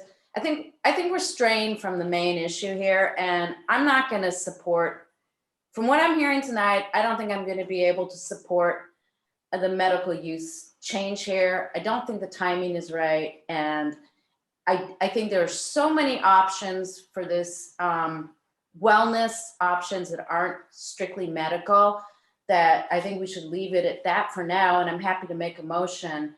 And nobody is recovered, or we don't even know what recovery from the pandemic looks like. So I would be more willing to look at this in a more holistic way sometime in the future and not feel pressured to make this decision right now for Town and Country, which even during the pandemic has been incredibly busy, as I noticed. So I'll make a motion to, if you want me to, but I don't know where this is going other than that. It just seems to be getting bogged down in nuances and details without dealing with the main issue. So I don't know what you think about that, but. If you're asking me, I feel like I'm hearing some commissioners that see some light at the end of the tunnel and want to pursue it, although I don't know how much longer they're going to want to pursue it this particular night. So my sense is that motion would not succeed, that it would take some time. So I'll let you decide whether you want to make it. And while you're thinking about it, I'm going to go to Commissioner Alchek. Yeah, I share your sentiments, Commissioner Heckman. I think that you, I think that between you and Commissioner Templeton, there is some consensus here. I think what we need to do, I've been approaching this the following way. First question is, do we want to be flexible or not? I think that's yes. Second question is how long do we want to be flexible for? That answer is a little less clear, and we've kind of lawyered it up, if you don't mind me saying. And when I say lawyered it up is, we've worked this hard to kind of make this specific. And as you're, drafting the language, I'm sitting here going, so if they succeed at leasing 5%, half of the space, but by the end of 2023, and in 2025, they want to add one more suite that takes them up to 6%. And we were comfortable with 10 today. Why are we not comfortable with 10 then? Like, why are we so concerned with how long they have to use the 10%, which if they're successful at using now, we're comfortable with? From my perspective, it's like, either we're comfortable with 10% being this additional potential use, or we're not. And it doesn't matter to me whether it's signed in the next 2 years. The only reason I focused on that language 2 weeks ago, 5 weeks ago, whenever it was because I wanted to create a reason for council and for this applicant to bring it back to us so we could talk about it as a community-wide application, not just for town and country. And so what I would suggest to you is I will support your language. I would also support language that said that we recommend that city council adopt an ordinance that allows for retail health flexibility.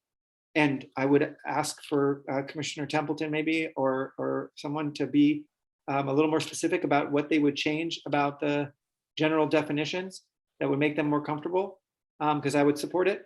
And then I would also suggest that in keeping with that, we found that the 10% was enough. And it doesn't I don't think anybody on this commission, and I may be speaking for you, so tell me if I'm wrong, but I don't understand the logic that anybody has with this fear that if they don't sign the lease in 2 years, well, then they shouldn't be able to have the flexibility. We are talking about two things: a response to the COVID pandemic, which that's a good reason to be quick and hasty, but also we're talking about fundamental changes in retail, which I think majority of us understand are there, and flexibility is a good approach. So what's the logic for just two? Why are we comfortable? Are we concerned that it's going to ruin the shopping center, so we want to see what happens? Okay, so then that's where you sunset this ordinance. You don't create a perpetuity that allows them to lease 10% forever. So what we do today can always be changed. We can create 10%, and if in 5 years we're not happy with that, then we can change it back. And that you're right, they'll have the grandfather, but who knows? I would just suggest to you that I think there's support for your language. I would support it even though I find it imperfect. I support the broadening of the retail health ordinance to include some of the examples that Commissioner Templeton made, but also I don't want to get too specific because I feel like we don't really know. And I think that the definition of not having medical procedures done is a very good one. That distinction between ophthalmologists and optometrists, for example, I think that's a good distinction because that does, in my mind, separate medical office from retail health. And then I would finally suggest to you that at the very end of the day, what we're really suggesting to, and I think most of the people here are on board, which is to say we want council to be responsive to the kinds of landlords that are in the room tonight, whose tenants show up and tell us that they're working hard to help them in every way they can.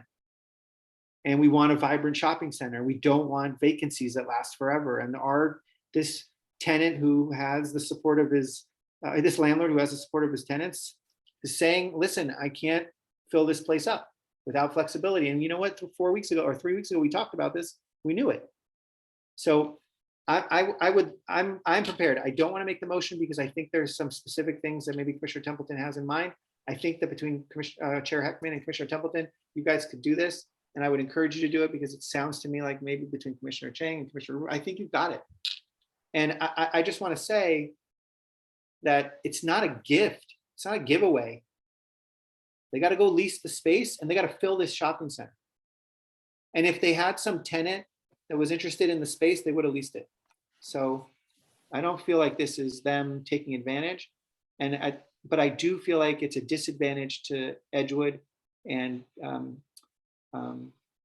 Midtown that they don't have some level of flexibility as well. And I would really love it if whatever motion you make, you would allow me to make a friendly amendment that requested that the city council consider directing staff to investigate whether the same approach should be taken at other shopping centers in the community. Commissioner Templeton. Commissioner Templeton. Thank you. I see Commissioner Suma's hand went down, so I was prepared to make a motion, but you were first, so if you wanted to go first, you could. Okay, so it looks like maybe not. So I would like to move that we Adjust staff recommendation. We recommend staff's recommendation with the following adjustments. The text of the lease duration should reflect Commissioner or Chair Heckman's text, and the definition of retail health should be amended to include in PAMC 180430A that not requiring convalescence, general anesthesia, local anesthesia, or emergency services. And then later where it says minimum of 500 square feet or 15%, if we could change that to 1,000 square feet or 30%. Can you repeat the middle part for section A, just so we can make sure? Oh, I'm sorry, I couldn't hear that, Ms. Cannon. Sorry. Can you repeat what you wanted letter A to say? Yes, so where it starts talking about not requiring convalescence or general anesthesia, I wanted to suggest local anesthesia or emergency services be added to that list of exclusions, because I think that will address the concerns around dentistry, regular medical, standard medical care that might be provided at your primary care physician, things like that, or emergency services, which would be like urgent care, doc in a box, that kind of thing. Okay, and then 1,000 square feet, and was there? And 30%. 30%. I don't know, I'm open to suggestions from other commissioners if 30% is too much. But the image that Commissioner Chang gave us about how small 500 square feet is, we do want multiple people to be able to be in the store and browse at the same time. So I think that's kind of what we're targeting. That's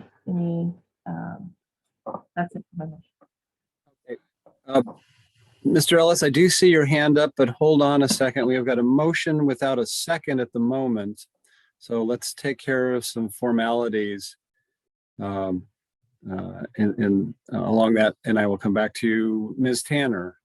I see your hand up. The other question I wanted to clarify, which may help for the commissioners if there is a second, for the 1,000 square feet or 30%, as currently written, it's directed to kind of be a lobby or sales area. Do you want to emphasize that it should be for sales and display of retail merchandise?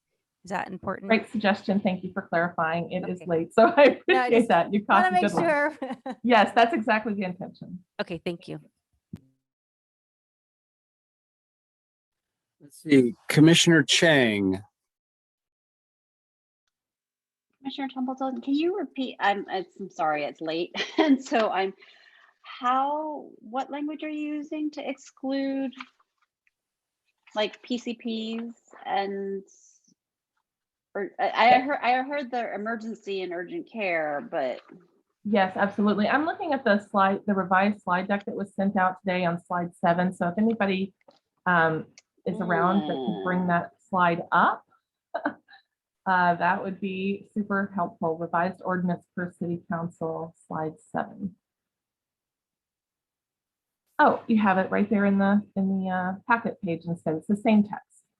So here where it says under point A on line 3, not requiring, and then it has a list of 2, convalescence or general anesthesia. Yep. I was suggesting in the motion says to add to that list.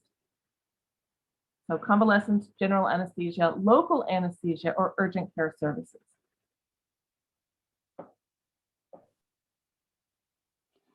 Local anesthesia or general or urgent care general services. Is where you're knocked out, but local might no, be I where understand. you're No, getting but your tooth. it doesn't. But just urgent care doesn't necessarily eliminate a PCP. Then no. I'm just kind of trying to understand. Right, it would have to be a PCP who was willing to have a retail of some kind of service. So they would have to incorporate retail, which is what we include on line 5. when we change that to 1,000 square feet and 30%. So I'm not quite willing to second. I think I would need to up the retail percentage some. And I don't know, I need to think about this. Might be too fast for me tonight. All right, that's it for me.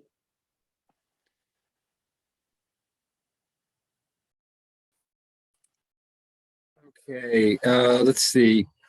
We're still looking for a second. Commissioner Alcheck, your hand is up. I will absolutely second this. Bravo to you, Commissioner Templeton, for taking a stab at this. It is rare that the exact wording we choose is adopted by City Council.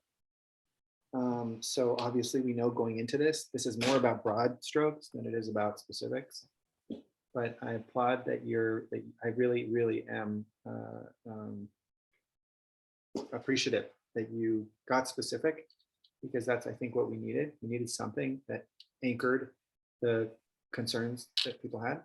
It may not be perfect, but I think friendly amendments could fix that if there were real concerns and we wanted to push for strong consensus. So thank you.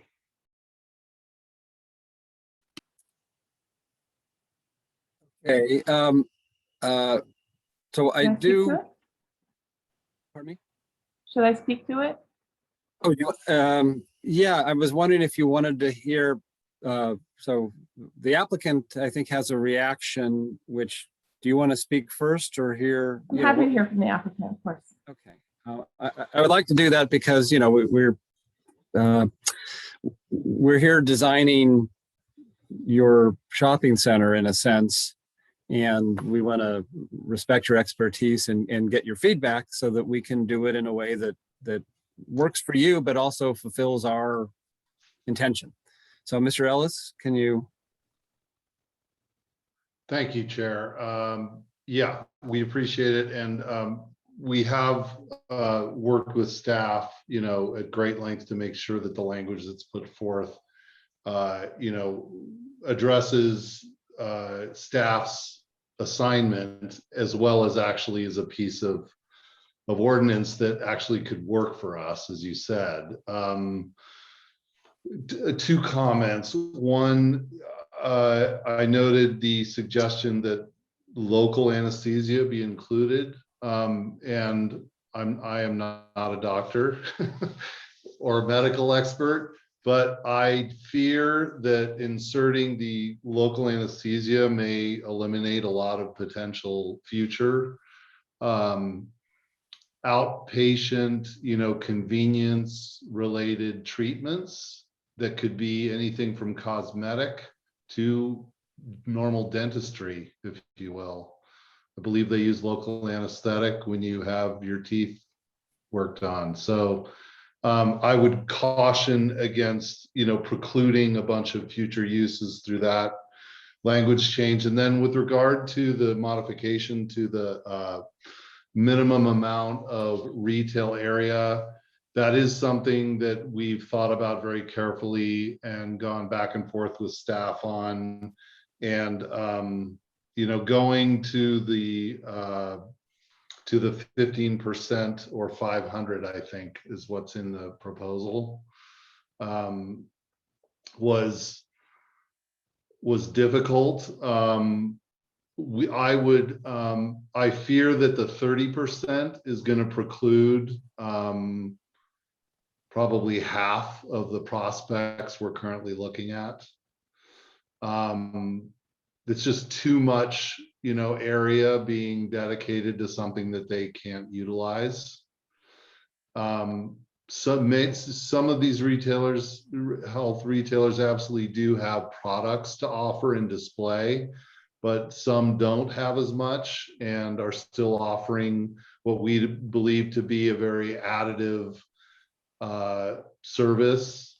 And so we will try to work with a 20% or 750 square foot minimum. But I think for us, any more than that, it really becomes more futile as an ordinance for us to try to mitigate our problems with. Thank you. Thank you for the feedback. Thank you for the feedback, Mr. Ellis. Let's see. So Commissioner Suma, I see your hand up, but I'd like to know from the maker of the motion, any reaction to what you've just heard from the applicant. Thank you, and thank you so much for the applicant for speaking up. The reason I put these, maybe I should have spoken first. The reason I suggested these changes was to, in an effort to gain support for this ordinance, this application at all. What I'm hearing from the other commissioners is that there was not an appetite for dentistry and our regular medical services at this site. And we were, in including those, my intention was to exclude those types of retail establishments because that's what I've heard from others. And I'm happy to accept, amendments to this motion if there is an appetite to include those back in by changing the language. Regarding the minimum square feet, I'm comfortable with changing that to 750 and 25%. Is that what the applicant requested? I think he said 20% and 750. Okay. If my seconder would be happy with that change, I'm willing to do that. Mr. Alchek? Yeah. Commissioner Alchek. Yeah, allow me to just say for the record that I would welcome any loosening of the, I will suggest to you that if there is broad support for not allowing dentistry, then I'm on board, because I think that whatever flexibility this group can confer is worth it. I think that the 750 versus, what was it, 500 before? I think that sounds like we're being tough, but I don't think that's necessary either. I don't think a chiropractor needs to have 750 square feet of retail in order to be the kind of tenant that would be a great fit for a space. Chiropractors normally have like between 20 and 35-minute appointments, and they see lots of people. And when you walk out of a chiropractor, you don't mind going and sitting down and having lunch. Maybe that can't be said about a dentist appointment. You get your teeth worked on, you're not ready to go eat. So, but my point is that I don't know that this requirement of 500 or 750 or even more does anything but sound like we're, we're being hard. And I don't want to be hard on retail. I don't want to be hard on town and country. I don't want to be hard on retail. And so I would accept, if you're willing to change your motion, I will continue to second it. And I would even consider continuing to second it, even if you were a little more lenient there. But you have my support. I think the dentistry question, I would rather open up to the rest of the commission. If there's a friendly amendment and there seems to be support for that and you're willing to accept it, then I would accept it, of course, too. I still would like to make at one point a friendly amendment or a second component which recommends that the council consider using this at other locations, but I'm going to save that for the end. Okay. All right. So what I'm hearing is a suggested amendment to your motion to change the 1,000 square feet and 30% to 750 square feet and 20%. And I'm hearing acceptance of that by the maker and the seconder. I'm not yet hearing clear revision on the language local anesthesia, which is part of the current motion. Right, but we've heard from the applicant some concerns about the inclusion of that language. So be that as it may. So now we have a motion and a second, and with that revision, I see Commissioner. I'm sorry, Mr. Ellis, your hand is still up. Is that up again, or? Okay, thank you. Commissioner Suma, followed by Commissioner Lowing. Thank you. So a few things I'm really uncomfortable with right now. One is that I appreciate Commissioner Alczak's wanting to look at this in a broader way, but it is not agendized for the whole city or other locations tonight. So I don't think we can consider that. None of us are medical professionals, and we're making these nuanced distinctions about medical services that I think we don't have the expertise to make, and I think are kind of bizarre. It's either medical or it's not medical, and the state regulates that. And I will say, I think it's irregular for an applicant to participate in motion making. And this happened the last time this applicant came, and I'm very uncomfortable with that. And I don't think we do that. I don't think we have a process for doing that. I know that an applicant or a member of an applicant team can be called upon at our chair's discretion, but just participating in motion making is, to me, highly irregular. That being said, I cannot support this motion. I don't think we have gotten any further in any understanding of what a retail like medical use might be, other than the fact that I have stated before that there are plenty of wellness medical-like personal services that are already available to this applicant in this location, and that's what I would be comfortable with. Thank you. Commissioner Lowey. Yeah, a couple of things on, first, in terms of content, it's not clear to me that this motion does what I think needs to be done to identify what's in and what's out. I mean, it's just the same as it was before, which is that it seems like you can do anything you want.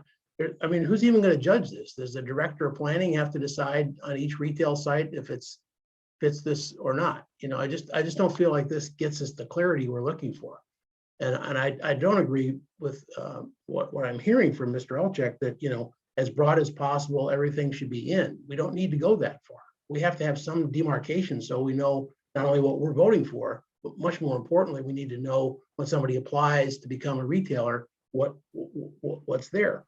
And with respect to process, you know, just here we go again. We're heading towards midnight trying to craft motions. I thought what we had talked about almost an hour ago was to give staff direction on reworking it and potentially then coming back so we can have the time to, you know, in the light of day, discuss this. So I'm uncomfortable with where we are in the current motion, and I'm not sure that we should spend another hour trying to amend that motion rather than have staff take some of this consideration and try to build it. Now, if as I read this, things like One Medical and Carbon Health and all that are all in the motion, and that's part of what I think should be discussed, because the specific direction was to get away from medical office uses, and all of those are direct medical office uses. So it seems like we're not even accomplishing our objective that we were handed by council. So as written, I can't support the motion, and I would, again, rather move this to a week or 2 weeks from now and get another motion back from council, from staff, if we can give the correct direction. Thank you. Commissioner Chang. Yeah, I think I'm coming out not being able to support it right now. I was really on board when Commissioner Templeton was talking about day one and this idea that we're going to have kind of a more retail focus. But I mean, maybe it's because it's so late and I can't think that clearly right now. But, you know, if we up it only to 20, or if it's only 20% or 750, whichever is smaller. So now we've got 2 bathrooms worth of space up front for retail. And I do like the addition that Assistant Director Tenure suggested about devoting that space to retail space. But that is not a lot of retail space. I understand that if you're doing Invisalign, that's all you need. But I think we're trying to, I mean, where I was on board earlier was with this concept of like a real retail focus with like, you know, a couple of small offices in order to do your lactation consultant, or maybe a therapist is there, or maybe some, you know. So I actually am more on board with sort of space restrictions, but I don't think 20 is enough.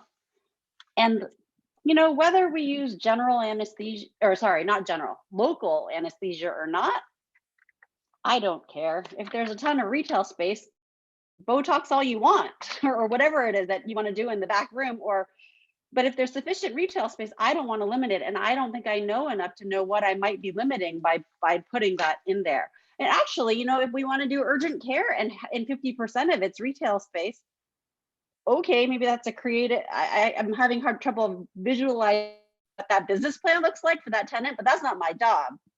You know, but if there's retail space that's inviting, that with product there that people want to go in and look at, okay, that works too. So I think where it is right now is not, I think it's kind of missing the mark in both directions, and I'm not sure I can support it right now. All right, thank you, Commissioner Chang. I'll provide a few remarks. First of all, just to get us all spatially thinking the same way, just to clarify, 750 square feet is like 2 bathrooms? Is that what you said? No, sorry, just to clarify, 20% of some of the small spaces here would be 2 bathrooms. 750 is great. 750 is pretty good for a small space. Now for a big space, you know, I'm a little bit less clear on that.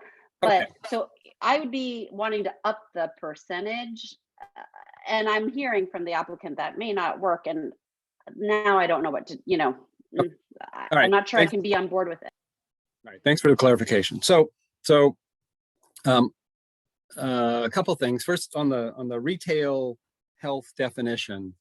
So I don't, and this really plays off of what Commissioner Chang was just saying. I don't know that the size of the space matters as much as what's happening in that storefront space. And this is where I think we were having a conversation earlier about retail, you know, retail activity up front. And again, you know, you can have, you know, very small, very exclusive boutiques that, you know, they have a counter and they're only selling 3 things in that store. You know, they're high-end things. So I was wondering if instead of expanding the space requirement beyond what we're hearing from the applicant may be workable, if really we want to have some language in here about drawing revenue from product sales, because that's real, to me, that's the thing that I've heard a lot of commissioners talk about, this retail experience that isn't captured right now. And that's what would happen in that 20%. And I guess, so I think we could come up with some language there. What I'd want, and I looked at it, what I wanted to be careful about is I don't want to demand too much. All right. I don't want to say, oh, you've got to have 40% of your revenue from product sales or any percentage. It's just that it has to be, you know, an amount of product sales that's legitimate. So as people walk by, that there, you know, there's a store aspect to this, you know, retail health business. So that's a concept I have on that.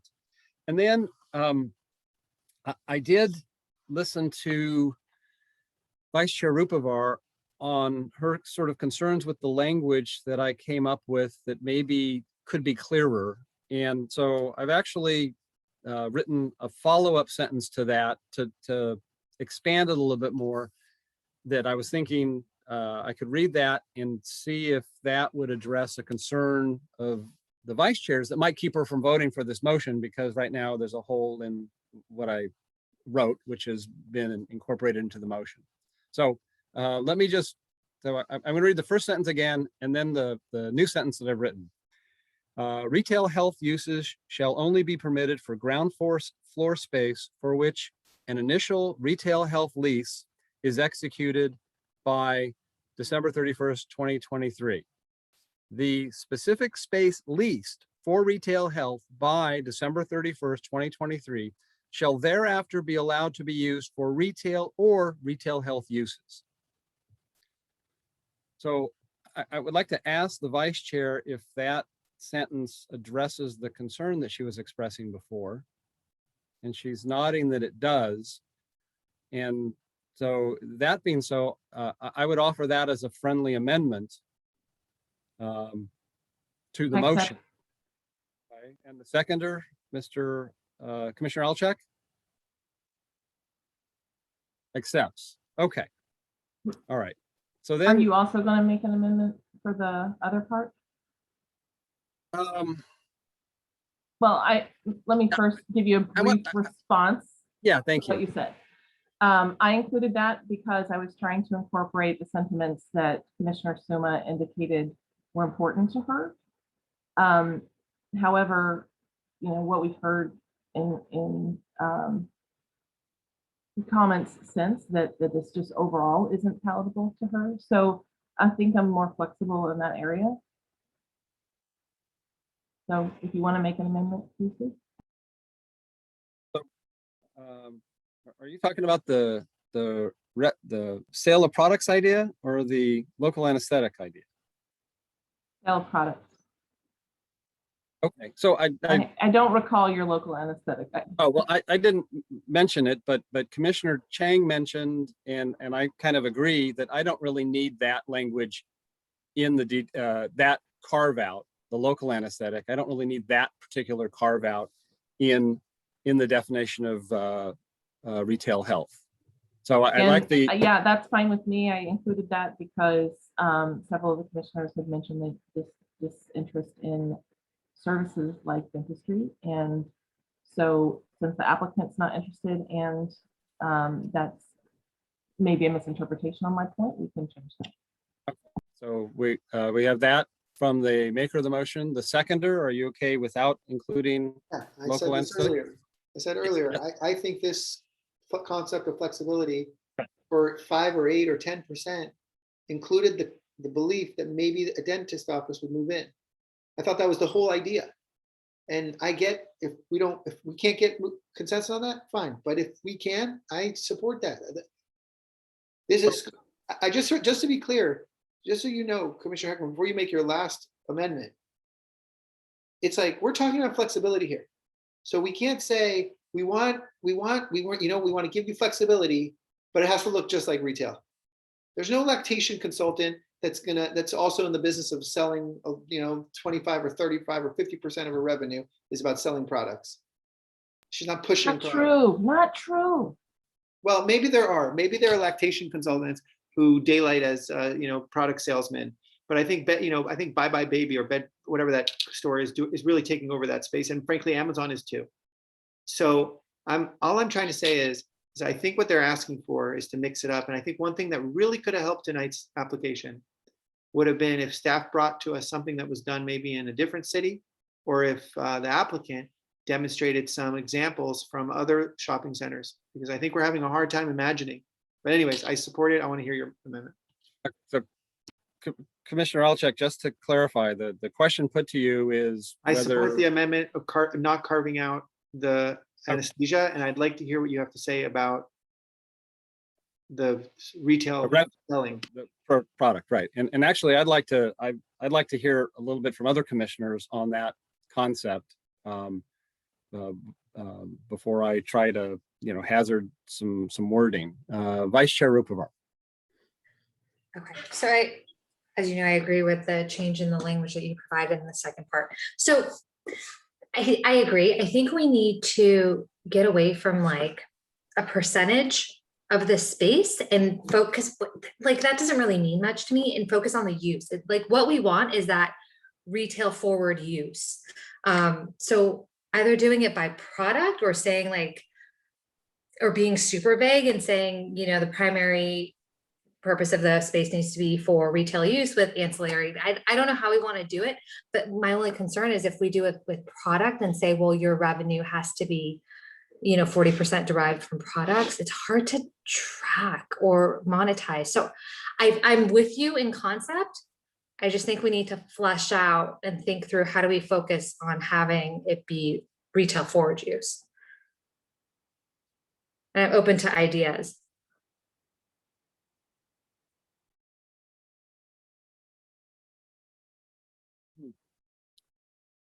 So let me ask. Let me ask staff if you hear us now wrestling with this idea of folding into the definition some flavor of product sales, retail sales, not the service side. In your discussions and trying to come up with the language, did you come up with thoughts that might help us with that? So the sales is not a metric that we like to use. So if you can imagine, what we do as planners is someone proposes an application. Here's my footprint. Here's what's going to happen there. Here's what I'm going to be doing. It gets approved. They build it out. They operate. We never talk to them again unless they need to change something.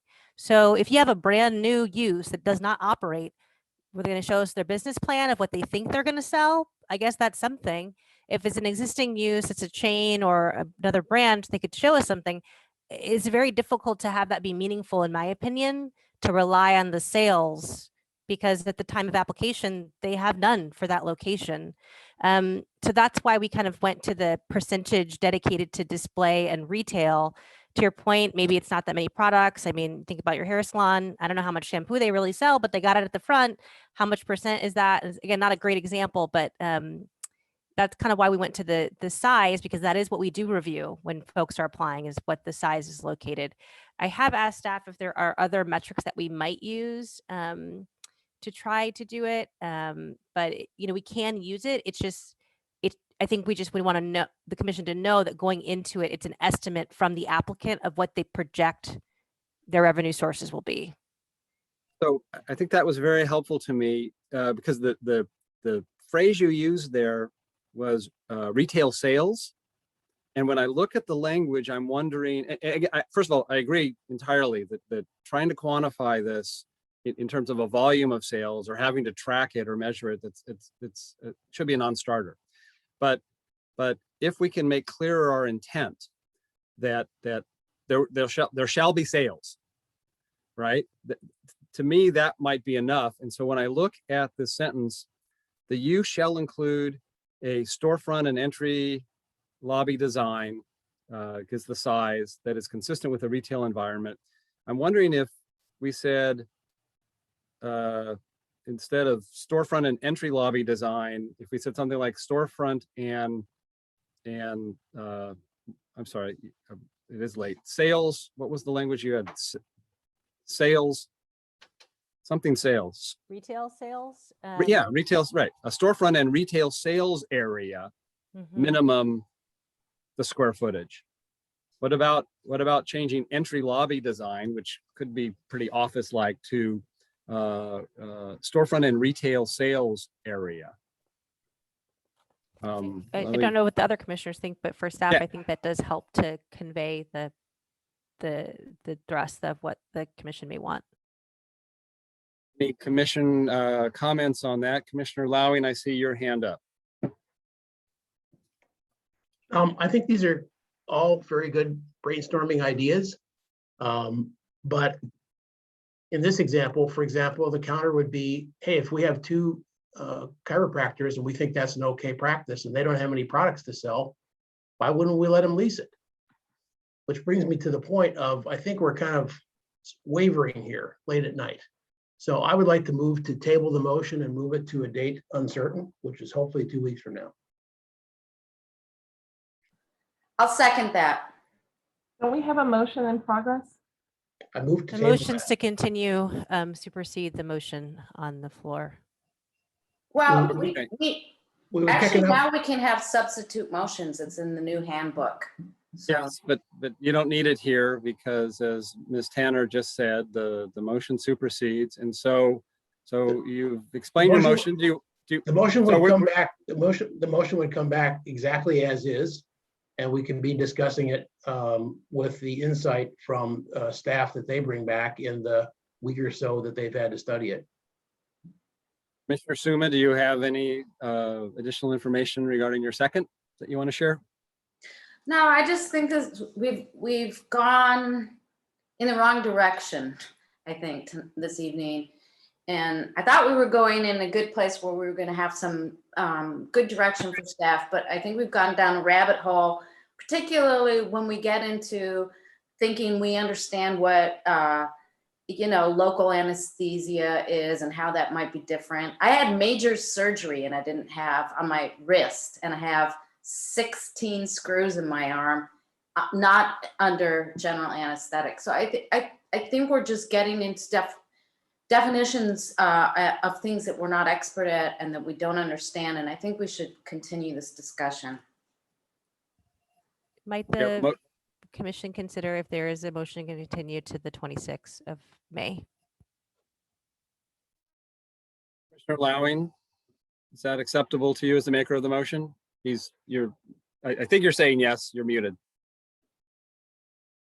I wanted to say that was preferable. That's what I was hoping for. Preferable, okay, and Commissioner Suma is the seconder? Yes. Thank you. All right. Okay, we will hear from Commissioner Templeton. Sorry, you're muted. Thank you. I appreciate that it's late, and I also don't want to go too much longer because I don't think it's going to be terribly productive. I would love to see this motion just dealt with. I think if we vote on it and then we can decide to continue, that would seem to be more fair given the investment that we've already made into the discussions tonight. I would hate to short circuit it with all due apologies to Commissioner Lowing. I won't be supporting this motion. Vice Chair Rupervar. I agree. I like to see what happens with this motion, and I think we're close. Mr. Nguyen, will you conduct a roll call vote on the motion on the floor, please?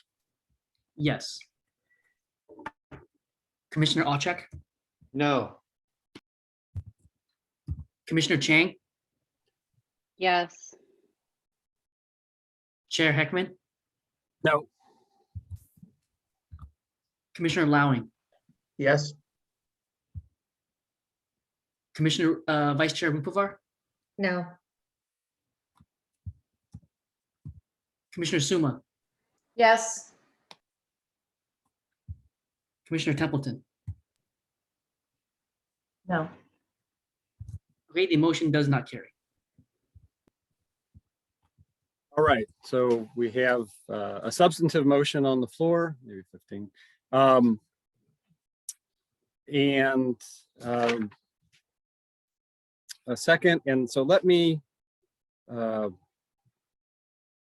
follow up on the conversation we were having, let me propose another friendly amendment for consideration by the maker and seconder of the motion, and that is in the definition of retail health to replace in the fourth line after storefront, to replace and entry lobby design with / retail sales area.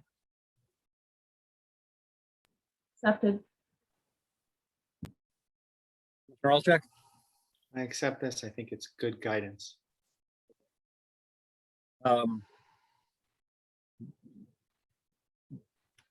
So I think we have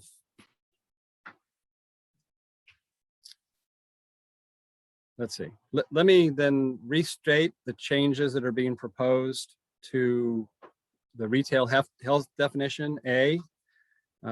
Adding after general anesthesia, the language or emergency services, replacing in the fourth line and entry lobby design with / retail sales area, replacing the 500 square feet with 750 square feet, and replacing the 15% with 20%.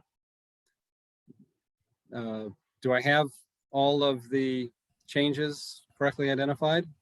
I had that urgent care services was along with emergency services not being allowed. But I don't know if that was the will of the group. That part of the motion? So are you muted? That's how it was. If anyone wants to change that, speak now. I'm very flexible on that. Sorry, Director Tanner, will you repeat that one more time?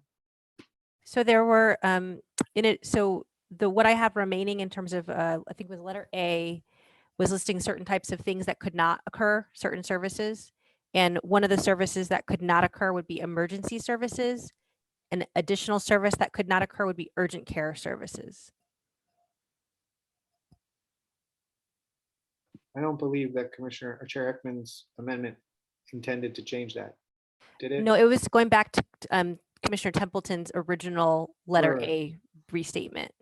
I think his amendment, my understanding was his amendment was as it related to anesthesia.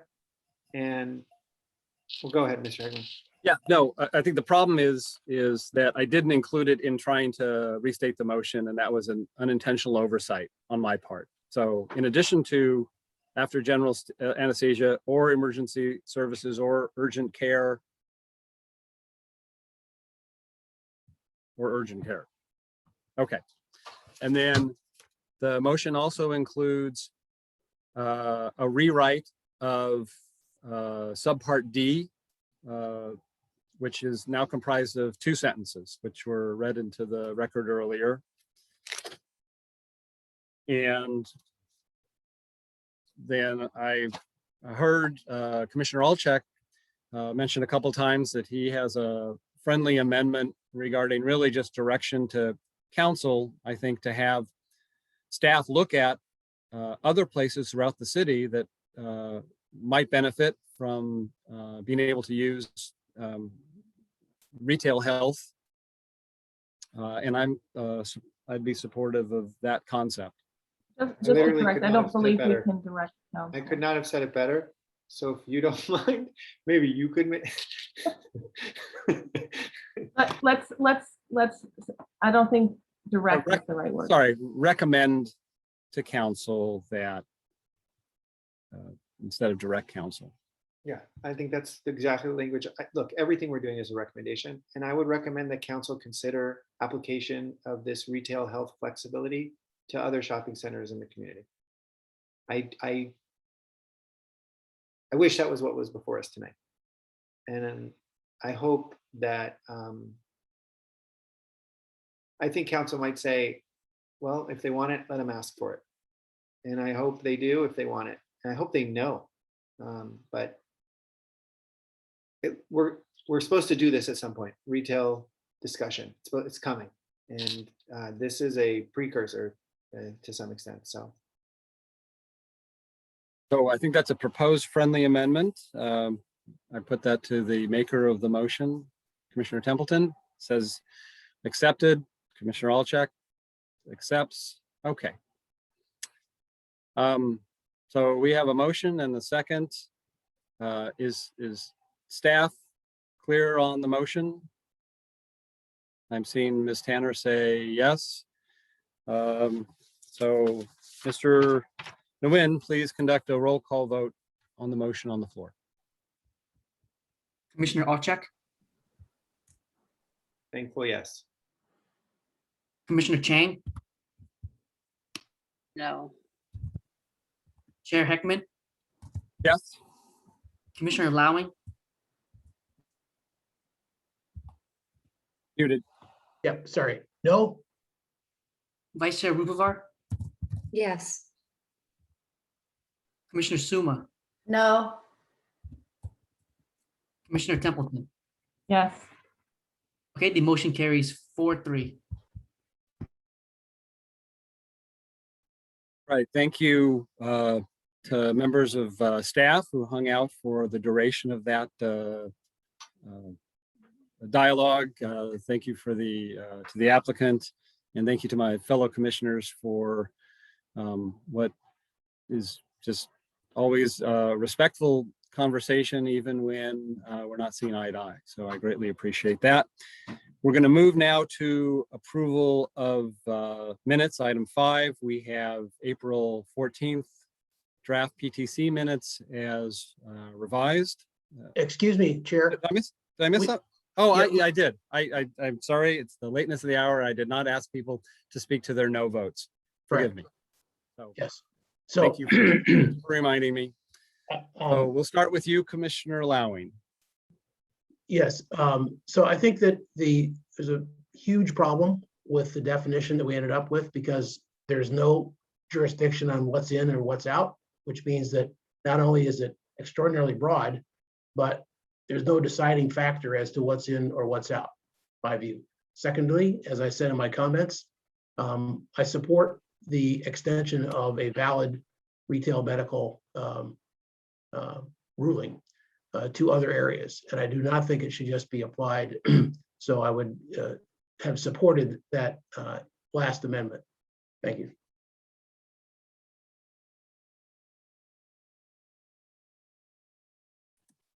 Sorry, I'm in transit here between rooms. Commissioner Suma, would you like to speak to your no vote? Sure, thank you so much. Yeah, I don't think we got to any clarity. I think this is a confusing and weak direction to give. I don't think it satisfies any sense of retail, and I don't think it's gonna result in anything clear or good. And I'm very sorry that it went down the way it did. And I just want to mention again that I don't think it's typical that we allow an applicant to participate in clarifying the motion. And I wouldn't like to see that again. It's the second or third time it's happened now. And I'd be happy to hear our legal representative chime in on that. Thanks. I don't know if you want that response now or if that was. I mean, I would offer not legal advice, but if we were in a room together, the applicant might raise their hand and indicate they want to speak. So we could go over what our Zoom protocols are for such interaction. Because if in the chamber, and then if you physically see the hand, then the chair can decide to recognize or not recognize. And so we could review that type of protocol for the Zoom meetings. I don't know, Mr. Yang, if you have anything legal to advise upon in terms of participation by applicants and others. Yeah, I guess if the chair, with chair's permission, as Commissioner Seema mentioned earlier, the chair is always able to recognize the applicant.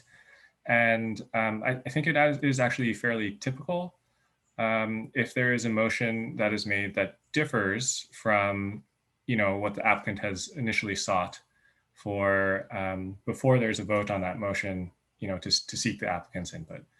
I'm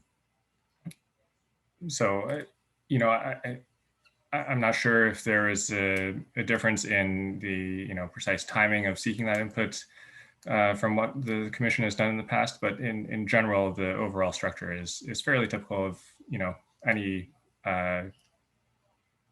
governing body.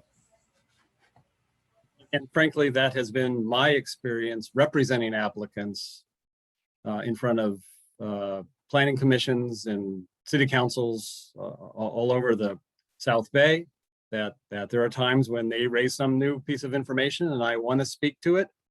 And I raise my hand and the chair has the discretion to recognize me or not. Sometimes they do and sometimes they don't. But it's always been my understanding that that's within the chair's discretion. Commissioner Chang, would you like to speak to your no vote? Please do. Thank you. So I was really excited that the direction this was heading, but then now I'm just concerned that we've not done enough to make this truly retail health. I'm worried that what we've done is essentially forced just any medical office to have a larger lobby. So that's why I voted no. Thank you. For your brevity and explanation. Commissioner Alcheck, I see your hand up, but you voted yes. So is it related to this item? I want to suggest that I think this is the second or third time that you're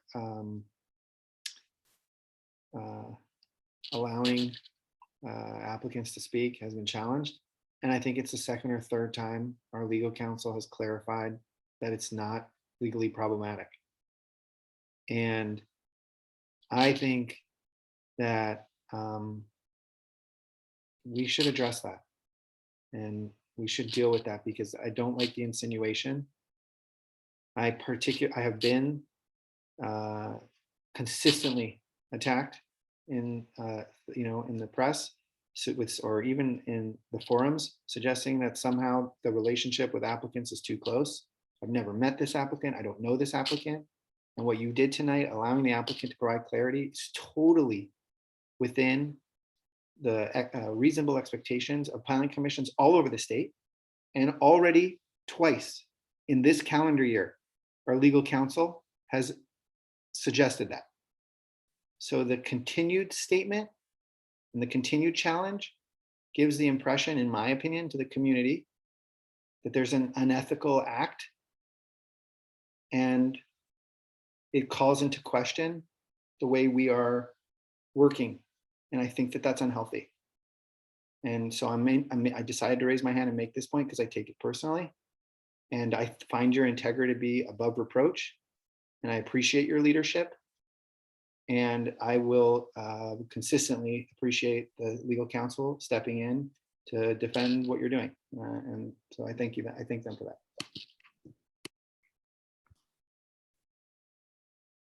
Commissioner Alcheck, I guess I will say that the hour is late. And while this did come up at a prior meeting, not 10 minutes ago, I forgot something that Ms. Tanner said, not 30 seconds after she said it. I couldn't repeat it even though I was trying to. So the fact that at this late hour, Commissioner Suma may have raised something that was raised before and maybe didn't remember that. I don't have any problem with that. And I do think it's important for us to have rules that we all understand. And so hopefully now this rule is understood and won't come up again. But I don't fault Commissioner Suma for making sure she understands it. So with that, I would like to move now to the approval of the minutes. And I see no hands, but I'd like to see a hand to approve the April 14th minutes as revised. Commissioner Suma. So moved. Second, please. Please. Thank you. Commissioner Alcheck seconds that motion. Mr. Nguyen, can we have a roll call vote, please? Commissioner Alcheck, Aye. Commissioner Chang, Yes. Chair Heckman, Yes. Commissioner Lowing, Yes. Vice Chair Rupavar, Yes. Commissioner Suma, Yes. Commissioner Templeton. Yes. The motion carries 7-0. Thank you. Are there committee items? I think the one committee we had, the XCAP is concluded, and then the housing element, I think everybody's pretty much up to speed. We did have our first working group, which Commissioner Lowing is on, but it was similar, I think, information to the joint meeting on Monday. So I don't think there are any updates from the housing element group, and the NVCAP is chugging along. I will say we are bringing NVCAP to City Council on June 14th. So mark your calendars. Thank you for that. We will move to commissioner questions, comments, announcements, or future agenda items. Commissioner Lowing. Yeah, let's end this meeting on a high note. I just wanted to report that the allowing fleet is now 50% electric. We traded in a carbon spewing automobile and got a Bolt, a Chevy Bolt, very tiny, very effective, and we're taking Zoom meetings now with Actera to learn how to run it and charge it and everything. So put our money where our mouth is. Just reporting. Commissioner Templeton. Thank you, Chair. Commissioner Lowing, I have to say wise choice. We have a Bolt and we love it. And I've never appreciated having an EV so much as this week, watching the East Coast troubles with their ICEs. So congratulations. I hope you love it as much. What color did you get? Grayish, silver grayish. It's pretty. It's great. I hope you love it. The comment I wanted to make, also wanted to address the tone in the room, is that I thought we had a really good discussion tonight, and I anticipated that we might continue our discussion, and that you would make that motion to continue after we voted on my motion. It wasn't my intention to cut that conversation short, just as I'm sure it was not your intention to cut the conversation on the other motion short. I think we have a lot to say, and there is still a lot of work to do on this. So I'm glad that we included the idea of diving in further in a broader way on this topic, so that we can refine things and get to the level of specificity that you were hoping for. So anyway, commissioners, I appreciate the chance to have had the dialogue tonight, and I hope that this will not be the end of it. Chair Rupavar.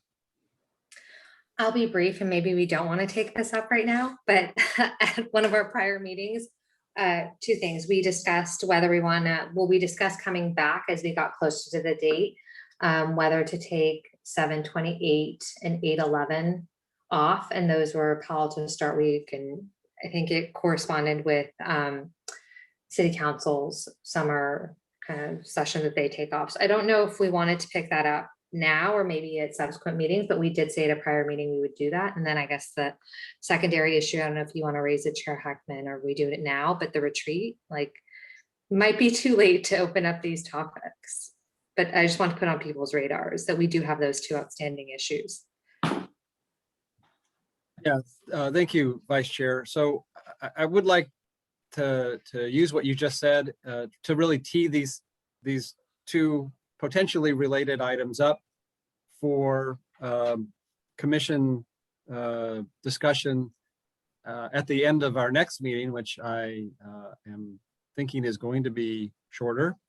Looks like it from the agenda. Whether we want to recess for the last meeting in July, first meeting in August, and potentially related to that, I'd like some feedback from those 5 commissioners who have been to retreats in the past, whether they think it's worthwhile and we should think about one this year. So those are things for next time. Commissioner Suma. Yeah, so, oops. Oh, I'm on. So we are supposed to do our Assistant Director Tanner will help me remember our work plan for the council. So we should probably do that before, I don't know, half the year is up, because that's a new requirement. So I think we need to think about that. Good point. All right. Any other commissioner comments or announcements? I will point out, well, you can't really see me pointing. How do I do that? That perhaps the next time we meet, that connecting piece will be in place. We'll keep our fingers crossed. And with that, I am going. And with that, I am going to adjourn tonight's meeting. Thank you. Thank you, everyone. Bye.